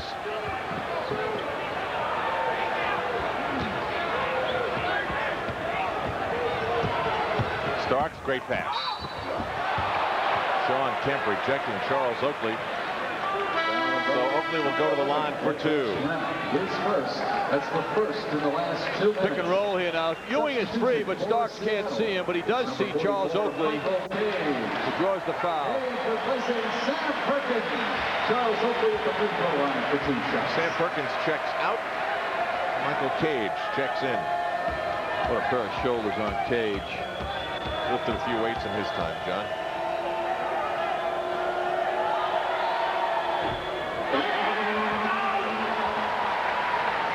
Michael Cage. When you say his name, like you say Charles Oakley's name, you think of rebounding. Meanwhile, free throws start to bother the Knicks. They're 6 for 10 from the line.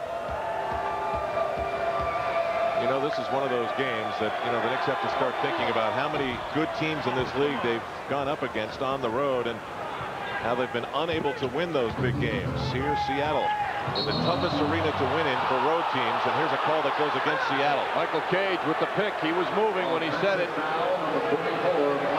Peyton dribbling that ball up court. He just lifts up those arms to get rid of Greg Anthony and also to avoid some pain himself.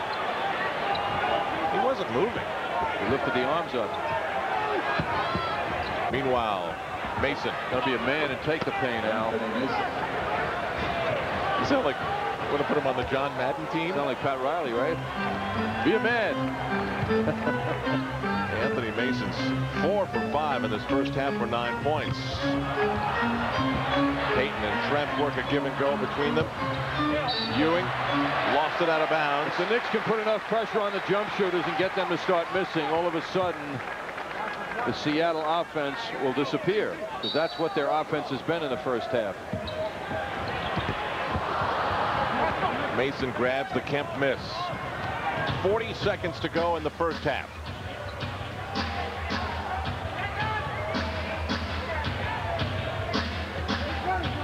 Starks gets the screen, lofts it for Ewing.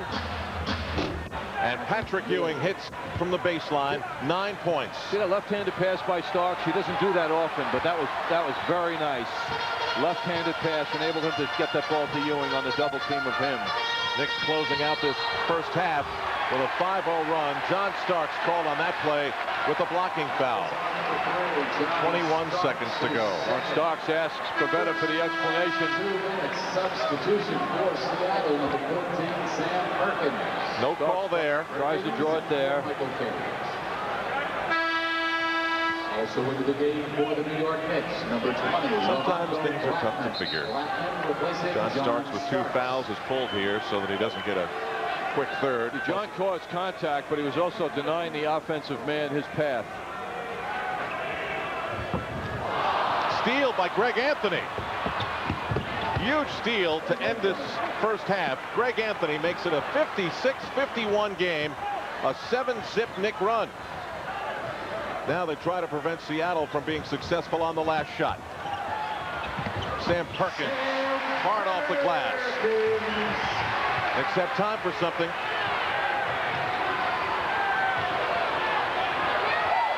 And they don't get it off. It's halftime. An encouraging finish to this first half for Pat Riley's Knicks. At halftime, it is the Seattle SuperSonics 58 and the Knicks 51. Bruce Beck will have an update from the MSG Sports Desk when we come back.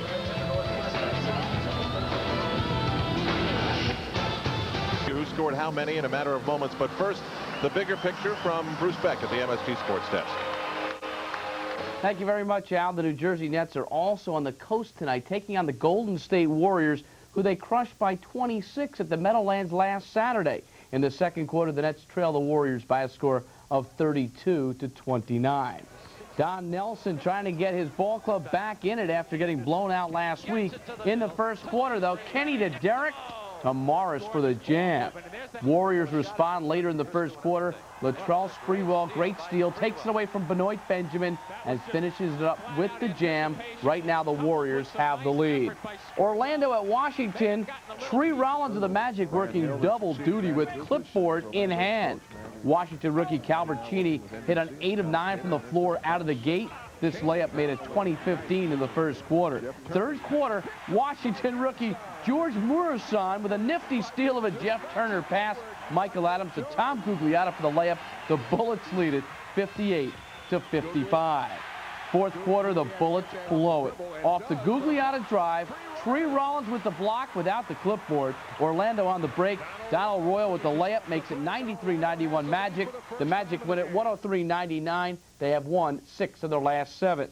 It's not much of a year for local college basketball. St. John's is struggling, and so is Seton Hall. This afternoon, the Pirates dropped to 10-7 overall, 3-6 in the Big East with a 70-58 loss to Boston College at the Conti Forum. And once again, PJ has been very upset with his ball club. He isn't talking to very many people. First half, Malcolm Huckabee with the steal, takes it from Andre Brown, goes in for the layup. BC up by 3. Jimmy O'Brien's Eagles up by 3 at the half. And in the second half, Arturas Karnicevic, who had 21, misses the layup. Billy Curley with the rebound, feeds Howard Isley. He goes coast to coast for the layup. It fuels a 14-0 BC run. And PJ all alone with his thoughts as BC wins it by 12. On the Big East scoreboard, UConn off to their best start in the school's history. 18-1, 8-0 in the league. Danielle Marshall had 26. Syracuse smoked Villanova 87-68. Moton had 23. The Orange 13-3 overall. Georgetown a 77-40 win over Miami. The Hurricanes a woeful 0-8 in league play. Michael Brown at 27. The Friars beat Notre Dame by 7 points. The Friars are 11-5. On the national scene, what a day for Charlie Ward. Florida State at Georgia Tech, late second quarter. What a pass by Ward to Bobby Sura, who had 21 points. Florida State up by 1 at Atlanta. Now down 1, seconds remaining. And Charlie Ward takes it to the hoop for the layup. Florida State wins it, upsetting Georgia Tech 74-73. Florida State 9-7 overall, 2-6 in league play. Big day for the Heisman Trophy winner. That's Jimmy Johnson, the cornerback. Also today, the Yankees announced that Lee Smith has signed a 1-year contract with the Baltimore Orioles. Back to Puget Sound, Knicks at Seattle in a moment. For the Knicks, adding 6 rebounds as well. Welcome back to Seattle. Al Troutwig with John Andres. And John, I think we're all set for an exciting second half, but I think if the Knicks didn't close out the first half with those last 3 minutes, we might not be thinking that. Yeah, they were in the game, Al. They have to work on some of their imperfections, notably ball handling. They had 14 turnovers in the first half, cost them 14 points. That hurt them the other night against the Clippers when they had 13 in the first half.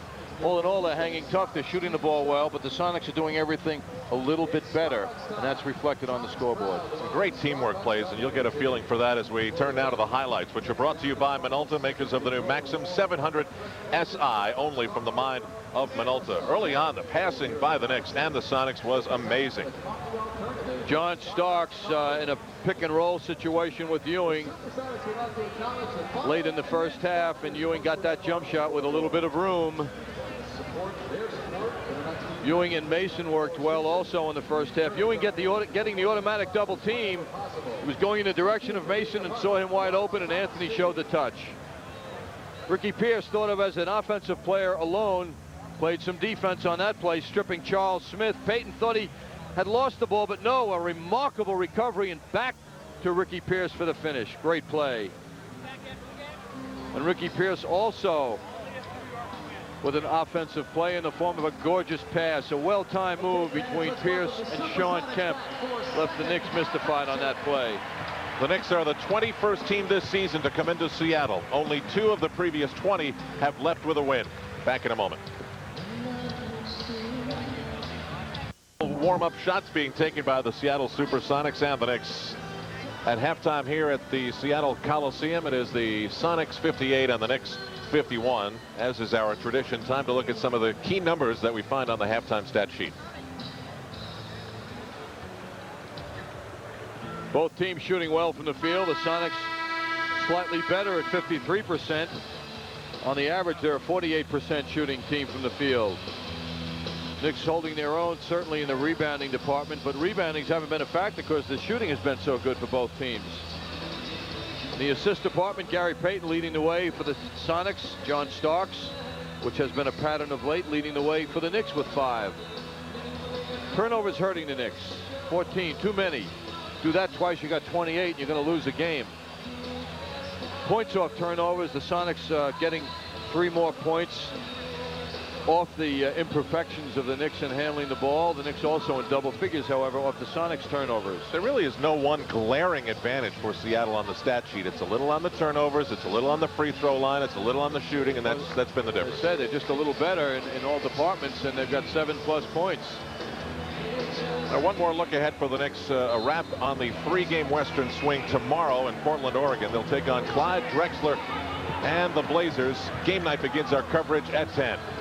Second half just underway. Knicks with a steal to start it. Greg Anthony up the floor, sees Starks. He was cold in the first half, but begins the second with a 3.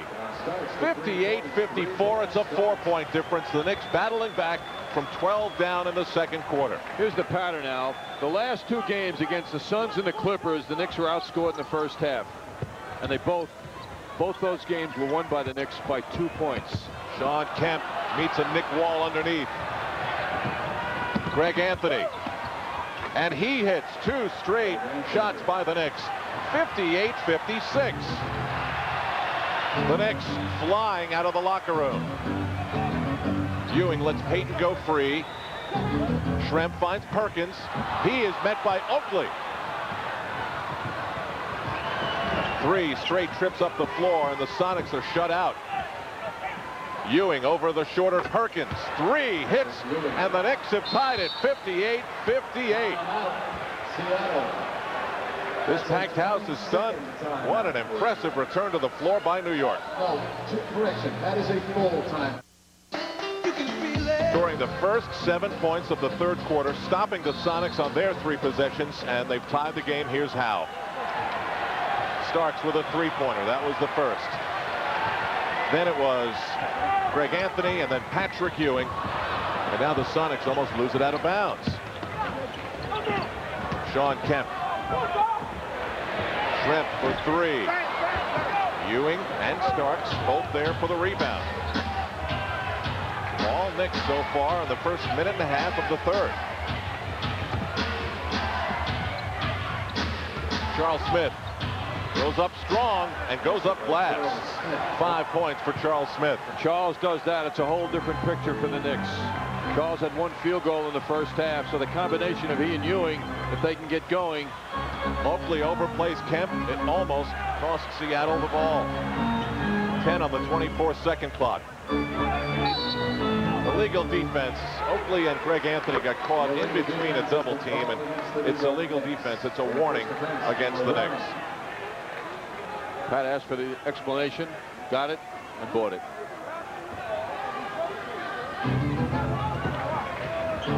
Fresh 24-second rotation for Seattle. Kemp down low. 3 Knicks around him. Kendall Gill, he's bothered. Payton with a hand in his face is able to hit. That's the difference in Gary Payton this year at over 16 points a game. Now it's the 4th straight year he's scoring more as the Knicks cough it up. Seattle tried to call the timeout as he flew out of bounds, and he gets it. They say Schrempf called the timeout in midair. It's a 20. Starting to think that's the move that John Starks copyrighted. Good play by Schrempf. Then he responds well in recovering the ball and calling the timeout. Midair. The lady's walking back from the refreshment stand. Watch her now. All of a sudden, Jen Schrempf is coming right at her. Excuse me. I don't think she spilled a drop. You handled it well. Nice agility. Took the charge. So it's Seattle's ball at midcourt.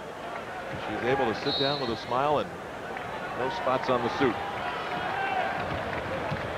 These are tough tickets to get in these parts, and when the arena is rebuilt 2 seasons from now, it'll seat 3,000 more than it does right now. Foul against the Knicks. Charles Oakley. Charles Oakley.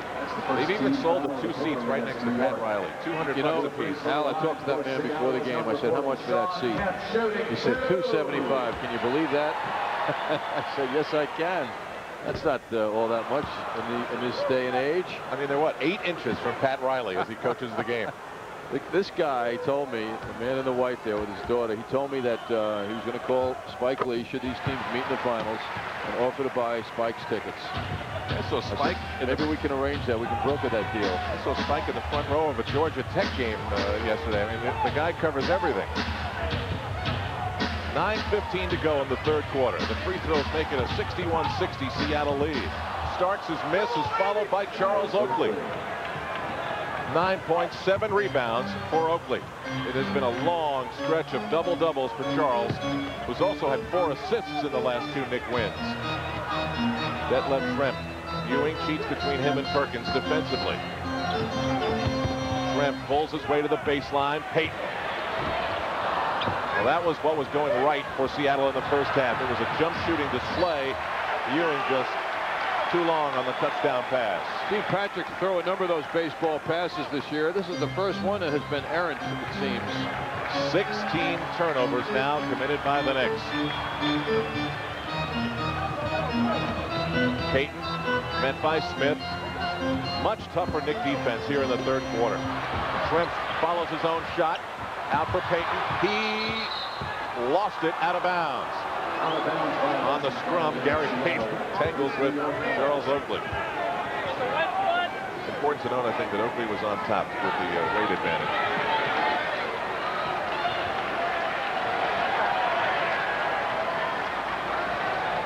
That's where Charles spends much of his life. That's on the floor. Anthony hesitates. He was met by pressure from Payton and Tremp. And now as the Knicks get ready to get the offense going, 10 on the 24. Charles Smith hits his second straight shot. 7 points for Smith, 4 in this third quarter. Knicks in front by 3. It's a 15-point turnaround from midway in the second quarter when the Sonics led by a dozen. Kemp screens out Anthony, leaving Payton alone. Well long. Oakley, and that's kicked out of bounds by Detlef Schrempf. It'll belong to the Knicks. The 24-second clock. Challenge for the Knicks is still to get that ball in low to Ewing, where he has an advantage of size. Got to believe that Sam Perkins doesn't have the size to deal. He doesn't have the size to deal with Ewing. Stark sets up and hits his second shot of the third quarter. Well, the chilly stroke of the first half is but a memory for John Starks. Just bear in mind, the more the Knicks do that, the easier it will be for Ewing to get one-on-one matchups, as the Seattle defenders will have to come out more and guard the Knicks shooters on the perimeter, leaving Ewing alone with his man just in that matchup. Kendall Gill leaves. Checking in is Nate McMillan. Knicks on a 15-3 run. McMillan in for defense. Carl was not happy with the defense. Smith is blocking Detlef Schrempf's shot, who recovers it. Perkins well off on the 3. Knicks break out. Starks owning the boards. The alley-oop intended for Smith is intercepted. Schrempf met by Ewing, and the ball is swept out of bounds by Greg Anthony. It will be Seattle's ball. Knicks now with 2 scorers in double figures. Ewing 11, Starks with 10. Payton, he's throwing them up here in the third quarter. Ewing decides to dribble it up. Finally gets it to a guard in John Starks. Impressively done by Ewing. Starks hesitates, finds Ewing, gets 2 Sonics in the air, and misses. Nicely done by Ewing, though, on the fake.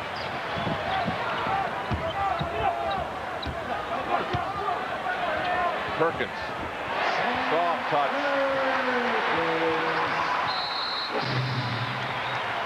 Timeout as the ball rolled away. Pat Riley imploring his team to come back as the Sonics greet the Knicks with pressure. Charles Smith is the safety valve. The Sonics now, of course, Ewing to bring it up, and Smith with some good dribbling finds Starks. McMillan's job is to not give Starks any room. That's what sent Gill to the bench. Smith sets the screen, almost stolen by Payton. Starks is open for 3.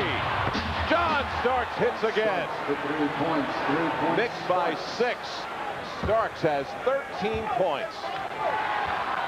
Fine look by Greg Anthony, finding Starks open. That patience is the difference for the Knicks.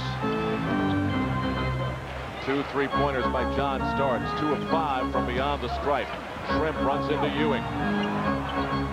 Kemp. McMillan is off. Perkins swats it out of bounds. The Knicks will get it. Knicks have played exceptional basketball here in this third quarter. Defensively, ball movement, shots are falling. Charles Smith, 4 third quarter points. Very active defensively against Perkins.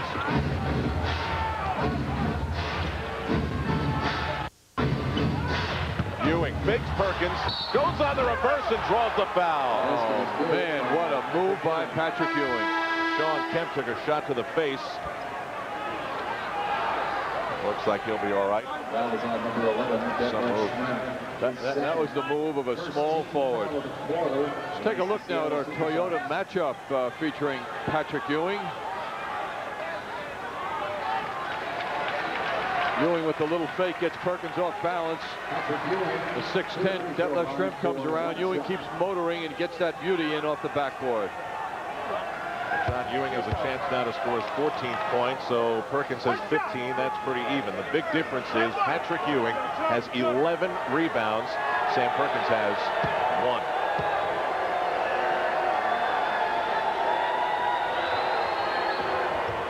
Patrick Ewing completes the three-point play, and the Knicks now lead it 72-63.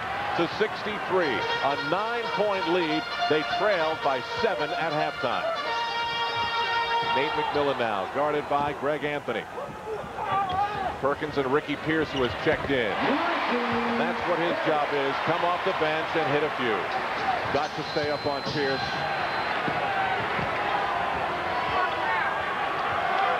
Greg Anthony calls out a play.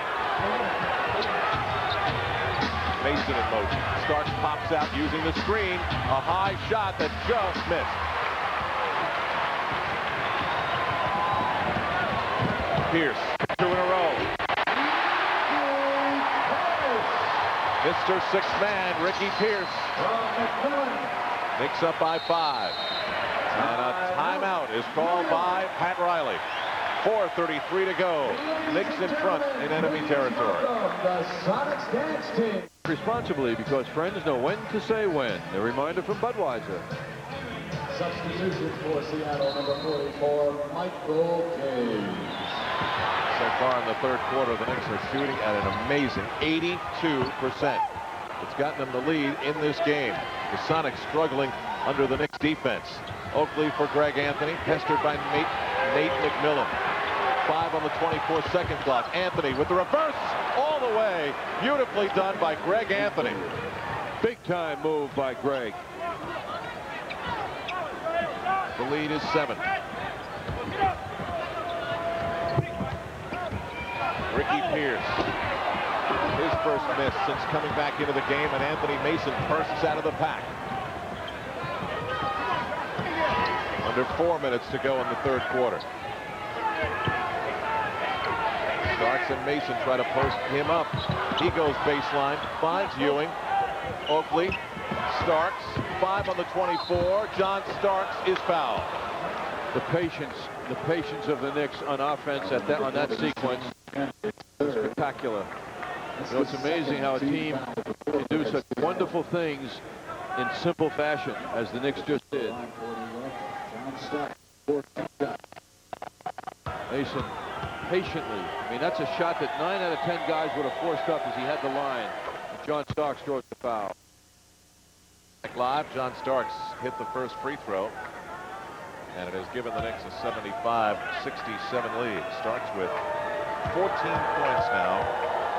9 third-quarter points with a chance to make it 10, and he does not. Interesting, Al. The Knicks come here tonight to Seattle 8-0 against Pacific Division teams this year.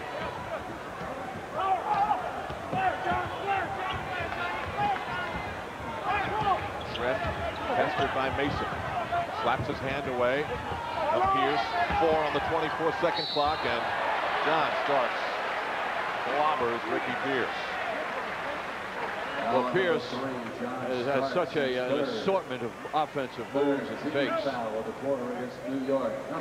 Anthony Mason a moment ago on Schrempf, not allowing him to get that half step. And Pierce comes in, protecting the ball, gets John to commit.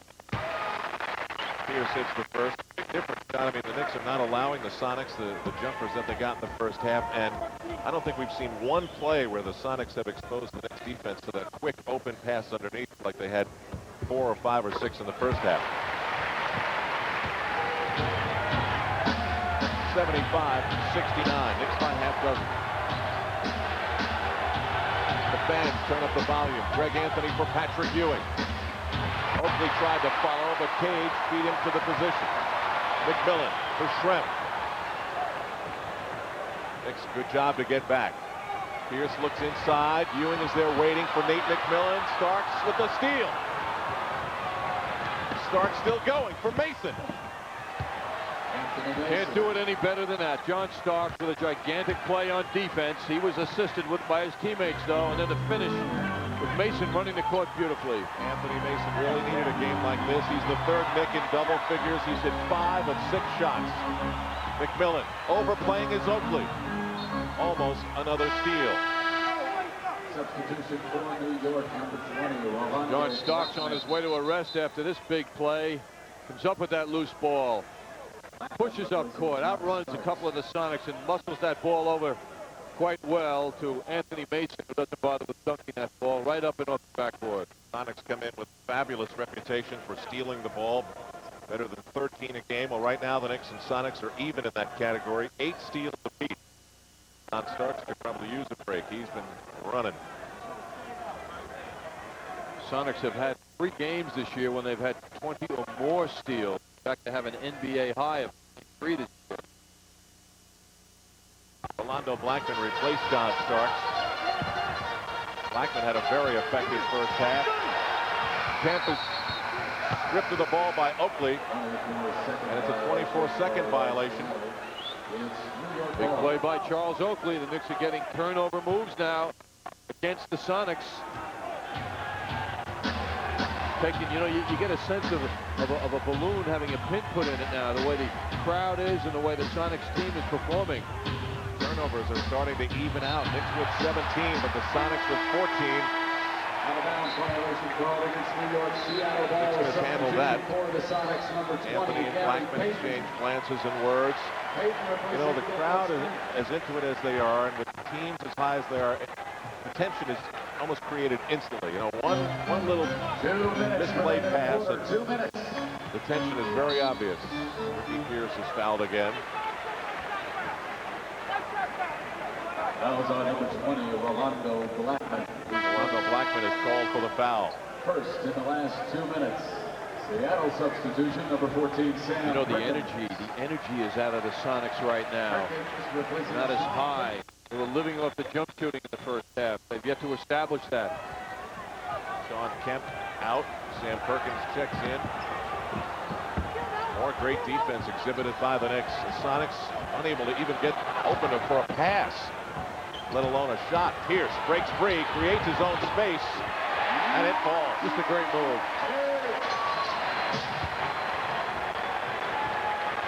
6 points is the Knick lead. 90 seconds to go in the quarter. Knicks trying to set it up for Patrick Ewing. Michael Cage is doing a good job on him. Yes, he's denying the pass into Ewing by overplaying him. Oakley with an amazing pass from Anthony.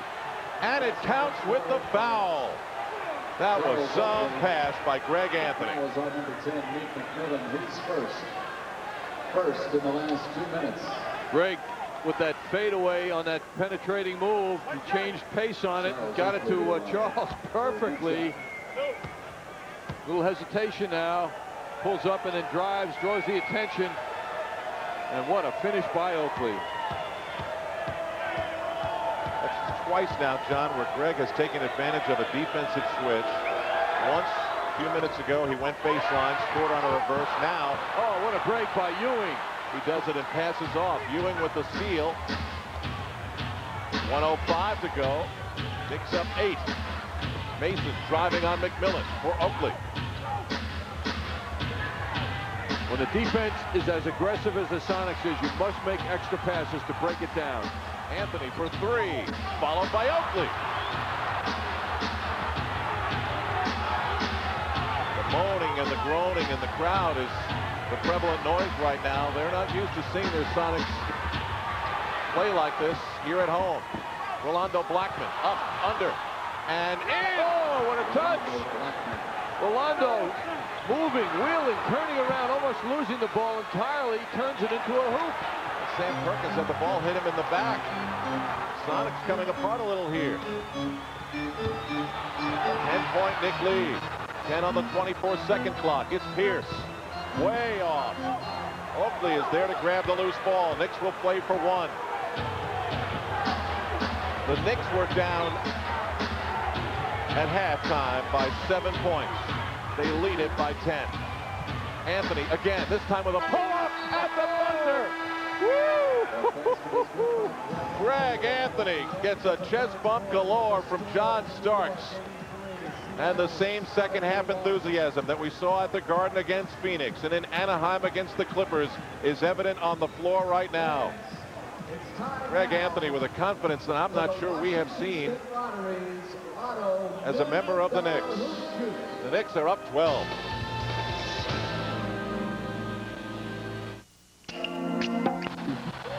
Well, the Knicks burst out of the locker room at the end of halftime, and they dominate in the third quarter over Seattle, 32-13. Shooting 78% to Seattle's 31. Patrick Ewing draws the foul. Trying to make this another come from behind effort for victory. Greg Anthony with this dazzler at the buzzer to end the third.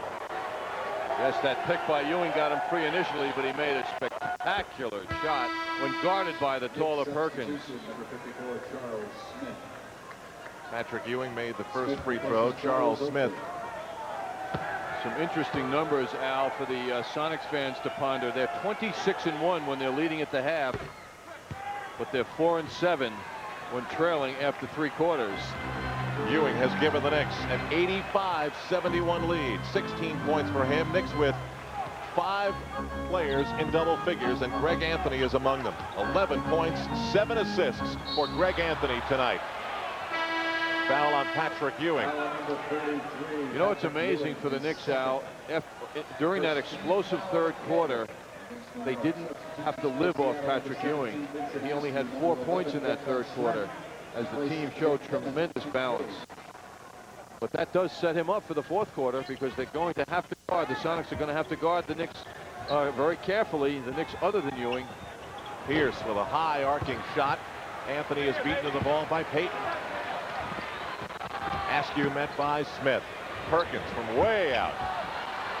Mason is up there to tap the rebound to himself. Effort. Good hands. Blackman in trouble. Smith is tied up and gives it away.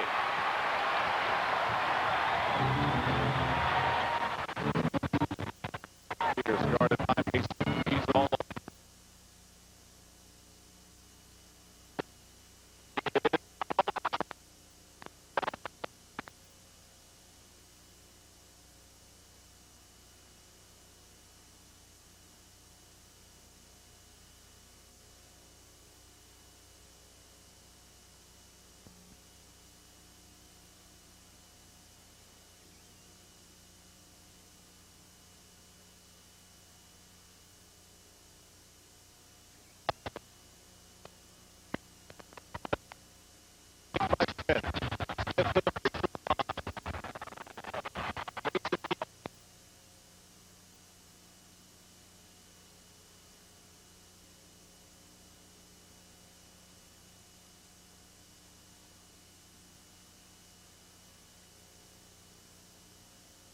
Charles Smith on the miss.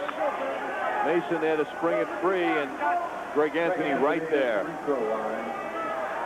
So Greg Anthony steps to the free throw line. 11 points, 7 assists, that rebound, and 5 for 8 from the floor. You know, Al, this is one of those games that the league is watching. The 25 other teams around the league are interested in the outcome of the collision between the Sonics and the Knicks.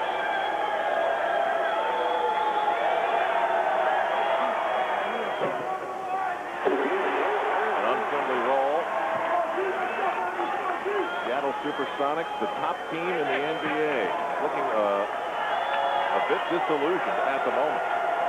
Earlier tonight, Houston lost at the Summit in Houston to Indiana, and that means that their coach, George Karl, will coach the Western Conference All-Stars in Minneapolis on the 13th of February. And one of the Sonic greats, Lenny Wilkins, whose number hangs here in Seattle, will coach the Eastern Conference All-Stars with the success that the Atlanta Hawks have enjoyed. Rolando Blackman fouls Gary Payton. Lenny Wilkins up there with Freddie Brown and Jack Sikma. 3 retired numbers and a banner saluting the 1979 World Championship team. Rolando Blackman in, replacing Greg Anthony. You can bet the way Greg is playing, he'll be back for crunch time. Got to feel good for a guy who has gone through the lows that Greg has gone through this year to see him come out and lift his game to the level he has tonight. Now, he's had some fine games over the last several games, certainly the last dozen. He's had some outstanding efforts. But tonight, in a game of this magnitude, that's really noteworthy. That left Fremp. Mason and Smith. Kemp wins the battle. The only thing that Gary Payton doesn't do well is shoot free throws. He's only 55% from the line. 52 from the field. Now that's so weird. It defies explanation. But Payton's 2 misses didn't necessarily hurt the team because the second one was saved by Detlef Fremp, and the Sonics have 15 seconds on the 24-second clock. Under 10 minutes to go in the fourth quarter in Seattle. Vincent Askew, guarded by Rolando Blackman. They had something going in the first half. All Knicks on the rebound, and here's Anthony Mason. Boy, the Sonics are tasting man-to-man defense at its best now as the Knicks have really come on strong. Charles Smith from Mason. Gotta love how Mason doesn't force his shots. Rolando Blackman, all net. Mason's hurt, limping up court. Perfect stroke by Rolando Blackman. Yes, Anthony Mason is limping slightly as he returns to the Knicks bench. Timeout in Seattle, 9:27 to go. Knicks by 17. 7-13 in favor of the Knicks. The roof has fallen in on the Sonics. George Karl's team hasn't scored in more than 4 minutes. They have 18 points in the second half, and we've played almost 15 minutes of basketball. And from a Knicks standpoint, things were looking so bleak for as dominant as Seattle was midway through the second quarter.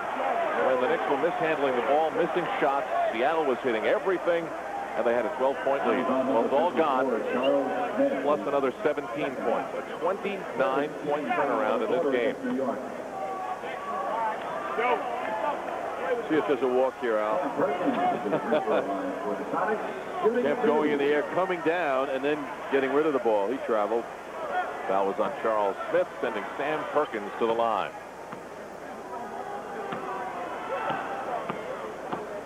Tough to criticize the Seattle team that has dominated the NBA this year. Team that started out winning their first 10 games, winning 26 of their first 29 games. And all the winning streaks. But in the last 10 games, they come in tonight 5-5, so they've lost their luster of late. 9 minutes to go as Anthony Mason beats the double team with a pass to Derek Harper. Smith for Blackman for 3. Ewing with a huge rebound and the putback. That's where Ewing is just annihilating Sam Perkins. Off the board. That's the superiority, though. He's got more size, and it showed. 18 points, 13 rebounds for Patrick Ewing. Perkins. Ewing, because Perkins way outside, Ewing is alone for the rebound. Picks up 17, 8.5 minutes to go.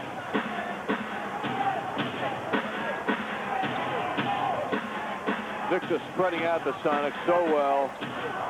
Ewing under pressure draws the foul, but moving that ball as beautifully as they have any time this season. And when you move the ball and spread it out, even a team as tough as the Sonics on defense is subject to giving up good shots.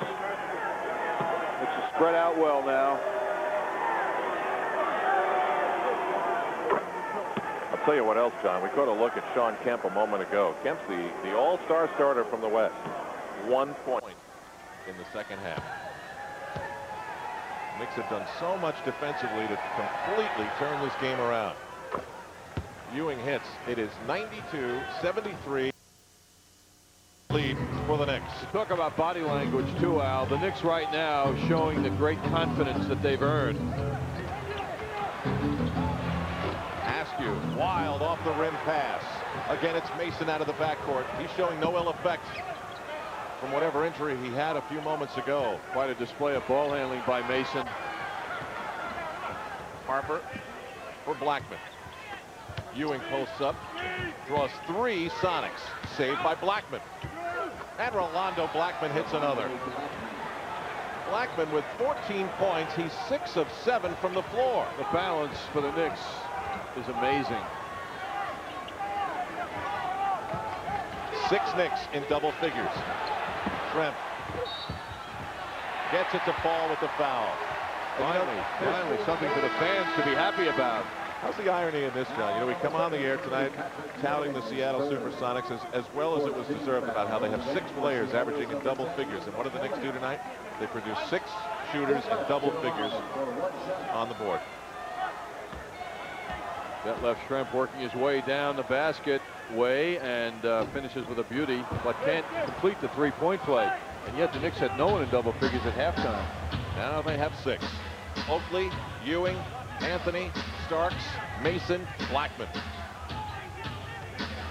Nice thing about that is that 2 of the double-figure scorers are off the bench. What a play by Payton, stripping that ball from Harper. Schrempf.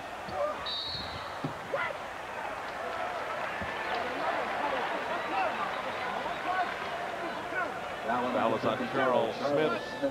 That's his 3rd. John Starks taking off the warm-ups. And you know, if you watch the first half, you know how explosive the Seattle SuperSonics can be. But nothing seems to be working for them right now. John Starks replaces Rolando Blackman. Blackman leaves 6 of 7 from the floor, 14 points. John Starks, this is him watching the game. He's living and breathing with every pass and every shot. And now he's back on the floor. Sonics force Smith to bring the ball up. He does. Sees some space. These big men have shown great ability to dribble tonight. They've been forced to on many occasions. Anthony Mason with a reverse. Boy, Mason is really out tonight. He is wild, and what a performance by him. 13 points for Mason. He's only missed 1 shot. So Mason and Blackman both play, and right now they've only missed 1 shot apiece. But you know, in a way, Al, the fouls like this are good. They're showing the Sonics that they're not going to get to the basket without interference. It doesn't hurt to use some fouls when you enjoy a lead as the Knicks do right now. A 20-point lead. They're just still showing how tough they are physically and how they're not going to allow easy hoops. John, you mentioned you think a lot of people around the NBA have their satellite dishes pointed in MSG's direction tonight. What do you think they're thinking if they're not watching the game, but they are monitoring the score and they see 96-76 Knicks in the 4th? They're thinking the Sonics stink and the Knicks are great. And they're wrong.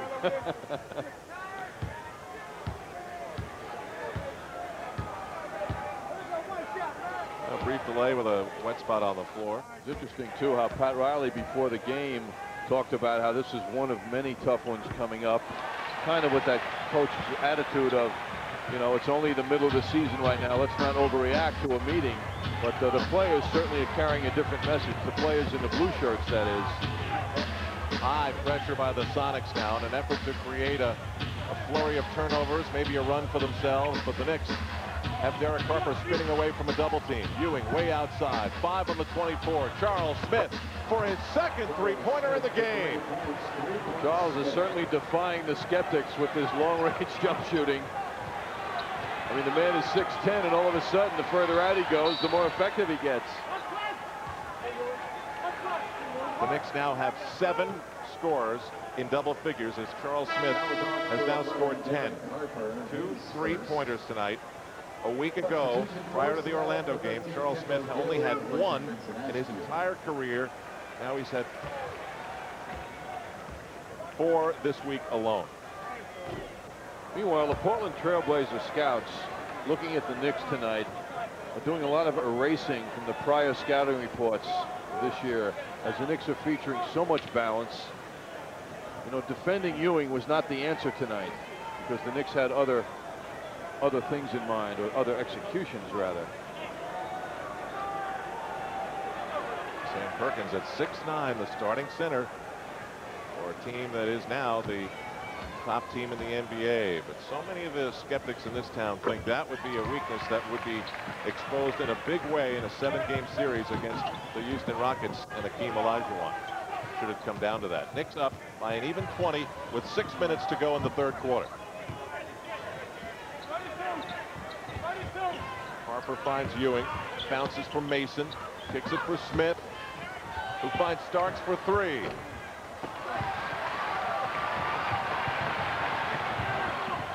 Nate McMillan, a very quiet game for him. Detlef Schrempf for a 3-pointer. The lead is 17 points. Mason screams for help on the inbound. Seattle with heavy pressure on the ball, and they force the turnover after the 3-pointer. That's Gary Payton's best attribute, pressure on the ball against one of the best men also in the NBA. This time Harper coughed it up though. McMillan for Payton. That's a 2-pointer. Here they come. A quick 5 points for the Seattle SuperSonics. The time remaining 5:14. The Knicks lead 15. Performance at a When the Knicks take on Charles Barkley and the Phoenix Suns on February 27th. For information and a free brochure, call 212-268-8844. John, it doesn't say whether the trip includes a meeting with Knicks VIPs or not. Would you think that would be a tradition that's continued? Absolutely, Al. It's an automatic. John Andres would know. I'm Al Trawigan for Marv Albert tonight. The Sonics putting on the pressure, and they've got the right man on the floor to do it, and Nate McMillan and Gary Payton, who's 6th in the NBA in steals. This is a theft-minded team, and the Knicks give it away again. McMillan for Schrempf. A 7-point change and a run by Seattle. Greg Anthony just replaced Derek Harper. Starks picks up a double team. Now Mason up the floor. He's greeted by a double team. 7-0 the Seattle run. Starks furious as he motions Smith away from Ewing. Patrick Ewing fouled. Missing on the shot. Sean Kemp is beside himself. He doesn't think he fouled Patrick Ewing. That was on number 40. Sean Kemp is fifth. 14 foul. That was an impressive display by Seattle in the last 2 minutes. For 2 shots.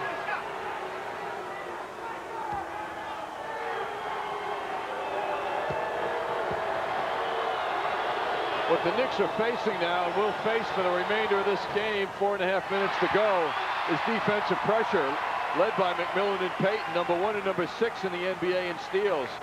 Most unusual to have 2 members of the same team in the top 10, much less the top 6.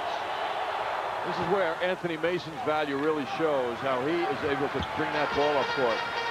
Sonics just short of their season average, 12 steals in this game. Knicks 9. McMillan. Sonics suddenly creating some space with their movement.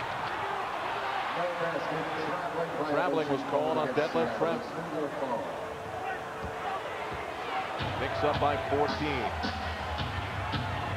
90 seconds ago, it was a 20-point lead. Anthony for Starks.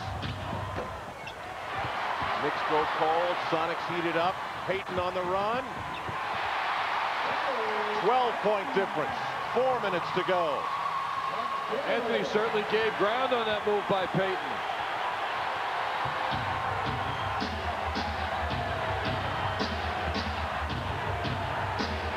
Knicks need something to happen on offense. Starks for Ewing, who's open.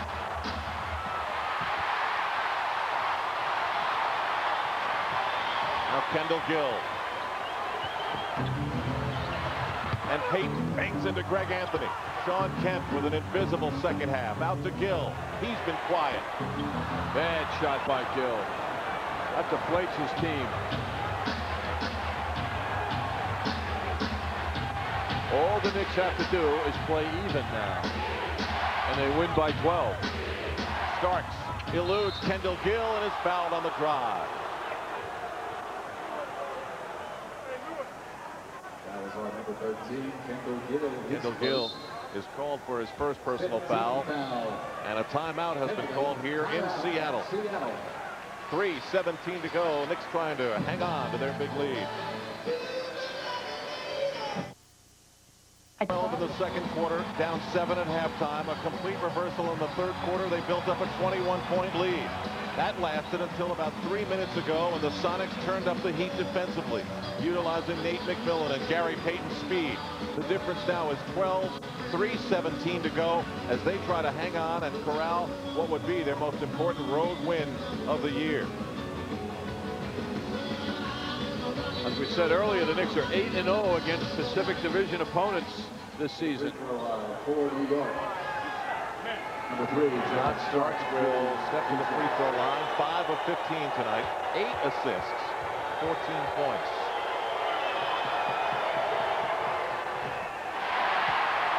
John's in a little bit of a drought from the free throw line. That spells nervousness when you miss that short.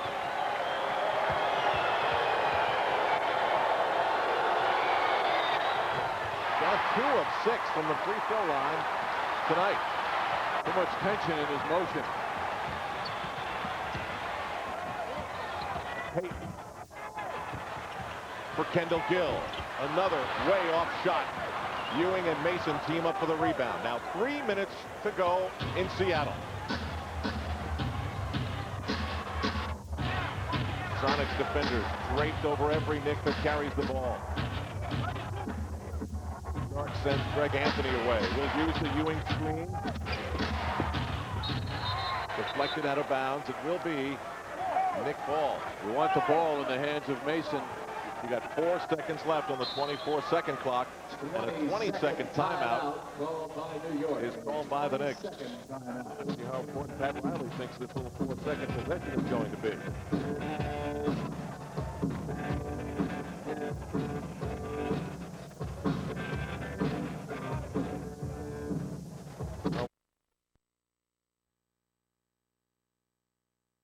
For the next 6 weeks that Pat Riley will talk about tomorrow.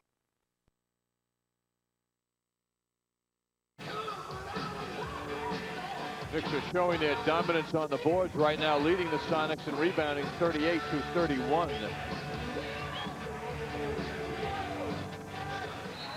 Four seconds on the 24-second clock. The Knicks took the timeout to set up a play. Charles Smith. Way off. Starks can't get it up. 24-second violation. Charles Smith was very deep in the corner. Whenever the Knicks threw up in that huddle, it didn't pan out the way they thought on that possession. 2.5 to go. Detlef Schrempf for Kendall Gill. Payton. Gary Payton rolls one in. Well, right around Anthony once again. The steal, and Payton misses on the layup.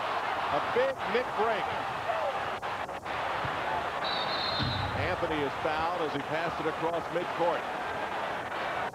Foul on number 10, Nate McMillan. His second. Gary Payton. Smiling, he came so close to making this place erupt. Inbound steal.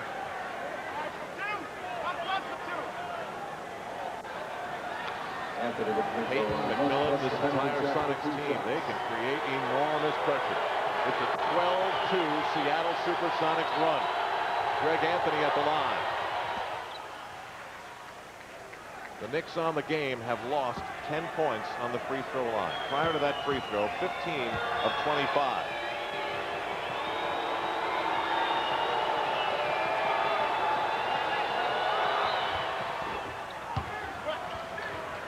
to 90. That's leadership. Courage at the foul line in a moment like this, shown by Greg Anthony. A very significant game for Anthony. Payton from Kemp. He is off. McMillan will be called for an offensive foul. Yes, Mason had the inside position, and McMillan disposed of him. Loose ball foul on number 10. Loose ball foul against Nate McMillan. Seattle is over the limit. Third on McMillan, so it's a shooting foul for Anthony Mason.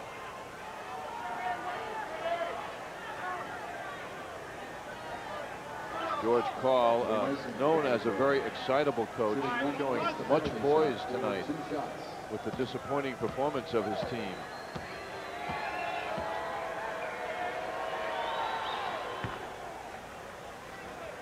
Mason hits the first. George told us before the game that he had put so much preparation into this game along with his assistant coaches, treating it much like a playoff game. They broke their 3-game losing streak the other night with the New Jersey Nets visiting here, and they felt they were back on track coming in to meet the Knicks tonight. 15 points, 8 rebounds for Anthony Mason. He and Greg Anthony a big part of this second half. Payton is off. Ewing is there for the rebound, and the Knicks seem to have settled down from that flurry that was created by Seattle a couple of minutes ago. That is 17 rebounds now for Patrick Ewing to go with his 21 points. 1:40 to go. Starks in traffic, helped by Smith. It's a race to the ball with 7 seconds on the 24-second clock. Mason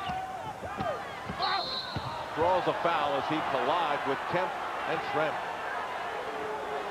You know, I think back to when George Karl asked before the game if Mason was playing tonight. Interesting how he focused on him.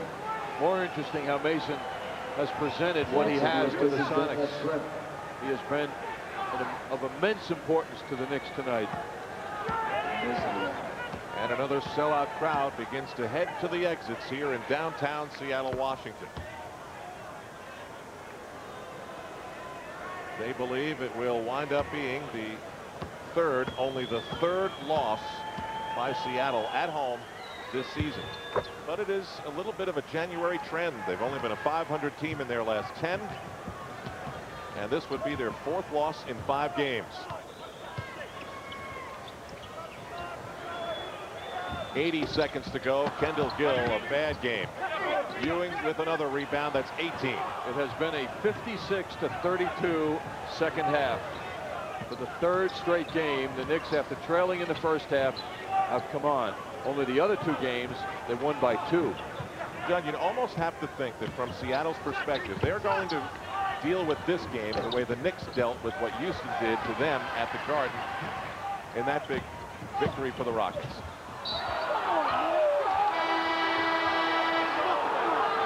Kendall Gill with a mouthful there. A lot of frustration in his mind, I'm sure. Gill 2 of 8 from the floor, make it 2 of 9 with only 5 points. He's a double-digit average scorer as Gary Payton leaves. Another good game for Gary Payton. Gary Payton leaves, 19 points, 8 of 17, 5 assists, and more chest bumping by the Knicks, who will go 2-0 on this 3-game Western swing. And they will win tonight in the toughest road arena to win in the NBA. Interesting contrast to last year. If you look at a happy Patrick Ewing when the Knicks were on this road trip, same 3 teams, and it was an 0-3 trip for the Knicks. Meanwhile, the Sonics will get an opportunity at getting back at the Knicks in New York on February 22nd. It's Chris King who just checked into the game for the Seattle SuperSonics.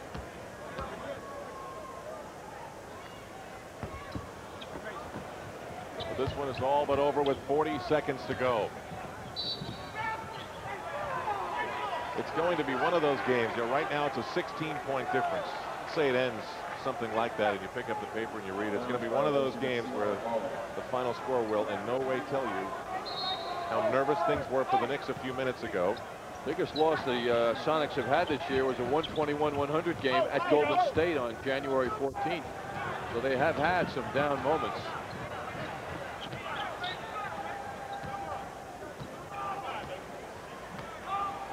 Greg Anthony trying to dribble out as much as he can. Sonics come in tonight averaging 105 points a game. They're 15 points away from that now.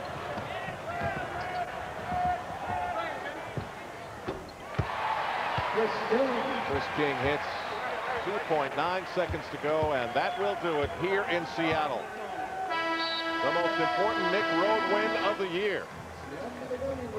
And it comes against the #1 team in the NBA. The New York Knicks are now 29-11. The Seattle SuperSonics are 31-9. Only 2 games difference between these 2 teams. One more game on the trip. That's Portland tomorrow.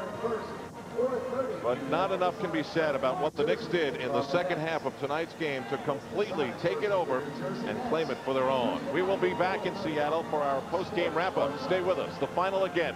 The Knicks 106. The Sonics 92.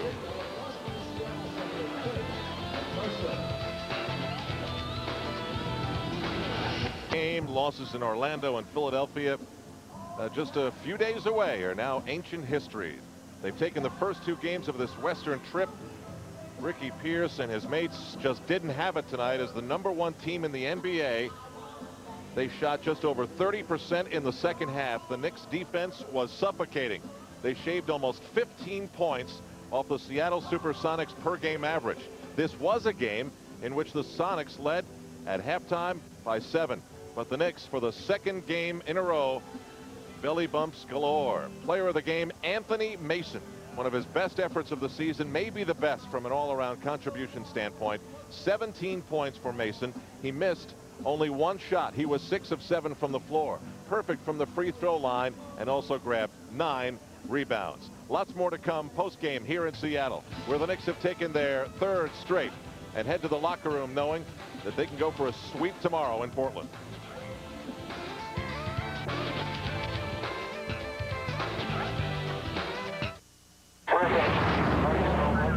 It's about time and making the most of it. NBA, they beat the #1 team 106-92. They owned the second half, largely due to the efforts of Anthony Mason. He was rebounding, he was scoring, he was defending.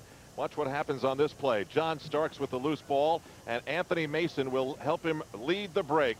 A great assist is delivered softly off the glass. One more time, another look for Anthony Mason and his exploits tonight. He was sensational. 6 of 7 from the floor. He was doing it inside, outside, on the break as well. And he's with John Andres on the floor. Thank you, Al. Anthony Mason, first of all, you're back, you're healthy over that rib injury, and what a ball game. Did you expect to play this much tonight? First of all, I want to thank God and my family for, sticking by me when I was down and had a lot of things on my mind. But as for your question, yeah, I expected to play a lot. I knew I felt better than I felt this whole season. It seemed like from one minute with injury to the next injury, and now I'm getting there and I'm almost 100% and I'm ready to play. Anthony, when you say you were down, what do you refer to? Your health or how you've been playing? Frustrated because I've never been hurt before that much in my life, and never missed games or none of that. And coming back early off of all my injuries, I wasn't playing like I can play. And I guess, people probably second guessing me, but my family stuck by me and I believed in God and he helped me get back on track. Well, you certainly did your talking with your play tonight, Anthony. What was the fear of the team playing the Sonics tonight, who come in with this gigantic reputation that they've earned so well? What was the hurdle that the Knicks had to get over to deal with them? Well, there really wasn't much of a hurdle. There was a lot of talk from their side, how we was a benchmark and all of that, and we were just coming out to play. We on the road, and you got to play 10 times more physical and 10 times less emotional. And we just came to play basketball. We wasn't really wrapped up into that sneak preview of the World Championship and all that. We just ready to play basketball now. There's a pattern that the team is playing much better in the second half now. The last 3 games were wins. But at the end of the first half in 3 games, the team's been behind. Has Pat Riley been giving out special messages at halftime to lift the team? Well, not just special messages. I mean, we were running a pattern, like you said, of coming out flat in the second half. And second half is really where you win games most of the time. You can be down 20 and win it in the second half. So, I mean, if we come out flat in the second half, either we're giving a lead away or we're never going to catch up. So that's the main focal point for us to play hard with super intensity and just keep moving the ball and playing hard and rebounding aggressive for the second half. Was there a special effort by the Knicks tonight in delivering the ball quickly against this very tough defensive pressure that the Sonics put up? Well, you have to move the ball. They're very aggressive, reaching in, trapping, little sneak defenses. And if you're careless with the ball, they're off and running. And they really capitalize on turnovers. So we had to move the ball quickly. We couldn't try to out-dribble a trap or, run around the trap. We had to move the ball quickly, find the open man, and we were lucky enough to do that tonight. You enjoy coming back, handling that ball under the pressure, don't you? Oh, yeah, I love to handle the ball, especially when teams pressing us and they run in traps. I love to handle the ball and dish off or either, convert a basket. But like I said, I'm just thank God again for getting me back on track where I can really help the Knicks. Anthony, it was quite a statement by the team in the effort department as far as not depending so much on Patrick Ewing tonight. You have to give the team a lot of credit, I would think, for the balance that was offered by your teammates. Yeah, you got to give the team a lot of credit, but you got to give Seattle a lot of credit too. They're experts at taking away a post game, and we had to step up and help out tonight. You know, when Patrick, and I can't get it going, but when a team takes it away from Patrick, the rest of us got to step up and help, or we'll be lost in the water. Well, the rest of the players certainly did step up, and Anthony, welcome back to your healthy status, and congratulations on a fine game and being the Knicks player of the game. All right, thank you. Love you, Mom. Love you, Latifah. Anthony Mason sending his good wishes home, and now let's get back to Al Troutwig. All right, John, I think we covered everything there, and Anthony Mason will receive an American Express gift check. Think of it as a universal certificate that can be used to buy anything just about anywhere. Gift checks are available where American Express travelers checks are sold. And some of our guests also receive Bulova timepieces. Bulova, make every minute count with timeless elegance and precision design. The Marine Star collection from Bulova. Anthony Mason, one of 7 Knicks in double figures. 7 Knicks in double figures. They won tonight in Seattle. It began as a friendly game. Then it took on a life of its own, changing the way. Sonics to win their 3rd straight game. The Knicks winning today 106 to 92. We've already spoken to Anthony Mason. A little video salute now to the performance of Greg Anthony. In the second half, he was very impressive, hitting there from three-point land, his only three-pointer of the game. He finished with 14 points. Watch him here now using the Patrick Ewing screen to make something happen on the baseline. On the defensive switch over Sam Perkins. Another one. John, he was amazing. Sam's only 6'10", no problem. And there was more from Greg Anthony. Nate McMillan, one of the better defenders in the NBA, offered no obstacle for Greg. Bigger people came over, and Greg kept going up and under to beat the bigger men. It all brings us to the scoring summary brought to you by your Tri-State Jeep and Eagle dealers. 7 Knicks were in double figures. Leading the way, Patrick Ewing, 21 points, 18 rebounds. We've talked about Anthony Mason. Rolando Blackman, another good game off the bench. He shot 6 of 7 for 14. John Starks, 14 points, 5 of 16. Greg Anthony, we talked about his numbers. Charles Oakley had the double-double, 11 points, 10 rebounds. And the other double-digit scorer was Charles Smith with 10 points, 4 of 7 from the floor. He had a good second half as well. As for the Seattle SuperSonics, Gary Payton had 19 points. He had a very good game. Sam Perkins, 17 points, 7 of 15 from the floor, but Ewing out-rebounded him 18-1. Detlef Schrempf, 16 points. Ricky Pierce, 12. He had one flurry in the second half where he got very hot coming off the bench, but was not able to sustain it. Sean Kemp had 1 second-half point. The starter in the Western Conference All-Star picture finished with 11 as the Sonics shoot 44% and the Knicks shoot 56% tonight in Seattle. Greg Anthony, Anthony Mason, Patrick Ewing, a lot of heroes for the men in blue tonight.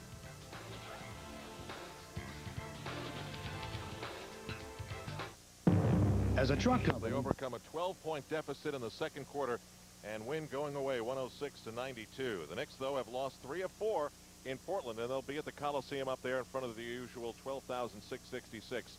Our coverage begins with game night at 10 o'clock here on MSG. The game can be heard on radio on WEVD, and I guess that's the way it is in the NBA, John. As well as the Knicks played in the second half tonight, right about now they're thinking Clyde Drexler and the Portland Trailblazers.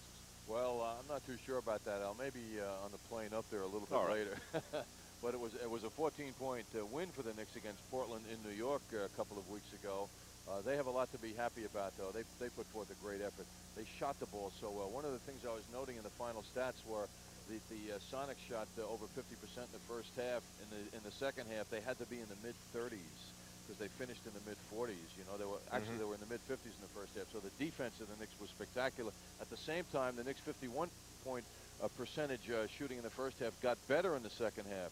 So they just rose to the level of excellence, and they just had a great all-around game. And the Knicks have showed some comeback ability lately, haven't they? And in the midst of the team turmoil controversy on Tuesday, they beat the Phoenix Suns coming back. They did it in Anaheim, and now they've done it 12 down in the second quarter when really I think I could have won a lot of money from John if I bet At that point, 12 down in the second quarter, that there would be the turnaround that there was. I could have won a lot, should have, but I didn't. All right, we're continuing our post-game wrap-up where the Knicks have done it to the Seattle Supersonics. We'll get a quick word from Curtis Bunn, who's been talking to the Knicks in the locker room. We'll hear what they thought about it. Stay with us. Here's Ewing.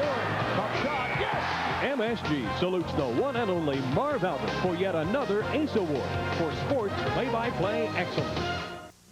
You've got to see it to believe it. The men's Something you haven't given us yet. Well, I just thought it was interesting that Anthony Mason, he came out here to speak to you. He didn't want to speak to the writers. He said that he didn't have anything to say.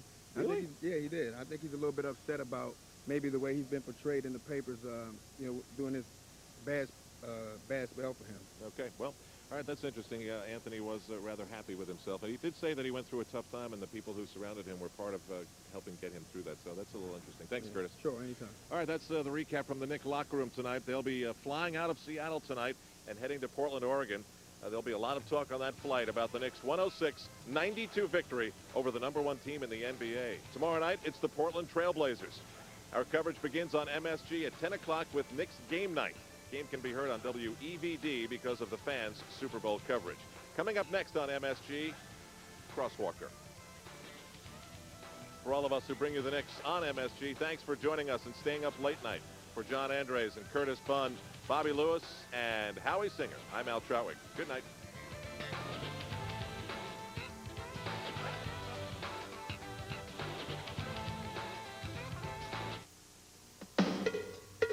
Since your face can't adjust. When a player first comes to an NBA team, you look at his resume and his statistics, you learn a little bit about the player, but then you have a conversation in the hotel, maybe on an airplane somewhere, and you learn a little bit more. In Hubert Davis's case, we find that his life is one of triumph and unfortunately tragedy. And you might wonder exactly how he's gotten through it all. We're about to meet the man who is the reason why. It's another day on the job for Hubert Davis, another day of trying to hit the jumper, and another day of keeping the faith. You too. Have a great game tonight. I want to be back. People at the Garden who've come to know Hubert like him. Steve, the concierge, is one of those who also knows Hubert's family is always on his mind. My little sister's coming, so she may show up like a little bit late. Okay, I'll just send her down here. Okay, send the tickets in. Okay, I will. Okay, see you later. Okay. In the NBA, Hubert is on the way up. Nothing flashy, though, just what works, like that backpack. I've always had a backpack since college. I don't see any use of buying a Gucci bag for $200 to put my Bible, my wallet, and toiletry bag in there. I like that bag. It's nice. It's cheap, and it gets the job done. So. Like the backpack, he also gets the job done. And a large part of doing that comes with accepting that he's not a starter, but a man who is a big part of a Knicks' strength, the bench.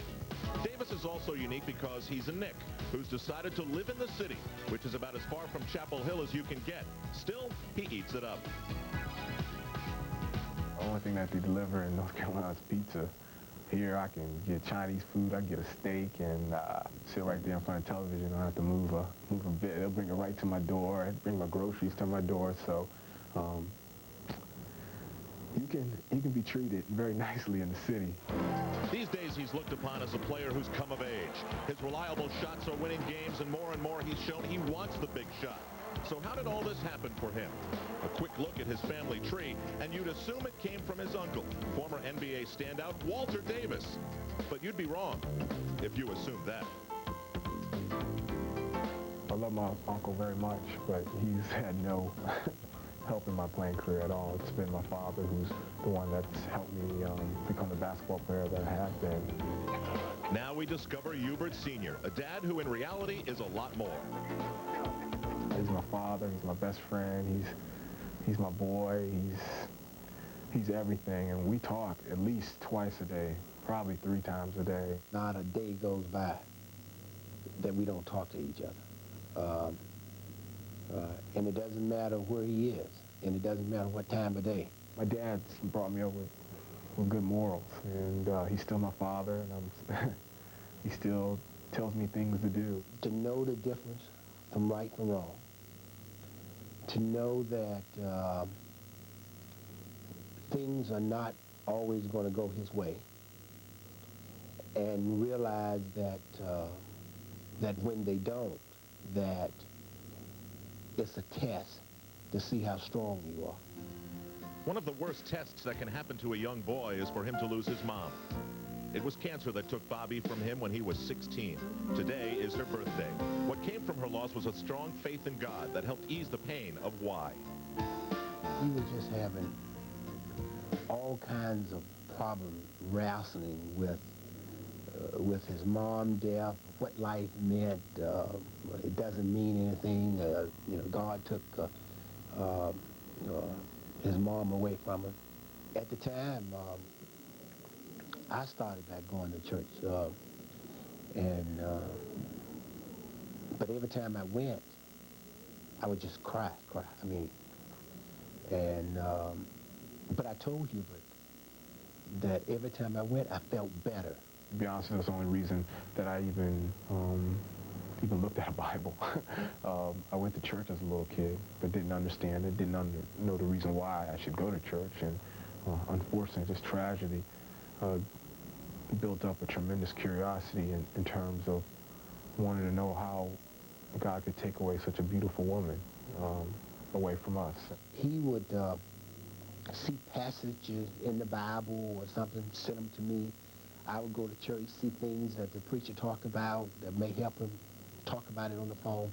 It's helped me out, a different perspective of looking, not hating God for taking away my mother, but thanking him for giving me a tremendous mother for 16 years. A year later, tragedy struck Hubert's dad once again, and then almost mercilessly again, days later. My father was a diabetic and wasn't doing that well. And, you know, we knew that, you know, that he could take a turn for the worse at any time. In May, he passed away. And my brother Walter, we had so many thoughts about our mother, what we were going to do. She was going to come up and stay with me for a while and go out to, at the time, Walter played for the Phoenix Suns, so she was going to go out there for a while. And then I was at work that Tuesday after coming back from the funeral on that Saturday, and Walter called and said that Mom was in the hospital and she's not expecting to live. And I said, well, what happened? So I left work and went home, and he called me back and said that she had passed, and she had a heart attack.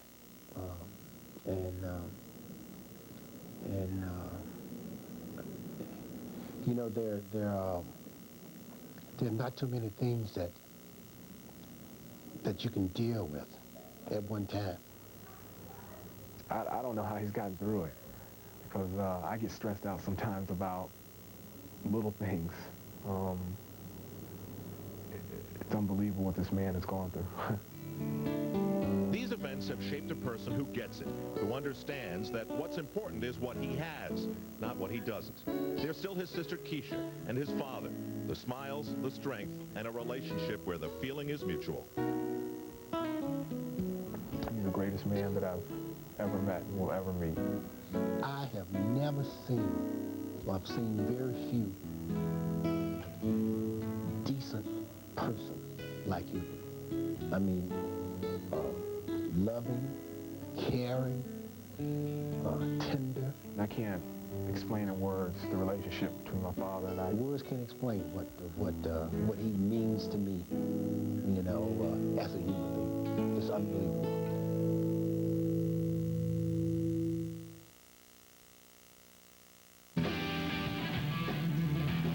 Catch the highlights from the Evian Indoor AVP Pro Beach Volleyball Championships.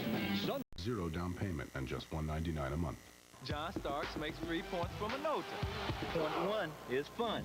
Minota's 135EX. Watch it zoom. Point 2 is for you. Free your creative eye with this 400SI. It's automatic. Point 3 is a breeze. To replay my play, what's in order? Minota's camcorder.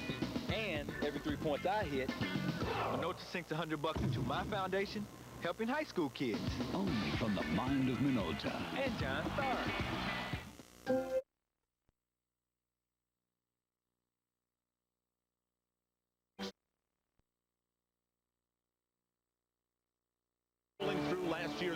season with 63 amazing wins. Their dream was ripped apart by Denver in the playoffs opening round.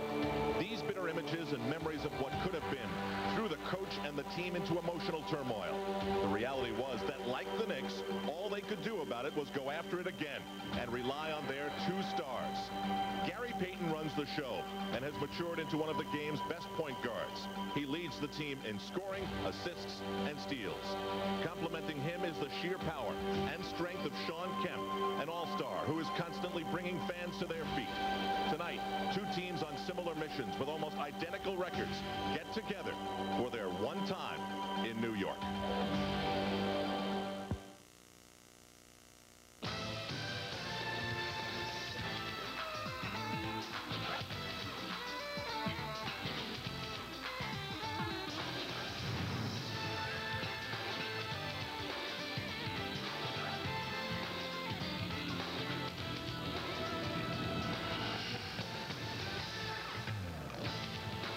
Network of the Knicks welcomes you live to Madison Square Garden in New York, where tonight the New York Knicks play host to the Seattle SuperSonics. More similarities with these two teams.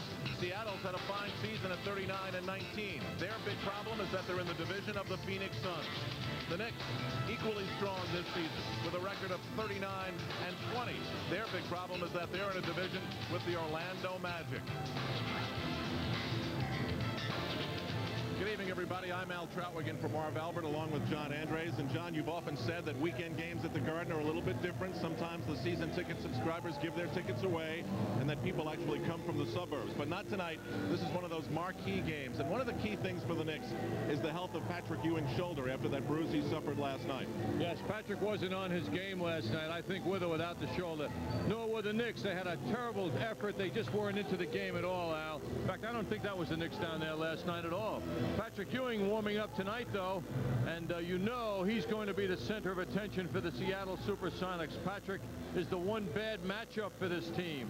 Last night in Atlanta, 9 points, 4 out of 18 from the field. That's not the Ewing of the previous 20 games when he has been super at 27 a game, 52% from the field. Knicks want to keep that 4-game home winning streak alive tonight, and they want to also show a quality team that they can be ready for them and that they can beat them. This is also the 13th time that the Knicks have played back-to-back games. Two games in 2 days. They've never lost both, but they've got a problem because the Seattle SuperSonics are stacked. Gary Payton leads the way for them. As Gary Payton is having an all-star year, as are his all-star teammates, but Gary has been terrific while leading this team in scoring. A great passer leading the field in that area as well with long lead passes when available. Gary goes to the basket extremely well on fast breaks, and he's also got the jump shot working. This is where he's really improved his game on the perimeter. He's really having a sensational year, as are Detlef Schrempf and Kemp, of course. They're all double-figure scorers in a big way. They're all all-stars this year, and they're all shooting at 50% or better. This is quality now in this lineup. The Knicks can't have an off night. They can't be mediocre tonight to beat Seattle. Strange team, though, Seattle. For all their talent and depth, they've lost 6 out of their last 7 following the All-Star break. George Karl has no more hair to lose, but he's going to be ready to take on the Knicks tonight. And we will be back on MSG in a moment for the lineups.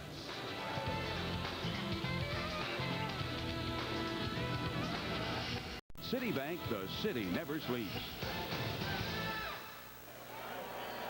We are ready to go. This could be a game to remember. The Knicks and the Sonics. Let's meet the lineups. Sonics at guard, a 6'5" from Illinois, number 13, Kendall Gill. At guard, at 6'4" from Oregon State, number 20, Gary Payton. At forward, at 6'10" from Washington, number 11, Detlef Schrempf. At forward, at 6'10" from Trinity Junior College, number 40, Shawn Kemp. And at center, at 7'1" from San Francisco, number 24, Bill Cartwright. The trainer is Frank Furtado, assisted by Mark St. Ives. Assistant coaches Bob Weiss, Jerry Stolle, and Dwayne Casey, and the head coach George Karl.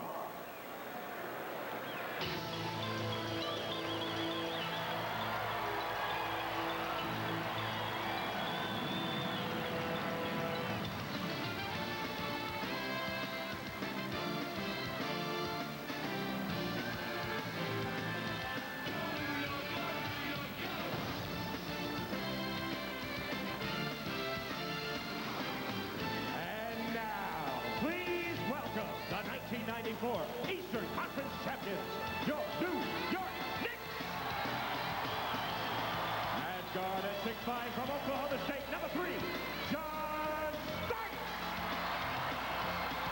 At guard at 6'4" from Illinois, number 11, Derek Harper. At forward at 6'7" from Tennessee State, number 14, Anthony Mason. At forward at 6'9" from Virginia Union, number 34, co-captain Charles Oakley. At 7 feet from Georgetown, number 33, co-captain Patrick Ewing. The head trainer is Mike Saunders, the assistant trainer Tim Moss, assistant coaches Jim Van Gundy and Jim Nix, and the head coach for the Knicks, Pat Riley. Well, the Garden's got that little extra buzz coming into tonight's game. Pat Riley's Knicks and George Karl's Seattle Supersonics.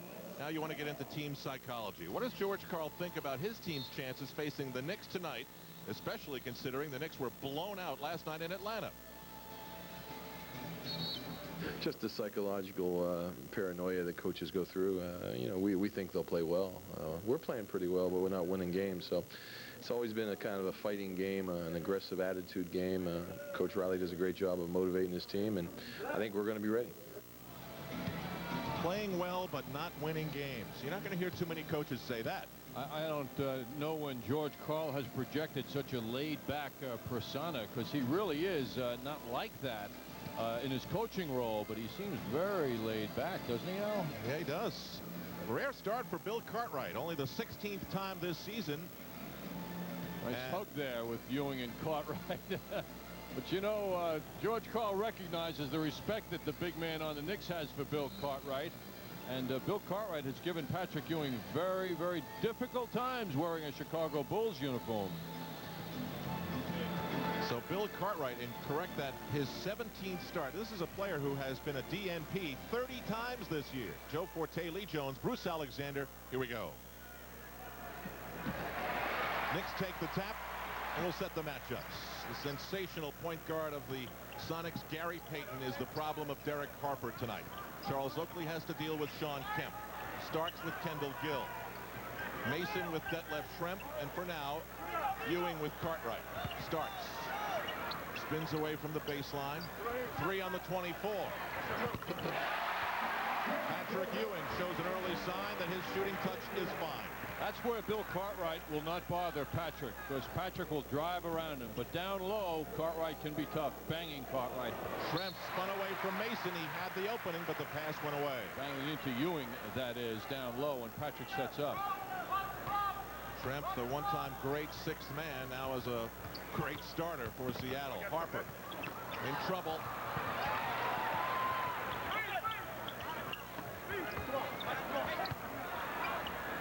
Harper back for Ewing, posting up low, leaves Oakley open. Oakley just gave it to Gill and then fouled on the reach back. Well, you see the pressure of the Sonics. This is a fine defensive team. They lead the NBA in steals, had the second best steal season a season ago in the NBA. There's one thing I notice about their recent games, John, is that when you go back to the stretch in January when they won 10 straight, consistently 12, 13, 14, 15 steals a game. Lately, it's 7, 8, 9. So it seems as though that's one of the edges they've lost. They have 7 players who average at least 1 steal a game. Kemp. Ewing up high, Harper on the move. What a big day of hoops at Madison Square Garden. The Big East semifinals earlier today. And now this. Starks lost the handle. Nick sloppy here in the opening moments. Well, the worst thing John did was then attack the man who had the ball, because it left the backcourt wide open for a Kendall Gill layup. So easy. Bad instinct by John on that play. Tied at a deuce apiece. Starks gets away from Payton. Gill stays with him, now drops off. A bunch of mismatches now have been created. This is not one. Mason on Kemp. He gets the roll. Those are 2 big bodies. That'll be tired when this one is over. Tough pass. Kemp creates something. Rejected by Ewing. Sonics ball. You get a sense of the quickness and speed of Kemp. and pursuing that loose basketball. You're coming out. Payton on the inbound for Kendall Gill.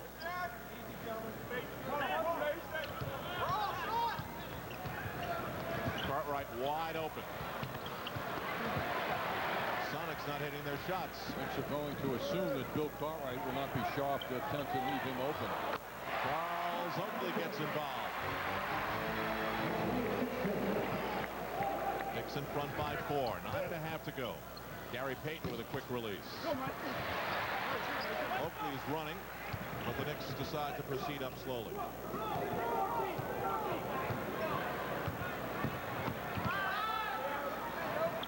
Starks, great fake on Kendall Gill. But Schrempf beats Ewing to the rebounding position. Always a good sign, though, when Ewing is in there scrapping and waving at that basketball as he just was. Another pass went astray. Harper lets it go for 3. See, those flat-footed jump shots and flat-footed teammates mean no chance at offensive rebounding. It's not exactly a clinic so far, is it? Bill Cartwright tries to draw Ewing from the low post by setting up way outside. That creates room for Kemp. Again, he's tangled up on the baseline. Starks. What a feed for Harper. The Sonics love to counterattack quickly. This is a team that can run and kill you when they do. Harper full speed back to make sure Payton doesn't get away from him also. Seattle 1 for 6 from the floor. Schrempf fakes Mason. Great creation by Detlef Schrempf. Deceptively tall guy. Schrempf has such a well-balanced game. You don't think of him as that tall, but he's 6'10".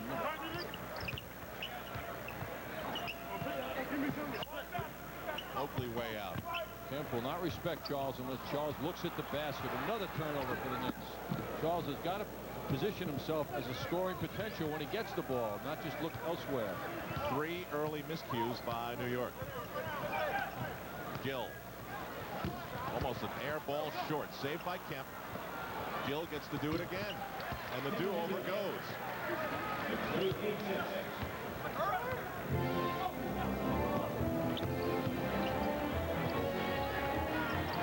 Knicks looking to post up Ewing. Cartwright's got Patrick out a couple of steps from where Patrick wants the ball. Now he's got it. A lot of patience by the Knicks before they hit Ewing. Well done. Look at the hard work Ewing had to go through in order to get that basketball over. Knickerbockers 10. Seattle Sonics 6.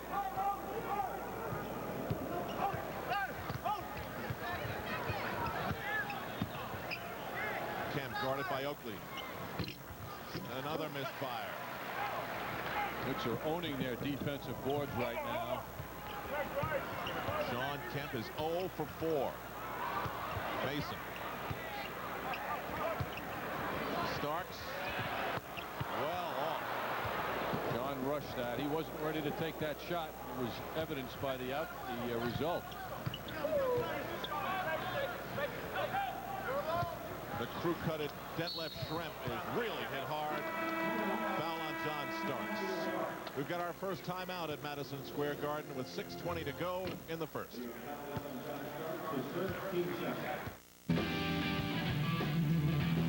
Catch the highlights from the Evian Indoor AVP Pro Beach Volleyball Championships Sunday on MSG.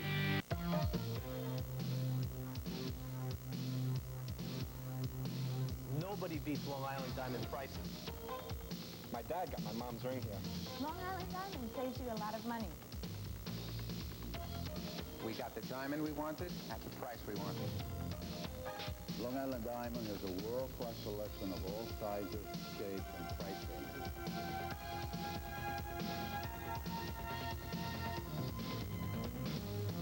I'm being held here at Franklin Square Ford, and you can save me and...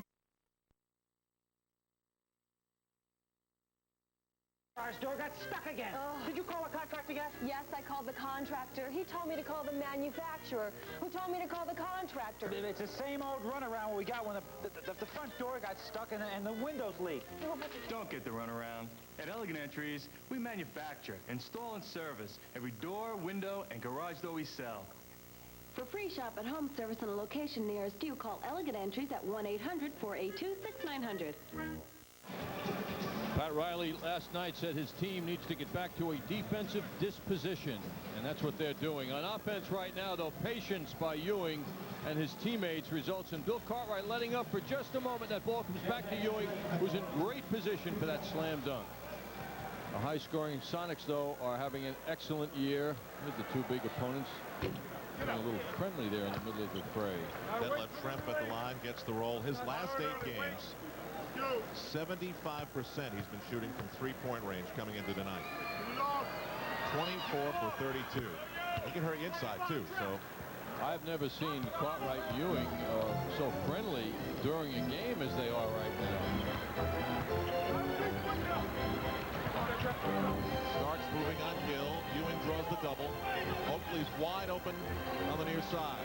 Oh, Ewing took on the entire team, it seemed, and drew the foul. Cartwright is called for his first foul. A lot of battling going on between these two friends. Immediate double teaming on Ewing all the way. Then a nice pass inside at least enables him to draw the foul. Patrick Ewing in the free throw groove lately. Oh, way to go. Well, he had made 17 of his last 20 coming into tonight. Why does that always happen? I don't know, but it sure does. It's as soon as you cite the assets of a player and what he's doing well, it seems the next thing you see is him not doing it well. It's actually it's an act of nature, Al. Something metaphysical. It's the world we live in. Midway through the opening quarter, Schrempf sized up the three, kicks it back for Payton. Oh, Seattle just can't hit from the outside. Knicks. Oakley. Ewing just got beaten to that rebound by Sean Kemp. 2 consecutive years to the All-Star team. Sean Kemp. What a move by Kendall Gill. John Starks frozen. No help. No help. That's what happens also when you surrender the baseline. The likelihood of help is very slim. That's why you tend to want to push the opponents to the middle of the court where there are more teammates to help you. Ewing from the perimeter. Patrick Ewing rebounding from last night's off shooting night. He's 3 for 3. Knicks up 3 with 5 to go. Kemp rejected by Ewing. Weird move attempted by Kemp. Harper. Now Starks. Mason goes right around Kemp. At times, Kemp can be a defensive liability, and you'll see in the fourth quarter whether George Karl decides to go with him or not. Mason beat him that time. I think Mason took a knee in the left thigh. He seemed to be limping slightly as he came up after that beautiful move. Schrempf. He goes baseline on Anthony Mason. Yep, Anthony Mason is grimacing in pain with that left thigh. Good catch. Try to play through it. Fourth steal by Seattle. Whoa, move by Kendall Gill. What a beautiful move. Going down right, and then switches to the left at the end of that move. Gill has 8, Schrempf has 6. That is it for Seattle. Only 2 scorers in the game. Mason working hard for that jumper. It's become a rare sight lately. Charles Oakley is staying out top of the circle pretty much the whole first quarter. Not much offensive rebounding from Charles as Detlef Schrempf hits that jump shot again. Detlef has been shooting the ball at a tremendous clip of late. Well, he's 3 for 3. Gill's 4 for 5. It's everybody else who's having a problem. Oakley beaten to the rebound by Schrempf. 6-0 run by Seattle. Payton with a burst of speed, and he'll go to the line.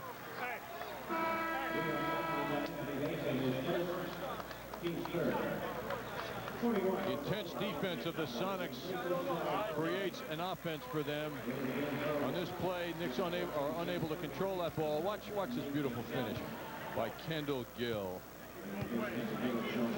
So beautiful when you see a player get pressure on one side as he's going up for a shot, and then have the ability to go to the other side and finish a play as he just did.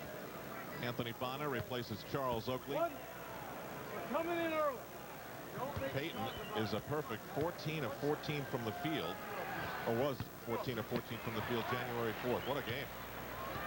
The highest draft pick in the history of the franchise 4 years ago, and he has really turned into be something. Yes, he was the #2 pick that year. Mason drives on Schrempf. Looks like his thigh is okay. Bonner being offensive, but traveling in the process. Seattle comes in with plenty of depth, and you can see they've acquired these players from various places, but they've all been thought of highly in their respective years. Cartwright, Perkins, Schrempf, Peyton, and Gill. Timeout at the Garden with 3:05 to go. Sonics up 1. Back underway at the Garden. Final 3 minutes of the opening quarter. Sonics up by 1, 16-15, because of Detlef Schrempf, that man with the ball, and the man that he was looking for, Kendall Gill, who has 8. Nice breakup of that intended pass for Peyton by Derek Harper, who gets a little pat on the back from Peyton. Schrempf guarded by Bonner. Now it's Peyton backing in on Harper, and he's got room because everybody else cleared out. Lucky bounce as Ewing had it all alone. Sam Perkins has checked in for Seattle, and he draws a foul. Seattle can increase their lead. Sonics come in off a loss 2 nights ago to Charlotte by 13. Prior to that, they beat Minnesota, lost to Golden State, lost to Phoenix, beat the Clippers, lost again to Charlotte. They really haven't had a quality win.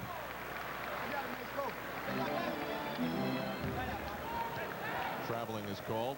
They really, when you look back, since February 6th, they're 7th and 8th. They haven't had a quality win since the 2nd of February when they beat Orlando. I mean, they consider themselves an elite team. Well, the last time they beat an elite team was that game. Schrempf breaks out. Here's Peyton. Nice move. Making Ewing the ball handler on that play was work against the Knicks as he coughed that ball up. But Al, you know, they've beaten San Antonio twice this year, and they've also beaten Orlando twice, one of them by 40 points, believe it or not.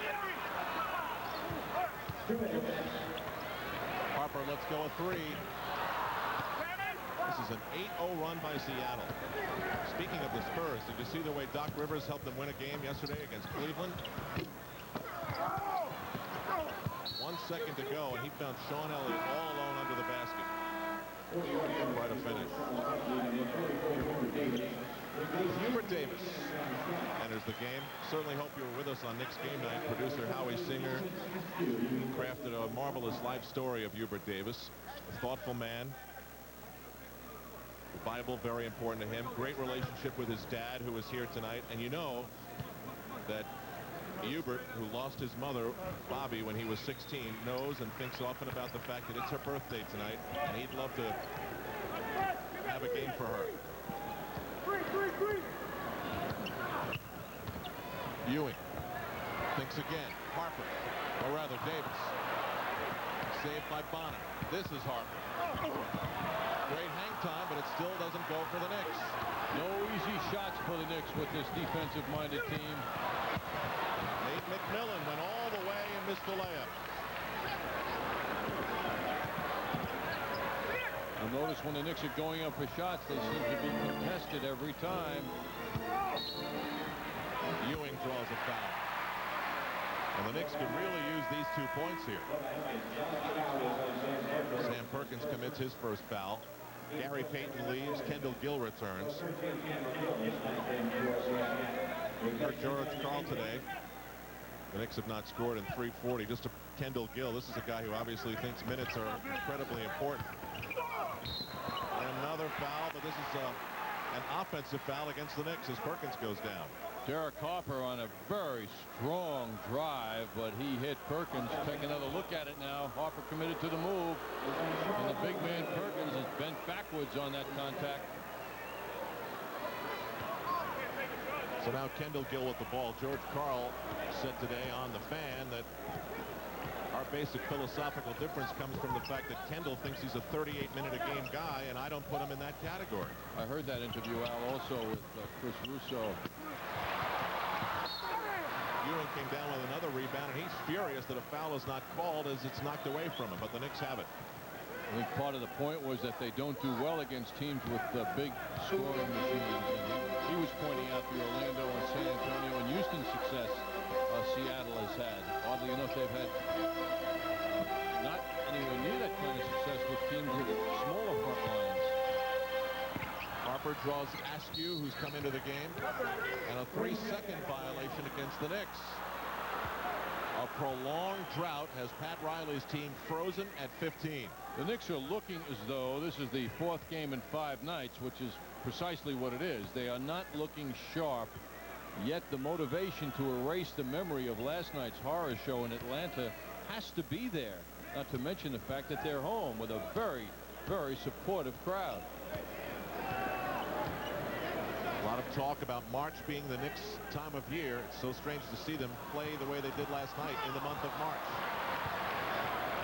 Another layup miss by Vincent Askew. Bonner in trouble, gets it to go. How did he do that?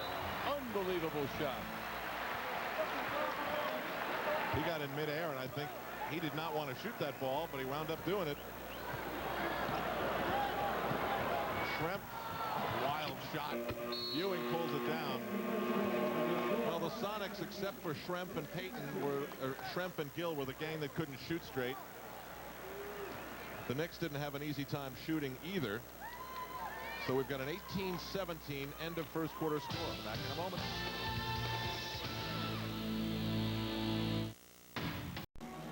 There have been trades that almost happened. There has been discontent between Kendall Gill and his coach, George Karl. Karl says things are better now than they were earlier in the season. The focus mainly playing minutes. Here's Gill earlier tonight. I really don't want to comment on it any further. You know, I've decided to, you know, we made a promise to each other that we would drop it as far as talking about it in the media and to anybody else. So, you know, I don't really want to comment on that right now. All I can say is that it's all been done with, and I'm glad that it is. Michael Kay, our man on the case, and I guess after listening to George Karl on the radio today, I mean, he didn't say anything disparaging, but he did discuss it on the radio, so I don't know that he's upholding his end of that bargain. Coach's privilege, Al. Okay, we'll give him that. Make the rules, break the rules, whatever. Sam Perkins at the line, hitting the first of 2. We're 16 seconds deep into the second quarter. Sonics 19, Knicks 17. Perkins hits them both. This is not a happy night for Sam Perkins if he has to guard Patrick Ewing. Now the Knicks have to make it happen, though. See the way McMillan jumped back. What quick reflexes. Almost picked that pass off. Well, Al, the other part of it was he's not about to guard Bonner 22 feet from the basket. Illegal defense called. First offense against the Sonics. We're told that Gary Payton has a stinger in his right shoulder, John, and he will return. Offensive foul on the Knicks. John, you're the expert here. A stinger is what? Well, Al, as long as you made me the expert, I'll say that it's a very painful injury he's suffering, but he will return. Patrick Ewing called for his second foul, and immediately Pat Riley pulls him. The Knicks are flat. Hubert Davis to the rescue. Coming up, Al. Or somebody has to step up. Again, Gary Payton will return. Sam Perkins goes by Oakley and goes all the way in. See what the Knicks lost as far as defense inside with Ewing leaving the floor. Nobody's stepping up to make it difficult for Perkins. Knicks wrapped up the first quarter by hitting 3 of their last 15 shots. Davis into Mason, who was held by Perkins. Perkins was traded up to Seattle in the trade that brought Doug Christie to the Lakers. Christie, of course, now a member of the Knicks. Anthony Bonner leaves, and the Sonics are on a 12-2 run.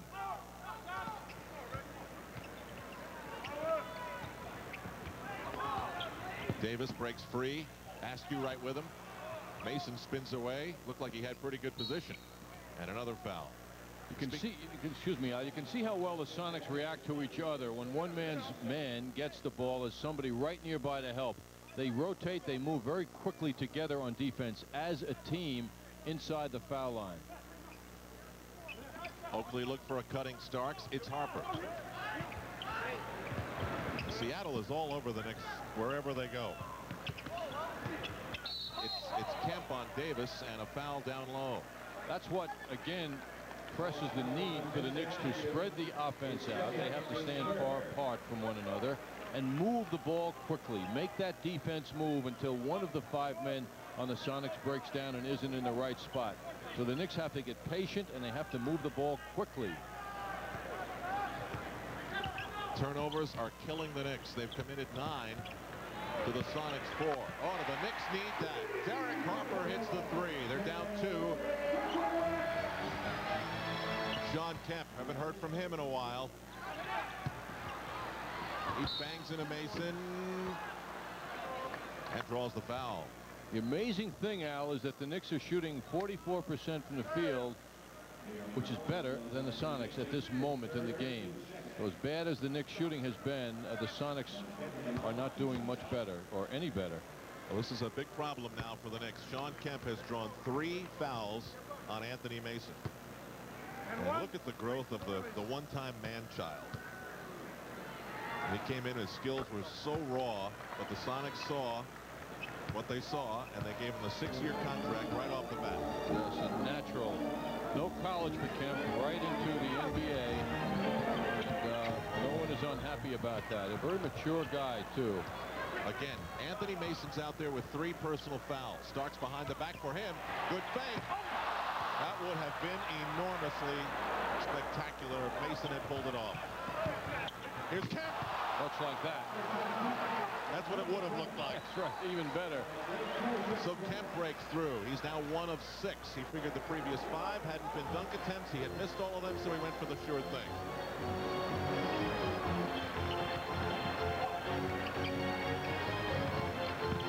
Kendall Gill all over Hubert Davis. Angered Mason, though, you can see he's anxious to get back. Derek Harper's hit 2 in a row.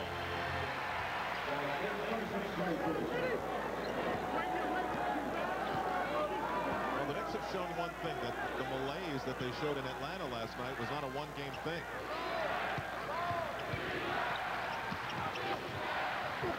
What a rebound by Kemp. Lost the handle. Starks is able to grab it. The crowd getting into it. Harper spins, picks it back for Davis. Knicks going with 3 guards. And a foul that will send Hubert Davis to the line. Hubert under pressure as a jump shooter took that big step. At the other end, Mason almost with a spectacular shot. The dunk doesn't go. Sonics push the ball down to the other end. Sean Kemp now with a slam dunk. He has a special way to get those slam dunks in a manner that turn on any crowd. Right after that play, Oakley letting Kemp know he's around. Charles working him over, boxing him out. And despite the fact that Oakley did a good job boxing out, Kemp with his quickness, tremendous quickness shown on that play. Something went wrong on that free throw. You could see at the moment it left Hubert Davis's hands. So the Knicks are within 3. Nate McMillan, taller than Harper. They go inside, and now the Sonics are going to Kemp and going to Kemp. He takes a shot to the arm. Gary Payton has removed the shoulder treatment and re-enters the game, replacing Nate McMillan. And now here is Sean Kemp. He's got a unique way of running, John. You know, he almost prowls up the floor. You know, his feet don't get great height. Can't say he's a graceful runner, but boy, does he get there with power when he does. It's an unusual gait that he has. He's very loose. Go ahead, I got it. So it's Harper on Payton. Kemp is waiting to pick up Oakley. Herb Williams is in against Sam Perkins. Vincent Askew. And Starks goes right by Kendall Gill. Kemp with a quick transition. Out for Perkins. Look at this mismatch. Hubert Davis on Sam Perkins. Gill hits Starks. It's amazing they didn't go back to Perkins, though. They just ignored him. He still had Hubert Davis on him. They're going to count that basket. And they're going to send Sean Kemp to the line.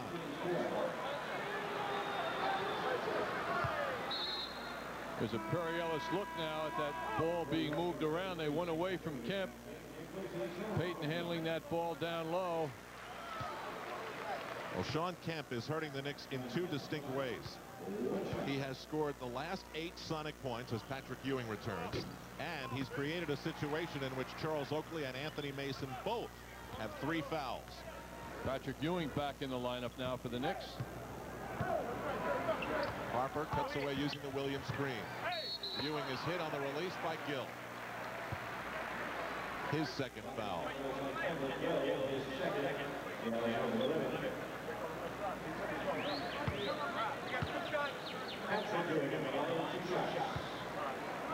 7:44 to go in the first half.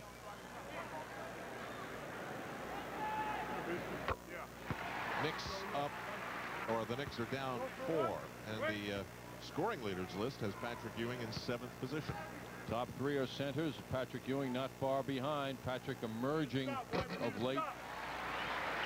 Now being talked about, as you would expect by his coach, as an MVP candidate. And Patrick is really turning it on these days.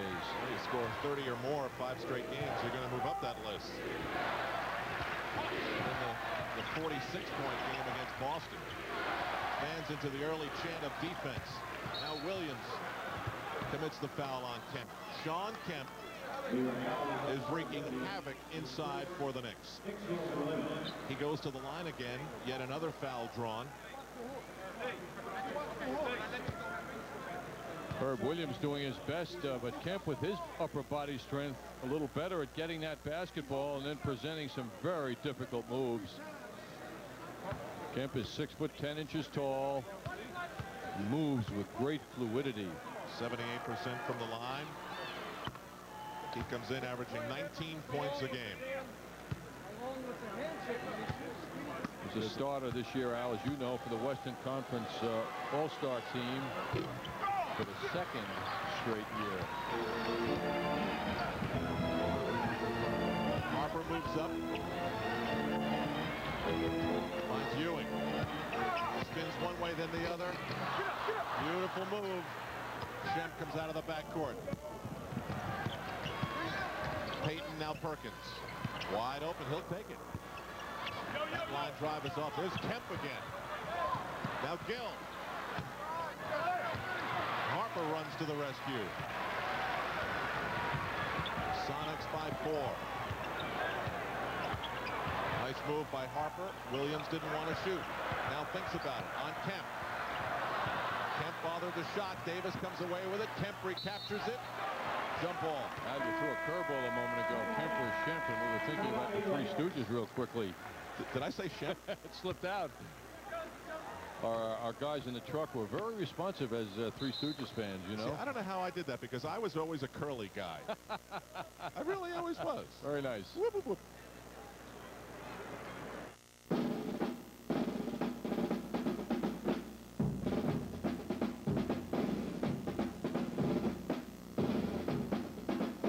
Wantor Mitsubishi unleashes the power of the price wizard. Your price is my command, and I'm granting powerful deals. The 95 Galant ES at prices you've only dreamed of.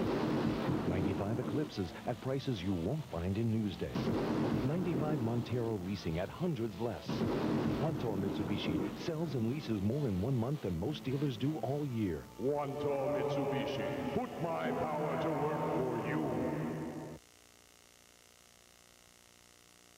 And discover what thousands of your Long Island neighbors already know, that you get something more with our low prices. You get even more than the best incentives, even more than award-winning service priced fairly. At Hassett, you get 73 full-time employees driven by one singular objective, your peace of mind. Hassett in nearby Wantagh.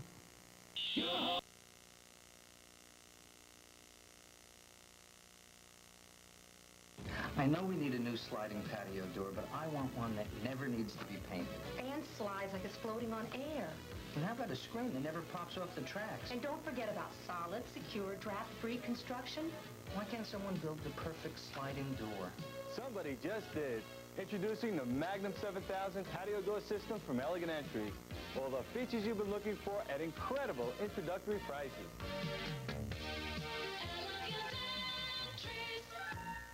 Missed a game, came back when he shouldn't have, now on the injured list. This earlier tonight, and I'm going to say this is sort of like Greg Brittenham's version of the crab. It's that lateral movement, strengthening the sprained knee.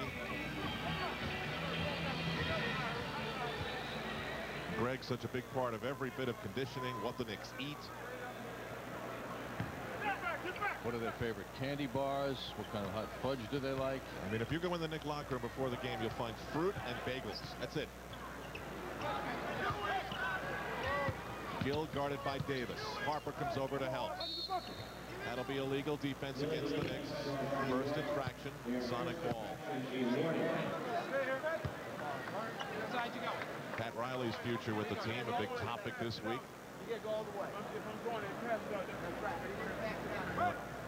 I guess it's just a topic that'll go away because it's pretty obvious we're not going to find anything out until the season is over. Stay tuned. One never knows. Gill breaks free. Patrick Ewing is going to say he got all ball, but they call a foul on Hubert Davis. So Davis commits the foul, and Kendall Gill will go to the line. And John, I've solved the Schrempf problem. I was probably thinking of Detlef Schrempf, but looking at Sean Kemp, and that's what happened. Meanwhile, Kendall Gill, we just saw working hard around the in the rebounding area. Kendall Gill at 6'5", a terrific rebounder, and from the backcourt, he's averaging 4 rebounds a game.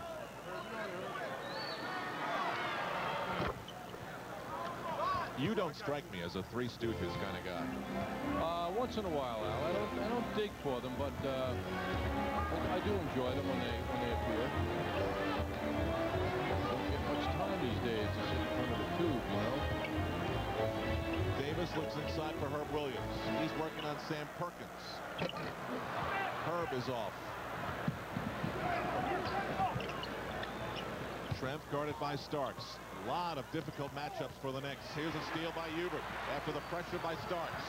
Davis goes all the way, beating 2 Sonics.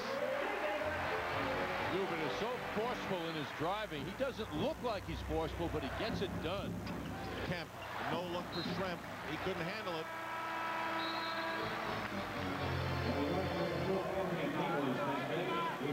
Detlef Schrempf never played for Doug Moe or with Curly Neal. It's theme night. Moe or Curly, it's theme night. Crew cut. The crew cut of Detlef. Nice Sightney. 9 rebounds and 9 points for Sean Kemp. Ewing. Ewing's got 11 to lead the Knicks. Harper is the next highest with 7. Ewing's really getting it done. 11 points, 7 rebounds. Payton, helped by Bonner, knocks the ball out of bounds, but that's an example of rotating defense. Bonner coming around. His teammates were focusing on the man with the ball, and he instinctively went to the logical area, passing area where that ball was going to be and broke it up. Gary Payton on the inbound thought about Kemp, instead went to Gill. Under 5 minutes to go at Madison Square Garden in New York. Way off on that shot. There's Kemp again. So strong, beating the 24-second clock. Oh, he loved it. He loved it as he comes up court, knowing the battle he just won. He has been enormous. He's got a double-double already. 11 points, 10 rebounds. Starks spinning every which way to lose Payton. Ewing pops out. Tipped out of bounds by Kemp. Patrick's asking a lot of himself under pressure to throw a cross pass and hope that it hits its target. Kendall breaks away. Another Seattle steal behind the back. Payton. Textbook. Beautiful play. Beautiful play. Hubert Davis threw that pass too low to Ewing. Knicks have committed 10 turnovers. Down by 5 now. Knicks had 18 costly turnovers last night in Atlanta. Patrick Ewing stays hot. He's hit 5 of 6 for 13 points. Knicks have to extract as much as they can from Patrick. Perkins is not the stopper that Ewing fears. Shrimp drew the foul as he passed off. Herb Williams commits the foul, and Mr. Bill returns to the game. He started. You can see George Karl doing this too, because once you get a sense that Ewing's getting the touch over the shorter Sam Perkins, why Sonics don't want to let him get much, and that's why they have Bill Cartwright back out there to push Patrick around. Detlef Schrempf on the line for George Karl. He's got 9. Kemp's got 11. Gill's got 9. The big 3 of Seattle so far. Big foul troubles. Mason 3, Oakley 3. Ewing and Herb Williams both playing with 2. Sonics always looking for the pickoff. John Starks draws the foul.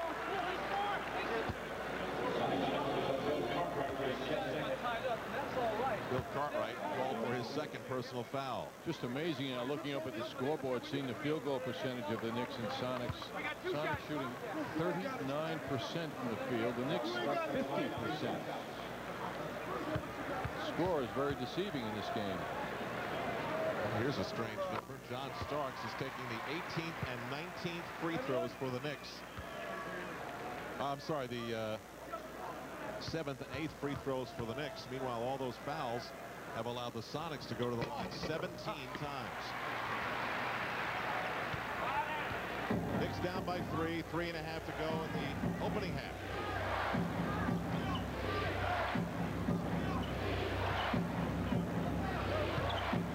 Schrempf guarded by Bonner. 3 Knicks. It results in the steal. Davis sees Starks. Oh, quickly, Payton right there with him. Starks gets the screen from Herb Williams. Ewing with a rainbow. Schrempf up high for the rebound.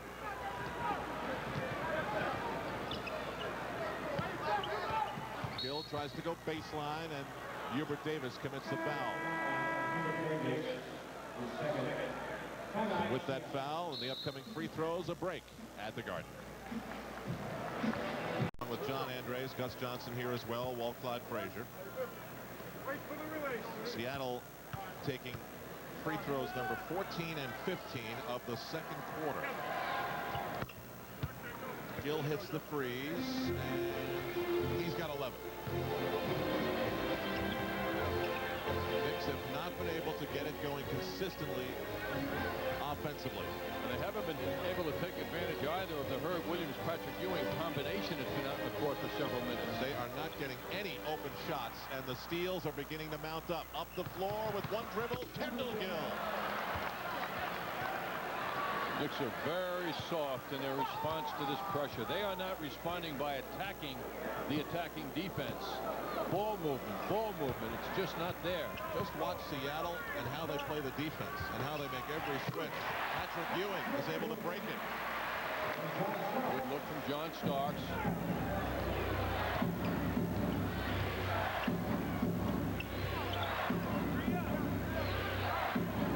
Sonics run a set piece now. They started off with Kendall Gill. Starks using his forearm. Now Sean Kemp. Quick look for Schrempf. Bonner with the bound.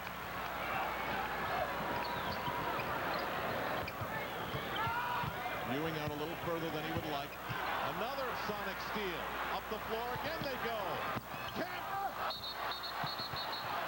Offensive foul. What a play by Bonner. Boy, did he analyze that one. And that was tough. He was the one with 2 coming at him. Bonner quickly getting in the way to draw that foul. I mean, this had the look of a monster dunk. I mean, here's a case where he guarded 2 people successfully. How rarely that's done in basketball at any level in a successful way. Well, we mentioned the steal numbers of the Seattle SuperSonics down in this stretch after the All-Star break. They've got 8 already with 1:36 to go in the half. 20-second timeout underway here at the Garden. Well, it's the foul shooting, Al, that you've been pointing out that's saving the Sonics. They're shooting the ball at 40%. The Knicks are at 50%. This season first, last season first, second best steal season in the history of the NBA, and first the year before that. A lot of pressure here from the Sonics with the Knicks. The hands are up, and that loose ball goes to Shrimp, who knows what to do with it. Pitches it up forward to Kendall Gill, who's way up there for the finish. 90 seconds to go. Another one, almost. Payton's got it. He tried to get tricky. Here's Kemp. Kemp again. He knew who he was getting tricky with. You can imagine how many times he and Kemp have done that, Al. He just lofted that ball up there, knowing that if Shawn Kemp could, he would have grabbed it out of midair and slammed it. 9 steals. Oh. Very creative. And the competitive fire of Kemp keeps working till he throws that foul.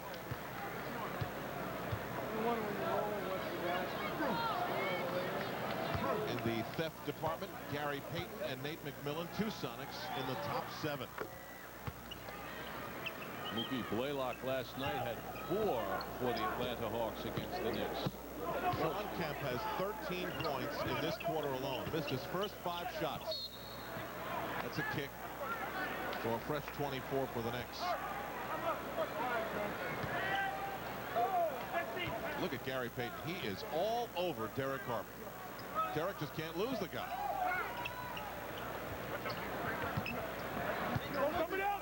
Ewing, a slow, deliberate dribble. Gets caught right up, and then he went. Knicks back to within 5.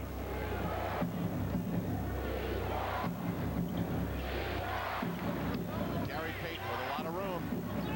The Knicks go at him, then they back off, then they go at him again. The Sonics want to post up Gary Payton on Derek Harper, and they get the foul. Harper is called for the 3rd foul. Harper a lot stronger looking than Payton, but Payton is one of those wiry people who looks not as strong as he obviously is as he posted up Derek Harper. John, at this point of the game, I've got to give enormous credit to George Karl coming in with a game plan, if you want to call it that. Let's get Shawn Kemp on Oakley. Let's get Shawn Kemp on Mason. Let's take some of the key performers and try to get them in foul trouble, and it has worked to perfection. It's their defense, though, Al. It's done it for them. They've caused so many turnovers, and they've had a party at the foul line here in the first half, because they are not shooting the ball that well. Their perimeter game has been nothing here. Sonics up 6. Seattle has missed 6 free throws. Davis, everything is done under pressure when the Knicks are on offense. Ewing way out. Illegal defense. This will result in a technical free throw for the Knicks.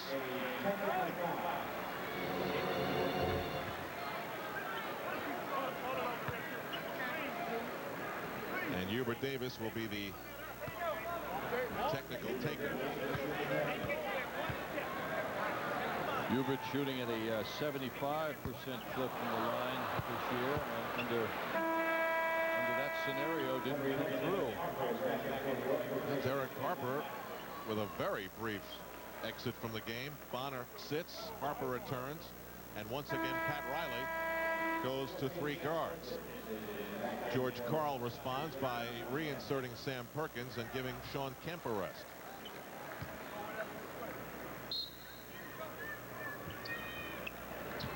.6 to go. The shot clock is off.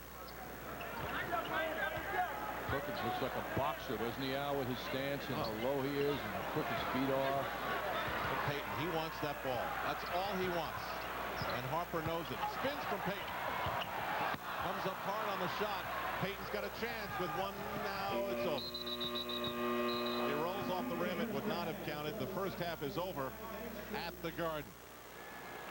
Pat Riley's Knicks under the pressure of Seattle's defense, trailing by 6. Gus Johnson will be with Walt Clyde Frazier. Mike Crispino's at the MSG Sports Desk. All when we come back.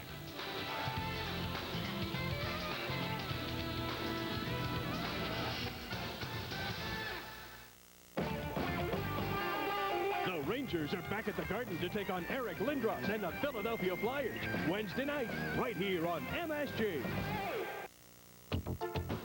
Where's Becker? Where's Becker? Becker is back. Yes, Becker is back in Island Park with a treasure chest of great deals on new and used Chevys, Geos, and Dodges. Where's Becker? That's right. Becker is back with great service, great prices, great deals, and great financing. So you're sure to find the car you want at Becker Chevrolet Geo Dodge.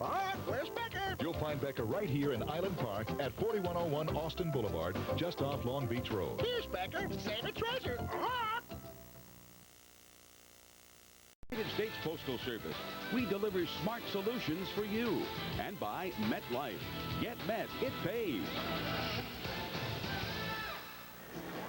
45-39 your halftime score. Sonics 17 of 23 from the free throw line in the first half of play, and the Knicks will try to limit their shots at the charity stripe in the second half. Now to start the second half, let's go to our Al Trotwick and John Andres. Guys.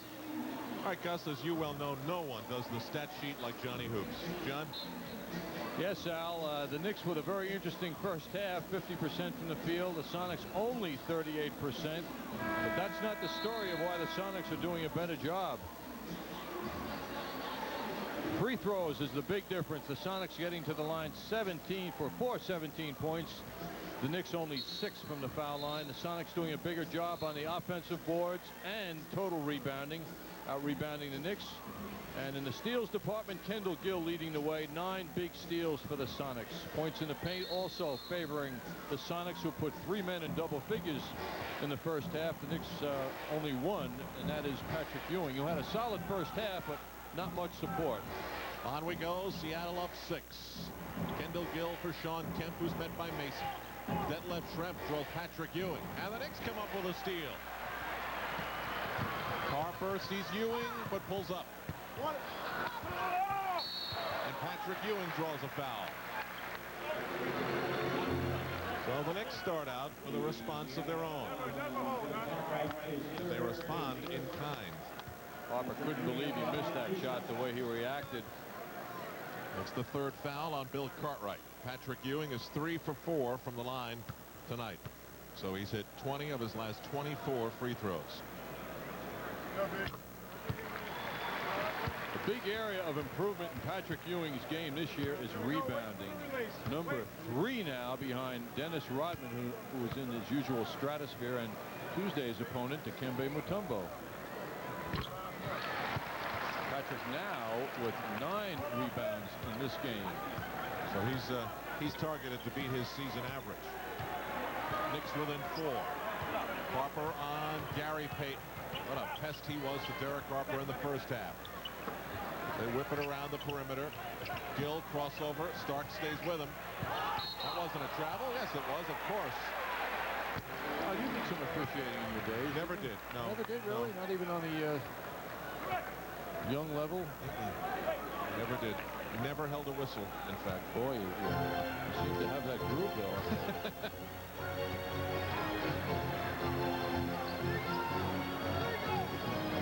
Ewing draws 2. Starks with a very quiet 1 for 4 first half. Gill swipes at the ball. Starks tap dances along the baseline. Charles Oakley beats the 24-second clock. Strong finish for Oakley, getting his 2nd field goal. Charles was 1 for 2 in the field in 15 first half minutes. And he's still waiting for his breakout game following the return from toe surgery.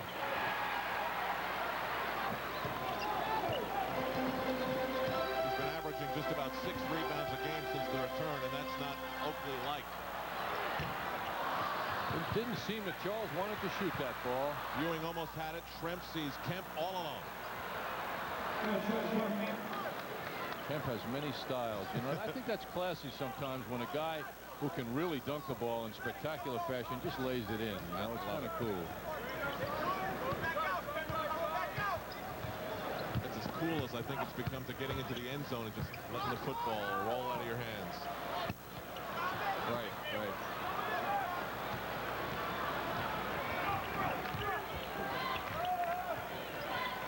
Kemp. And this is the move that turned the game for Seattle. Sean Kemp got Anthony Mason and Charles Oakley in foul trouble and then scored 13 second quarter points. That time no foul, but 2 more.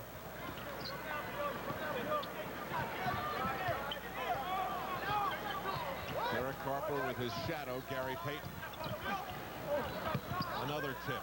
Every pass, it seems, is tipped or touched or almost by Seattle.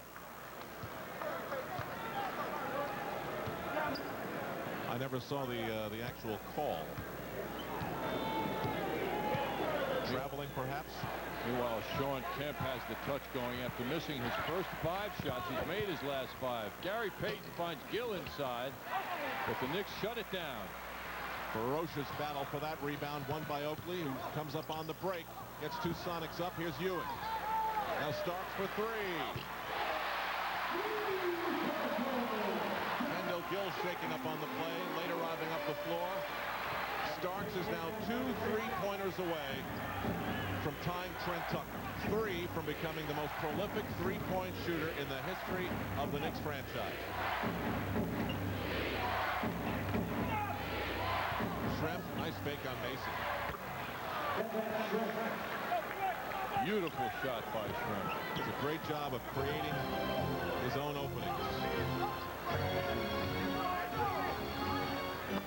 The sense this crowd is dying to break out too. Starks 2 in a row. Knicks coming to life now. They're playing with confidence.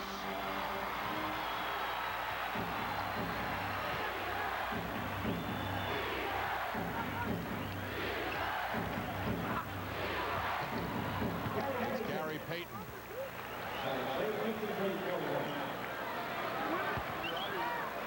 Payton is one of those highly energetic players who just keeps charging at both ends of the court. Mason met by Schrempf. Ewing goes right at Bill Cartwright and draws Bill's 4th foul. So Patrick Ewing will go to the free throw line. Or rather, the Knicks will inbound. I think Lee Jones saw Patrick looking to pass off on that contact, so he wasn't in the act of shooting.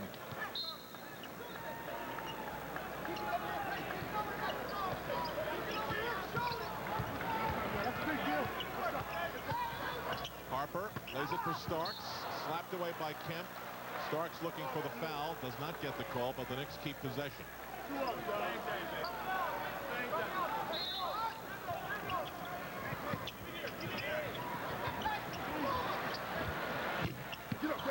Ewing is off, and here's Kendall Gill. There always seems to be pressure on the jump shooters on the Knicks.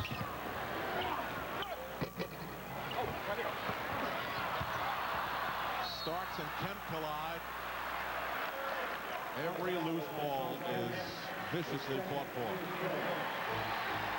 Second foul on Sean Kemp. Kemp's really having some game. He also has a terrific disposition as a competitor, Al. He plays very hard, but doesn't have any bad side to him, it seems, anyway, in this game. You know, we don't see him that much. Mason tangled up. Gets it out. Starks goes by Gill, and he is just pounded by Kemp and Schrempf. Kemp wants the jump shot. The jump ball, rather. Fouls on Schrempf, his first. Speed of the Sonics finding that basketball, double teaming, quick move.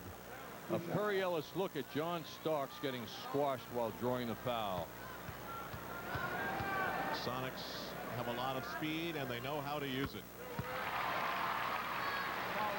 Their lead is 3. Starks can make it 2 with 7 minutes to go in the 3rd quarter. That 3-point field goal of John Starks a few minutes ago tied the all-time Knick club record for 3-pointers in a season. 386. And you think of the bomb squad of 88, this right? Is it. 1988.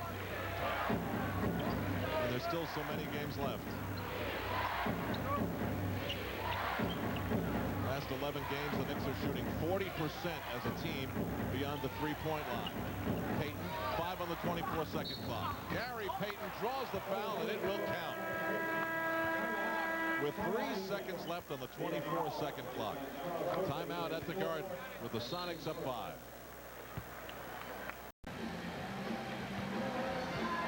Sonics holding on to a 5-point lead right now. Knicks playing a little more actively and more effectively here in the opening part of the third quarter.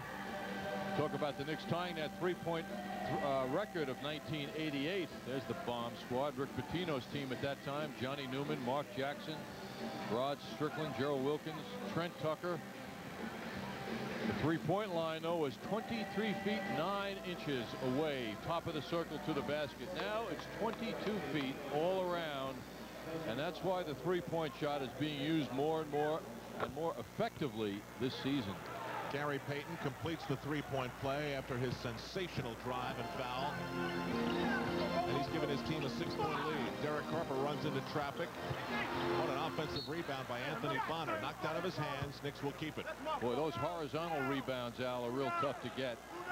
When a guy's jumping in the air and he's going sideways to get that basketball as Bonner did. Starks looks inside. Yelling and screaming inside, an awful lot of contact. And I mean, John Starks gets that ball. He's just about wide open. And before he can release it, there's 2 guys on him. Not many teams in the NBA could thwart Anthony Mason in a move like the Sonics just did. Nate McMillan's checked in for George Karl. Bill Cartwright. Still using that strange, awkward style. It's been with him for 15 years. His first year was 1979 when he broke in with the Knicks. Ewing going up against his old teammate, and Bill Cartwright's going to be called for a foul. Cartwright's 5th personal foul. Tonight was the 17th time in 59 games that Cartwright started. That was just his first field goal. He was brought to this franchise, though, Al, as much for his locker room and off-the-court attitude and demeanor than as a player. A mature guy, came from 3 championship teams from the Chicago Bulls. This team was shaken up badly last year with their early round disappointment in the playoffs.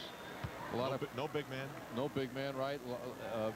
Very important point. And Bill has been rewarded for his good behavior, so to speak, many years in the NBA. Well, the rap was that in the regular season, the Sonics could just run you off the floor, but of course in the playoffs, the tempo and everything changes. Half-court offense is a lot more, and you can expose the lack of a good center. So Bill, in a game like this, plays a pretty good role for Seattle. Giving Patrick Ewing a rough time. Patrick is highly respectful of Bill Cartwright. Offensive foul is called against the Sonics. Detlef Schrempf is called for it. Mason working very hard on Sean Kemp, forcing Kemp to respond. And it's really distracted Mason. Off numbers so far, 4 points, 2 rebounds for Anthony Mason, who's been playing so exceptionally for the Knicks. Well, he's dealing with a guy who's real tough. I mean, Kemp is boxing out Mason and playing Mason just as tough as Mason plays other people. Ewing goes down hard, but looks to be okay. Some free throws coming up, but let's get this update from Mike Crispino.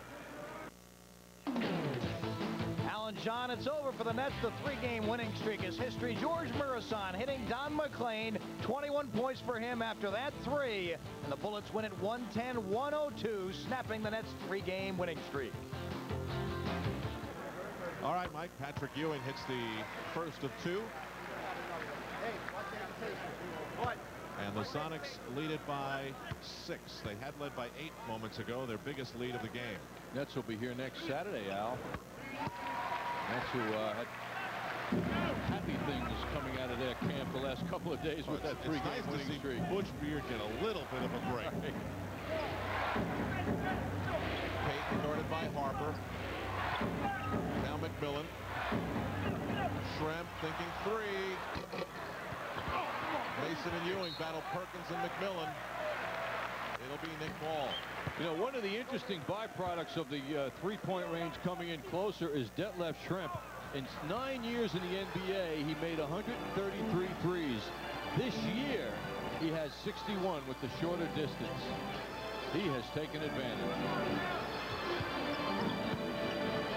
Ewing hits the turnaround. Knicks within 3 as they respond to that burst of Seattle's.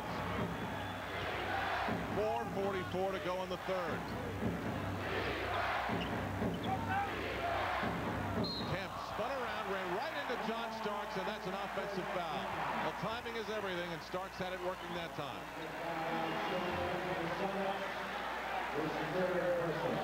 John Starks immediately over to help.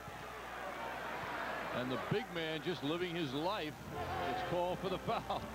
I bet that squeezed the air out of John's lungs on impact. Third foul on Kemp. Starks. Mason and now Harper. Ewing kept it alive, but he could not do it himself. Payton. Schrempf.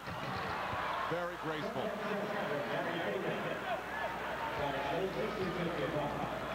Seattle gets up the floor in a hurry. Bonner. He got there, but couldn't get it to drop. McMillan running again. 2 fast break lay-ins for the Sonics. Knicks do not have enough offense out there right now. Mason was very quiet tonight. Bonner just can't get anything going in the offense area. 20-second timeout is called by the Knicks. 3:47 to go. John, you didn't call him Shemp a minute ago, did you? You did call him Detlef Schrempf. Detlef? Yeah. Detlef, interesting three-point situation. As we were just mentioning, our AT&T long-distance graphic shows it quite clearly. In his first 9 seasons, he was a 32% shooter from three-point range while making 133 threes over 9 years. This year, 22 feet all around for that three-point shot, and he's a 60% shooter, and he's already made 61, almost half of what he did in 9 years. The recent run is unbelievable, 75% over his last 9 games. But tonight, he's 0 for 2. So what does it all mean? Means that he'll probably have 3 of them in the fourth quarter. He's due.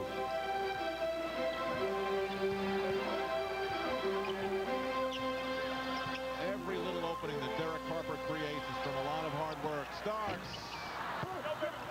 Powerful rebound by Kemp. 3.5 to go in the third.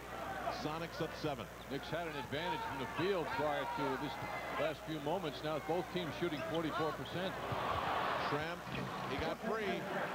Patrick Ewing came over to help out, but he could not prevent the shot. Schrempf has 16. 17 for Kemp, 13 for Gill, 10 for Payton, 4 in double digits for Seattle. Knicks go to Ewing. And a bit of a breakthrough now for the Knicks because Shawn Kemp was on Ewing, and that is Shawn Kemp's 4th personal foul. What's the coach to do? If the 2 forwards, Schrempf and Kemp, are going to score as they are, Ewing has to do double duty because he's not getting it from his forwards at all, scoring-wise. So the Knicks have got to raise Patrick's output, which is what they're going to try and do. Patrick has a big load to carry now offensively. Well, not to demean Vincent Askew, but he's not Shawn Kemp, and this would be a time of the game now where the Knicks would look to take advantage. For as dominant as he has been in this game, Shawn Kemp leaves. Hubert Davis returns. 3 guards for Pat Riley. Davis, Starks, Harper, Ewing with Mason. Patrick Ewing has 25 points and 9 rebounds. Last night is officially history for him. Last night was 4 for 18 from the field and a total of 9 points. A rare performance for Patrick Ewing.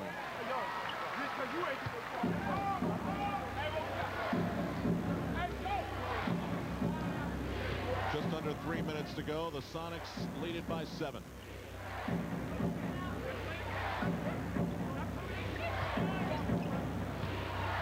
Schrempf for Payton. McMillan from way out. Vincent Askew, who wears number 17, in honor of Chris Mullen, pulled down the rebound. John, we're told, as Sam Perkins goes inside with a wild shot. The WMVP radio in Chicago is reporting that Michael Jordan will return to the Bulls on March 24th at the United Center to face the Magic. His second game would be right here at the Garden on the 28th. Traveling is the call. Again, that is being reported by WMVP radio in Chicago, and you've got to think that they've built up some pretty good Bull sources in their time. With that thought, a break on MSG.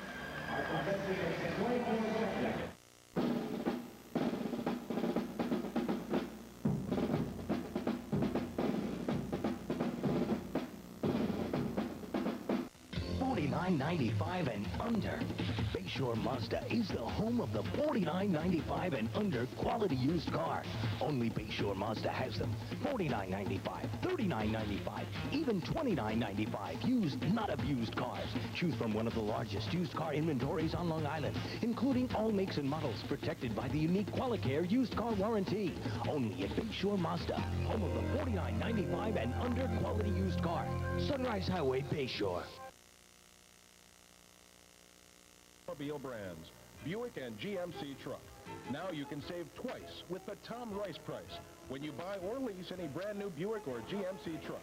And remember who gives you the lowest prices, the biggest inventory, and the absolute best service. Only at Tom Rice Buick, you get the Tom Rice price. Tom Rice Buick. And GMC trucks.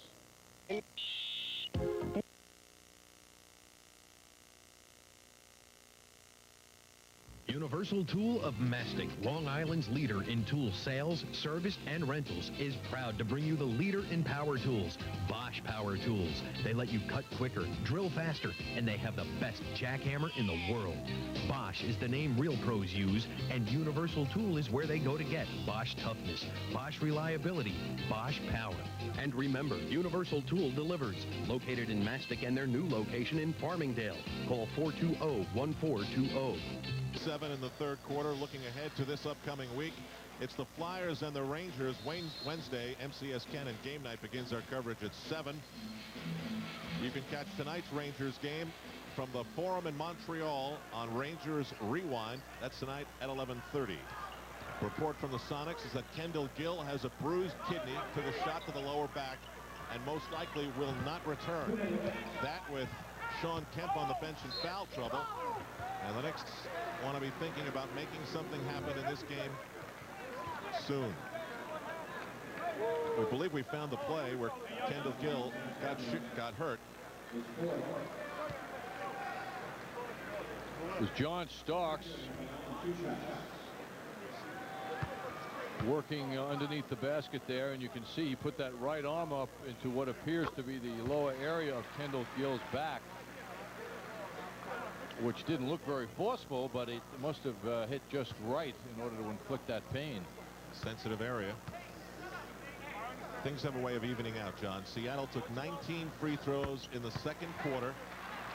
Big advantage for them. They've taken 1 in the third quarter. The Knicks have taken 10. But the Sonics still lead it by 5. Under 2 in the third. Nate McMillan, fathered by Hubert Davis. Knick defensive intensity looks to be picked up. 5 on the 24-second clock for Gary Payton. For Schrempf, it's a 2-point attempt, and he hits it. Patience of Gary Payton in getting that ball to Schrempf was perfect. Schrempf leads the Sonics with 18 points. 7 of 13. Ewing.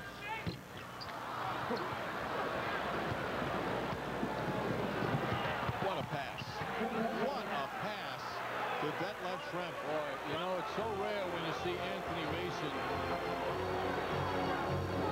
in a manner that you don't feel him in the game. It's one of those games, Al, you know. Mason wasn't sure that pass was coming. Some boos in the last seconds at the Garden. 10 on the 24-second clock. The penetration of the ball is just not there. Seattle's just not letting it happen. Harper got in, but he was bothered every step of the way. Sonics by 9, their biggest lead of the game. Air ball by Payton. Saved by Askew. Right out of Patrick Ewing's hands. Now it's It's an 11-point deficit. Knicks were right on the verge of closing this thing. Harper draws a double team at midcourt. Ewing looks for Mason. 23.7 to go, so the 24-second clock is off. First points of the second half for Anthony Mason. He's got 6.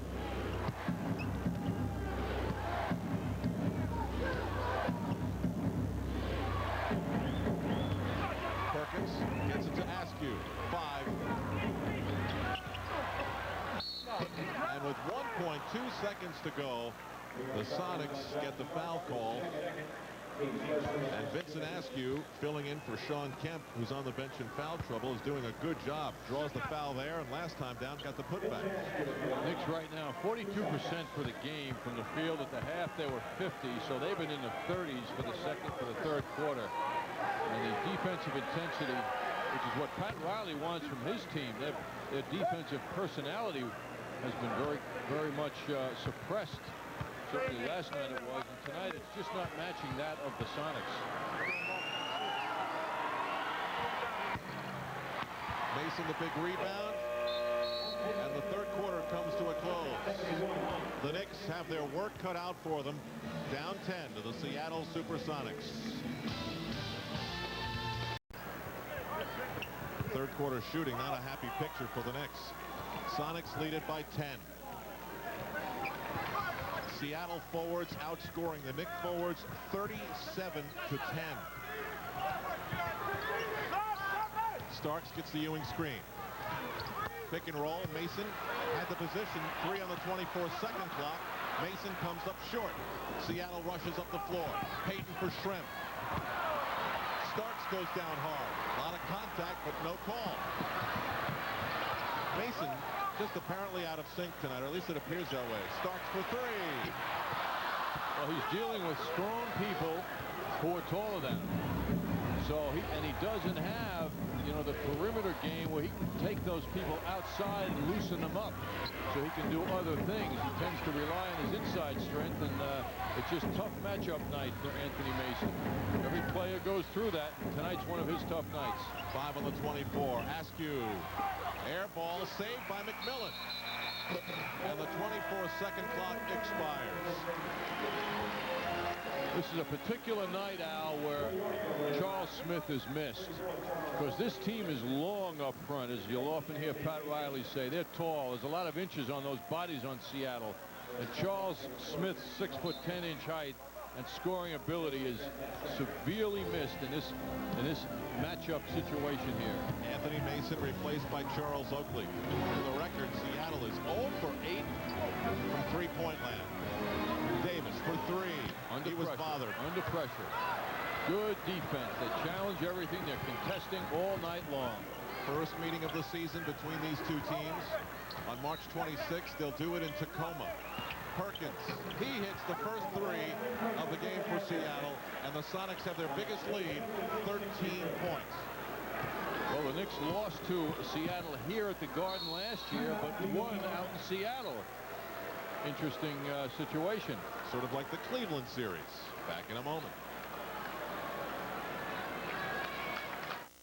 Garden for the New Jersey Nets. But the game you really want to circle, if you listen to WMVP Radio in Chicago, is March 28th. They're reporting tonight that would be Michael Jordan's second game with the Bulls. They're saying he's going to return to the Bulls lineup on the 24th against the Orlando Magic in Chicago. That's what they are reporting tonight. Sonics owning the boards and in control of this game right now, but there is ample time for the Knicks to put something together other than Patrick Ewing. Patrick's carrying the team now. Greg Anthony got extended minutes in Atlanta last night, and he's in here with 9:15 to go in the fourth. He'll have the same challenge that Derek Harper had, and that's Gary Payton. Starks looking for Ewing. He's down there on Perkins. Ewing up strong. He hurt himself. Onto the floor. Ewing looks hurt. His left ankle, perhaps. Patrick Ewing just barely able to make it up the floor. He's grabbing his left ankle. A Madison Square Garden nightmare when Patrick comes up limping like that. He's been the most important of Knicks in this game. He's trying to walk it off. How we've seen it so many times.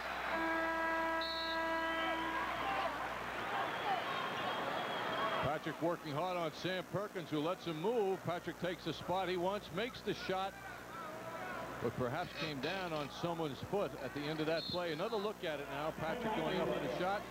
Could be Perkins' left foot under Patrick as he came down. That's 34 points, 10 rebounds, and an entire franchise on the floor right there. Back in a moment.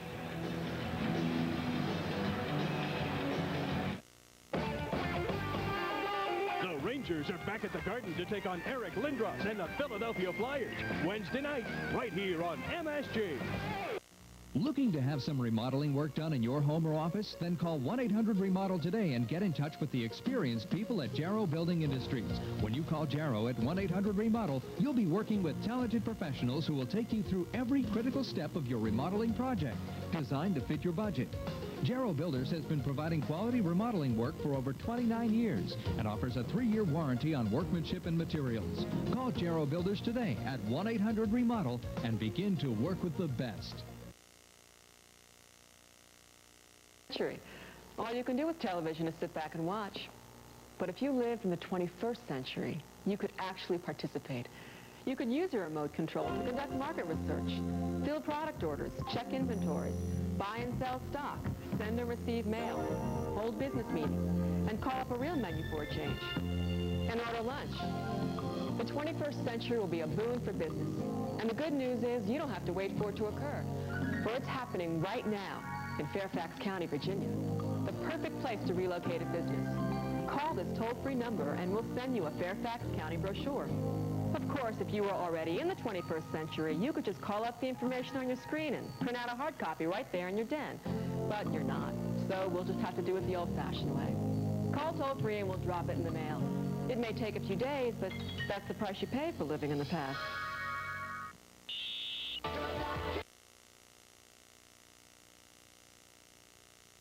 Ominous sign. The Knicks continue to try and come back against the Sonics. They're down 9, and Patrick Ewing has left the floor suffering from an apparent sprained left ankle. Sean Kemp roars to the basket, and we've got a whistle.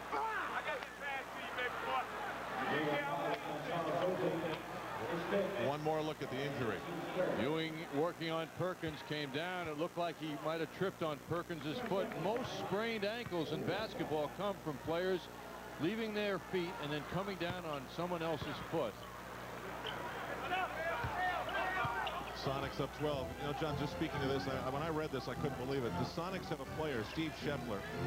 He missed 52 games this year with a sprained ankle. I mean, that is a grade AAA1 sprained ankle. Starks, drives baseline, goes reverse, and he's met hard by Nate McMillan. The foul will send him to the line. Say this about Seattle. They play this game with a tremendous amount of intensity. So does that man. Patrick, just moments ago, he may be going for to get his ankle retaped. Well, let's say this. If Patrick comes back after leaving the floor that way with one of those triumphant walks from the tunnel, it'll be a great moment here at the Garden.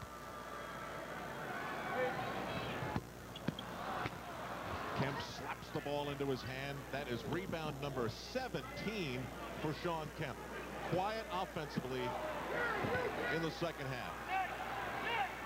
But 19 points and 16 rebounds nonetheless. Vincent Askew. He's made an impact in his limited minutes.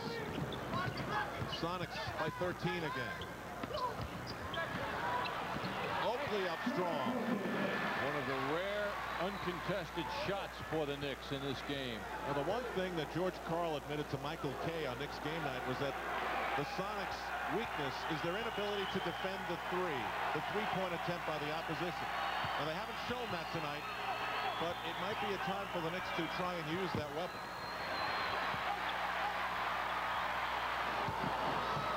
Starks. He wants to go to the hoop. Out of bounds. Knicks ball. And here's what Patrick Ewing takes out of the game. He was 11 of 15 from the floor, John. The rest of the Knicks, 14 for 42.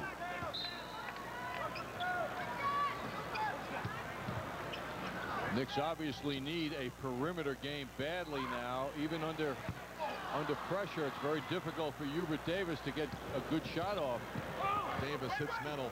1 for 5 is Hubert Davis in the game. Schrempf, or rather Kemp.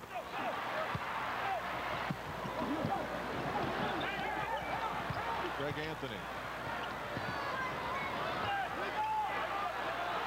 Starks runs into Askew. That's a bad matchup for the Knicks.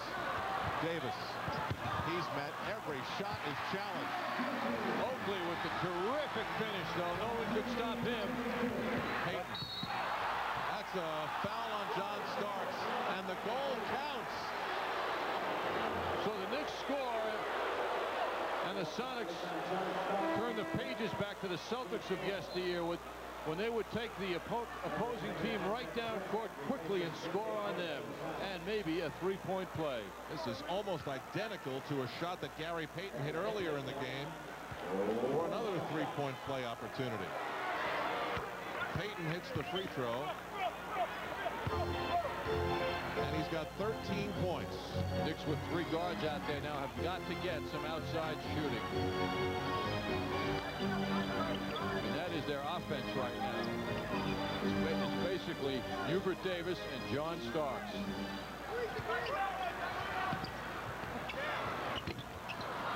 Oakley battles hard for the offensive rebound. Starks guarded by Schrempf. Tough shot. Up the floor goes Payton. Sonics running. Askew, and it rolls off. Gary Payton, playing in his 269th consecutive game, runs a pretty nice show. This is a tough team. Al, I can recall, we'll take a look now at the movement on the floor. Perry Ellis look at the Sonics pushing that ball up court quickly. Askew going in. He's done a nice job in his limited minutes. But I can recall when the Knicks have done well against the Sonics, particularly remember out in Seattle a couple of times, it's because they've been really powerful on the boards. That's not the case tonight. Now, Knicks have been out-rebounded in 10 of their last 13 games, and this is going to be 11 of 14. Here you see the sad numbers other than Patrick Ewing. When you're not doing it on the boards and you're not shooting the ball well. Word from the Knicks locker room is that Patrick Ewing has a sprained left ankle and will not return. Starks. That was more in than it was out. And then it was out. Knicks are down 14 points with 5 minutes and 30 seconds to go. Game. And so much for taking advantage of Sean Kemp's absence. Oh, what a play by Schrempf. By Kemp, rather. Excuse me, Al. You did it to me. What a play. He grabs that rebound with one hand. Greg Anthony with a terrific play. Starks on the run and a nice pass. He goes up on Askew, right to the hoop. Knicks down 12, and a hopeful crowd gets slightly into it.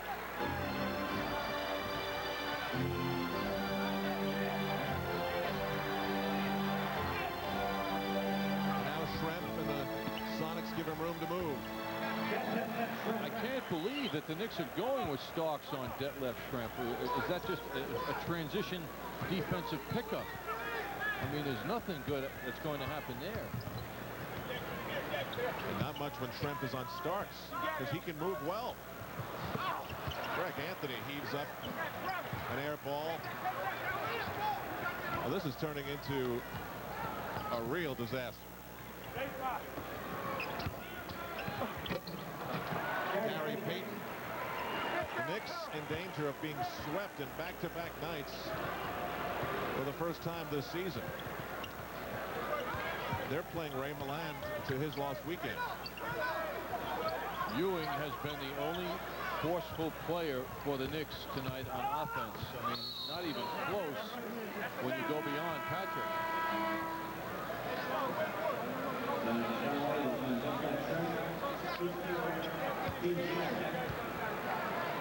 Well, the Knicks had won 4 games in a row. John Starks will go to the line.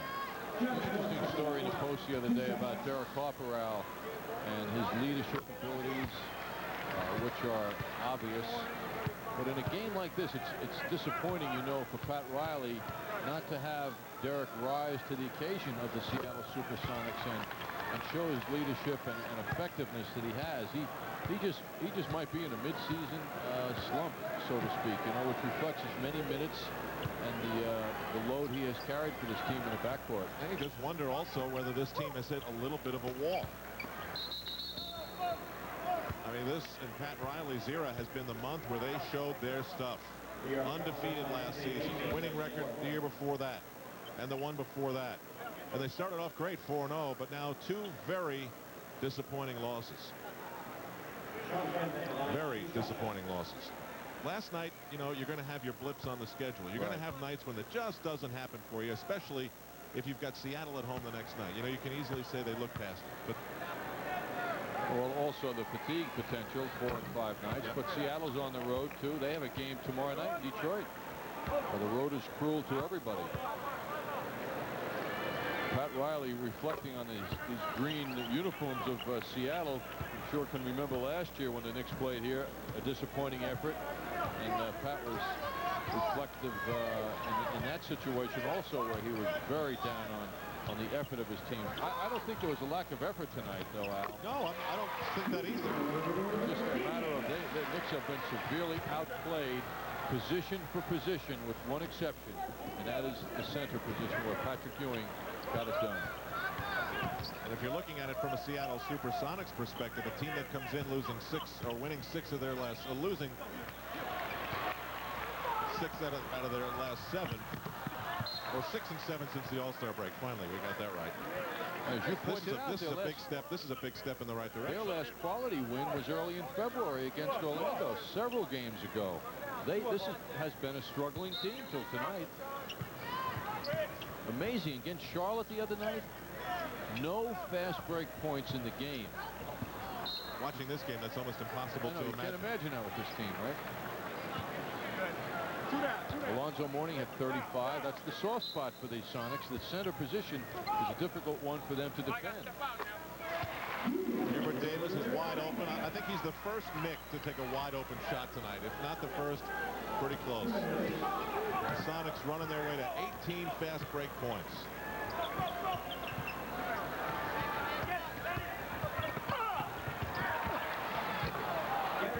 Payton's a tough guy, boy. He gets stopped in the middle of the move and has the instincts and ability to respond right away and put that ball in. 22 for Kemp, 22 for Schrempf, 17 for Payton, 13 for Kendall Gill. Kemp also adding 17 rebounds, Schrempf adding 9. Charles Oakley, 8 points, 10 rebounds. He's really been working the boards hard in this 4th quarter, but it's all coming too late for the Knicks.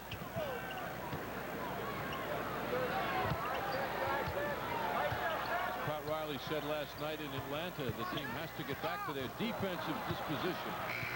And it just hasn't happened. Certainly, it hasn't happened at the offensive end. The Knicks were coasting for a while with their offense, shooting the ball very well. But tonight, at both ends of the court, they've been handled. 8 on the 24. Sonics using the clock. Payton in midair gets fouled with 1 minute and 5 seconds remaining. Well, this is just about an L, so the Knicks have to start hoping that Patrick Ewing's sprained ankle is nothing serious. Ewing left the game with 8 minutes remaining, and the Knicks down 9. Tell you, the next 2 days, Sunday and Monday before their next game, it's going to seem like a 2-week vacation, the way the schedule has been.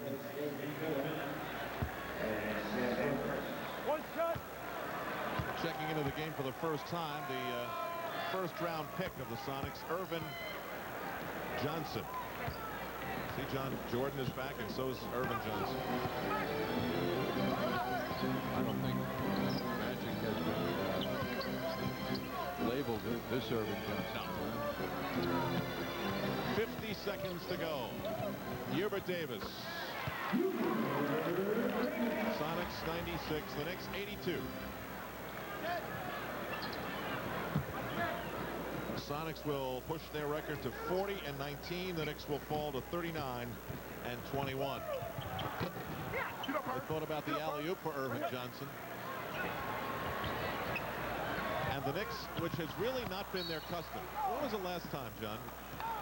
I mean, maybe last night, that the Knicks didn't make a run. You know, not a real fourth quarter push in the game. They really didn't. Particularly at home. Greg Anthony hits from long distance. Knicks may get the ball back one more time. Back-to-back low-scoring nights for the Knicks. Last night 81, tonight 84 and holding. Well, the Knicks' 4-game home winning streak ends. Their last loss was to Cleveland. Mason up the floor for John Starks. For Greg Anthony, Hubert Davis. Well, there's the whole night in a nutshell. It's over at Madison Square Garden. A lost weekend for the Knicks. The Seattle SuperSonics come into their house and win for the second consecutive year. Tonight it's a 96-84 defensive showcase for the Seattle SuperSonics. George Karl's team has been struggling lately, but they show all the signs of heading in the right direction. We'll be back as Gus Johnson anchors our post-game coverage on MSG. Stay with us.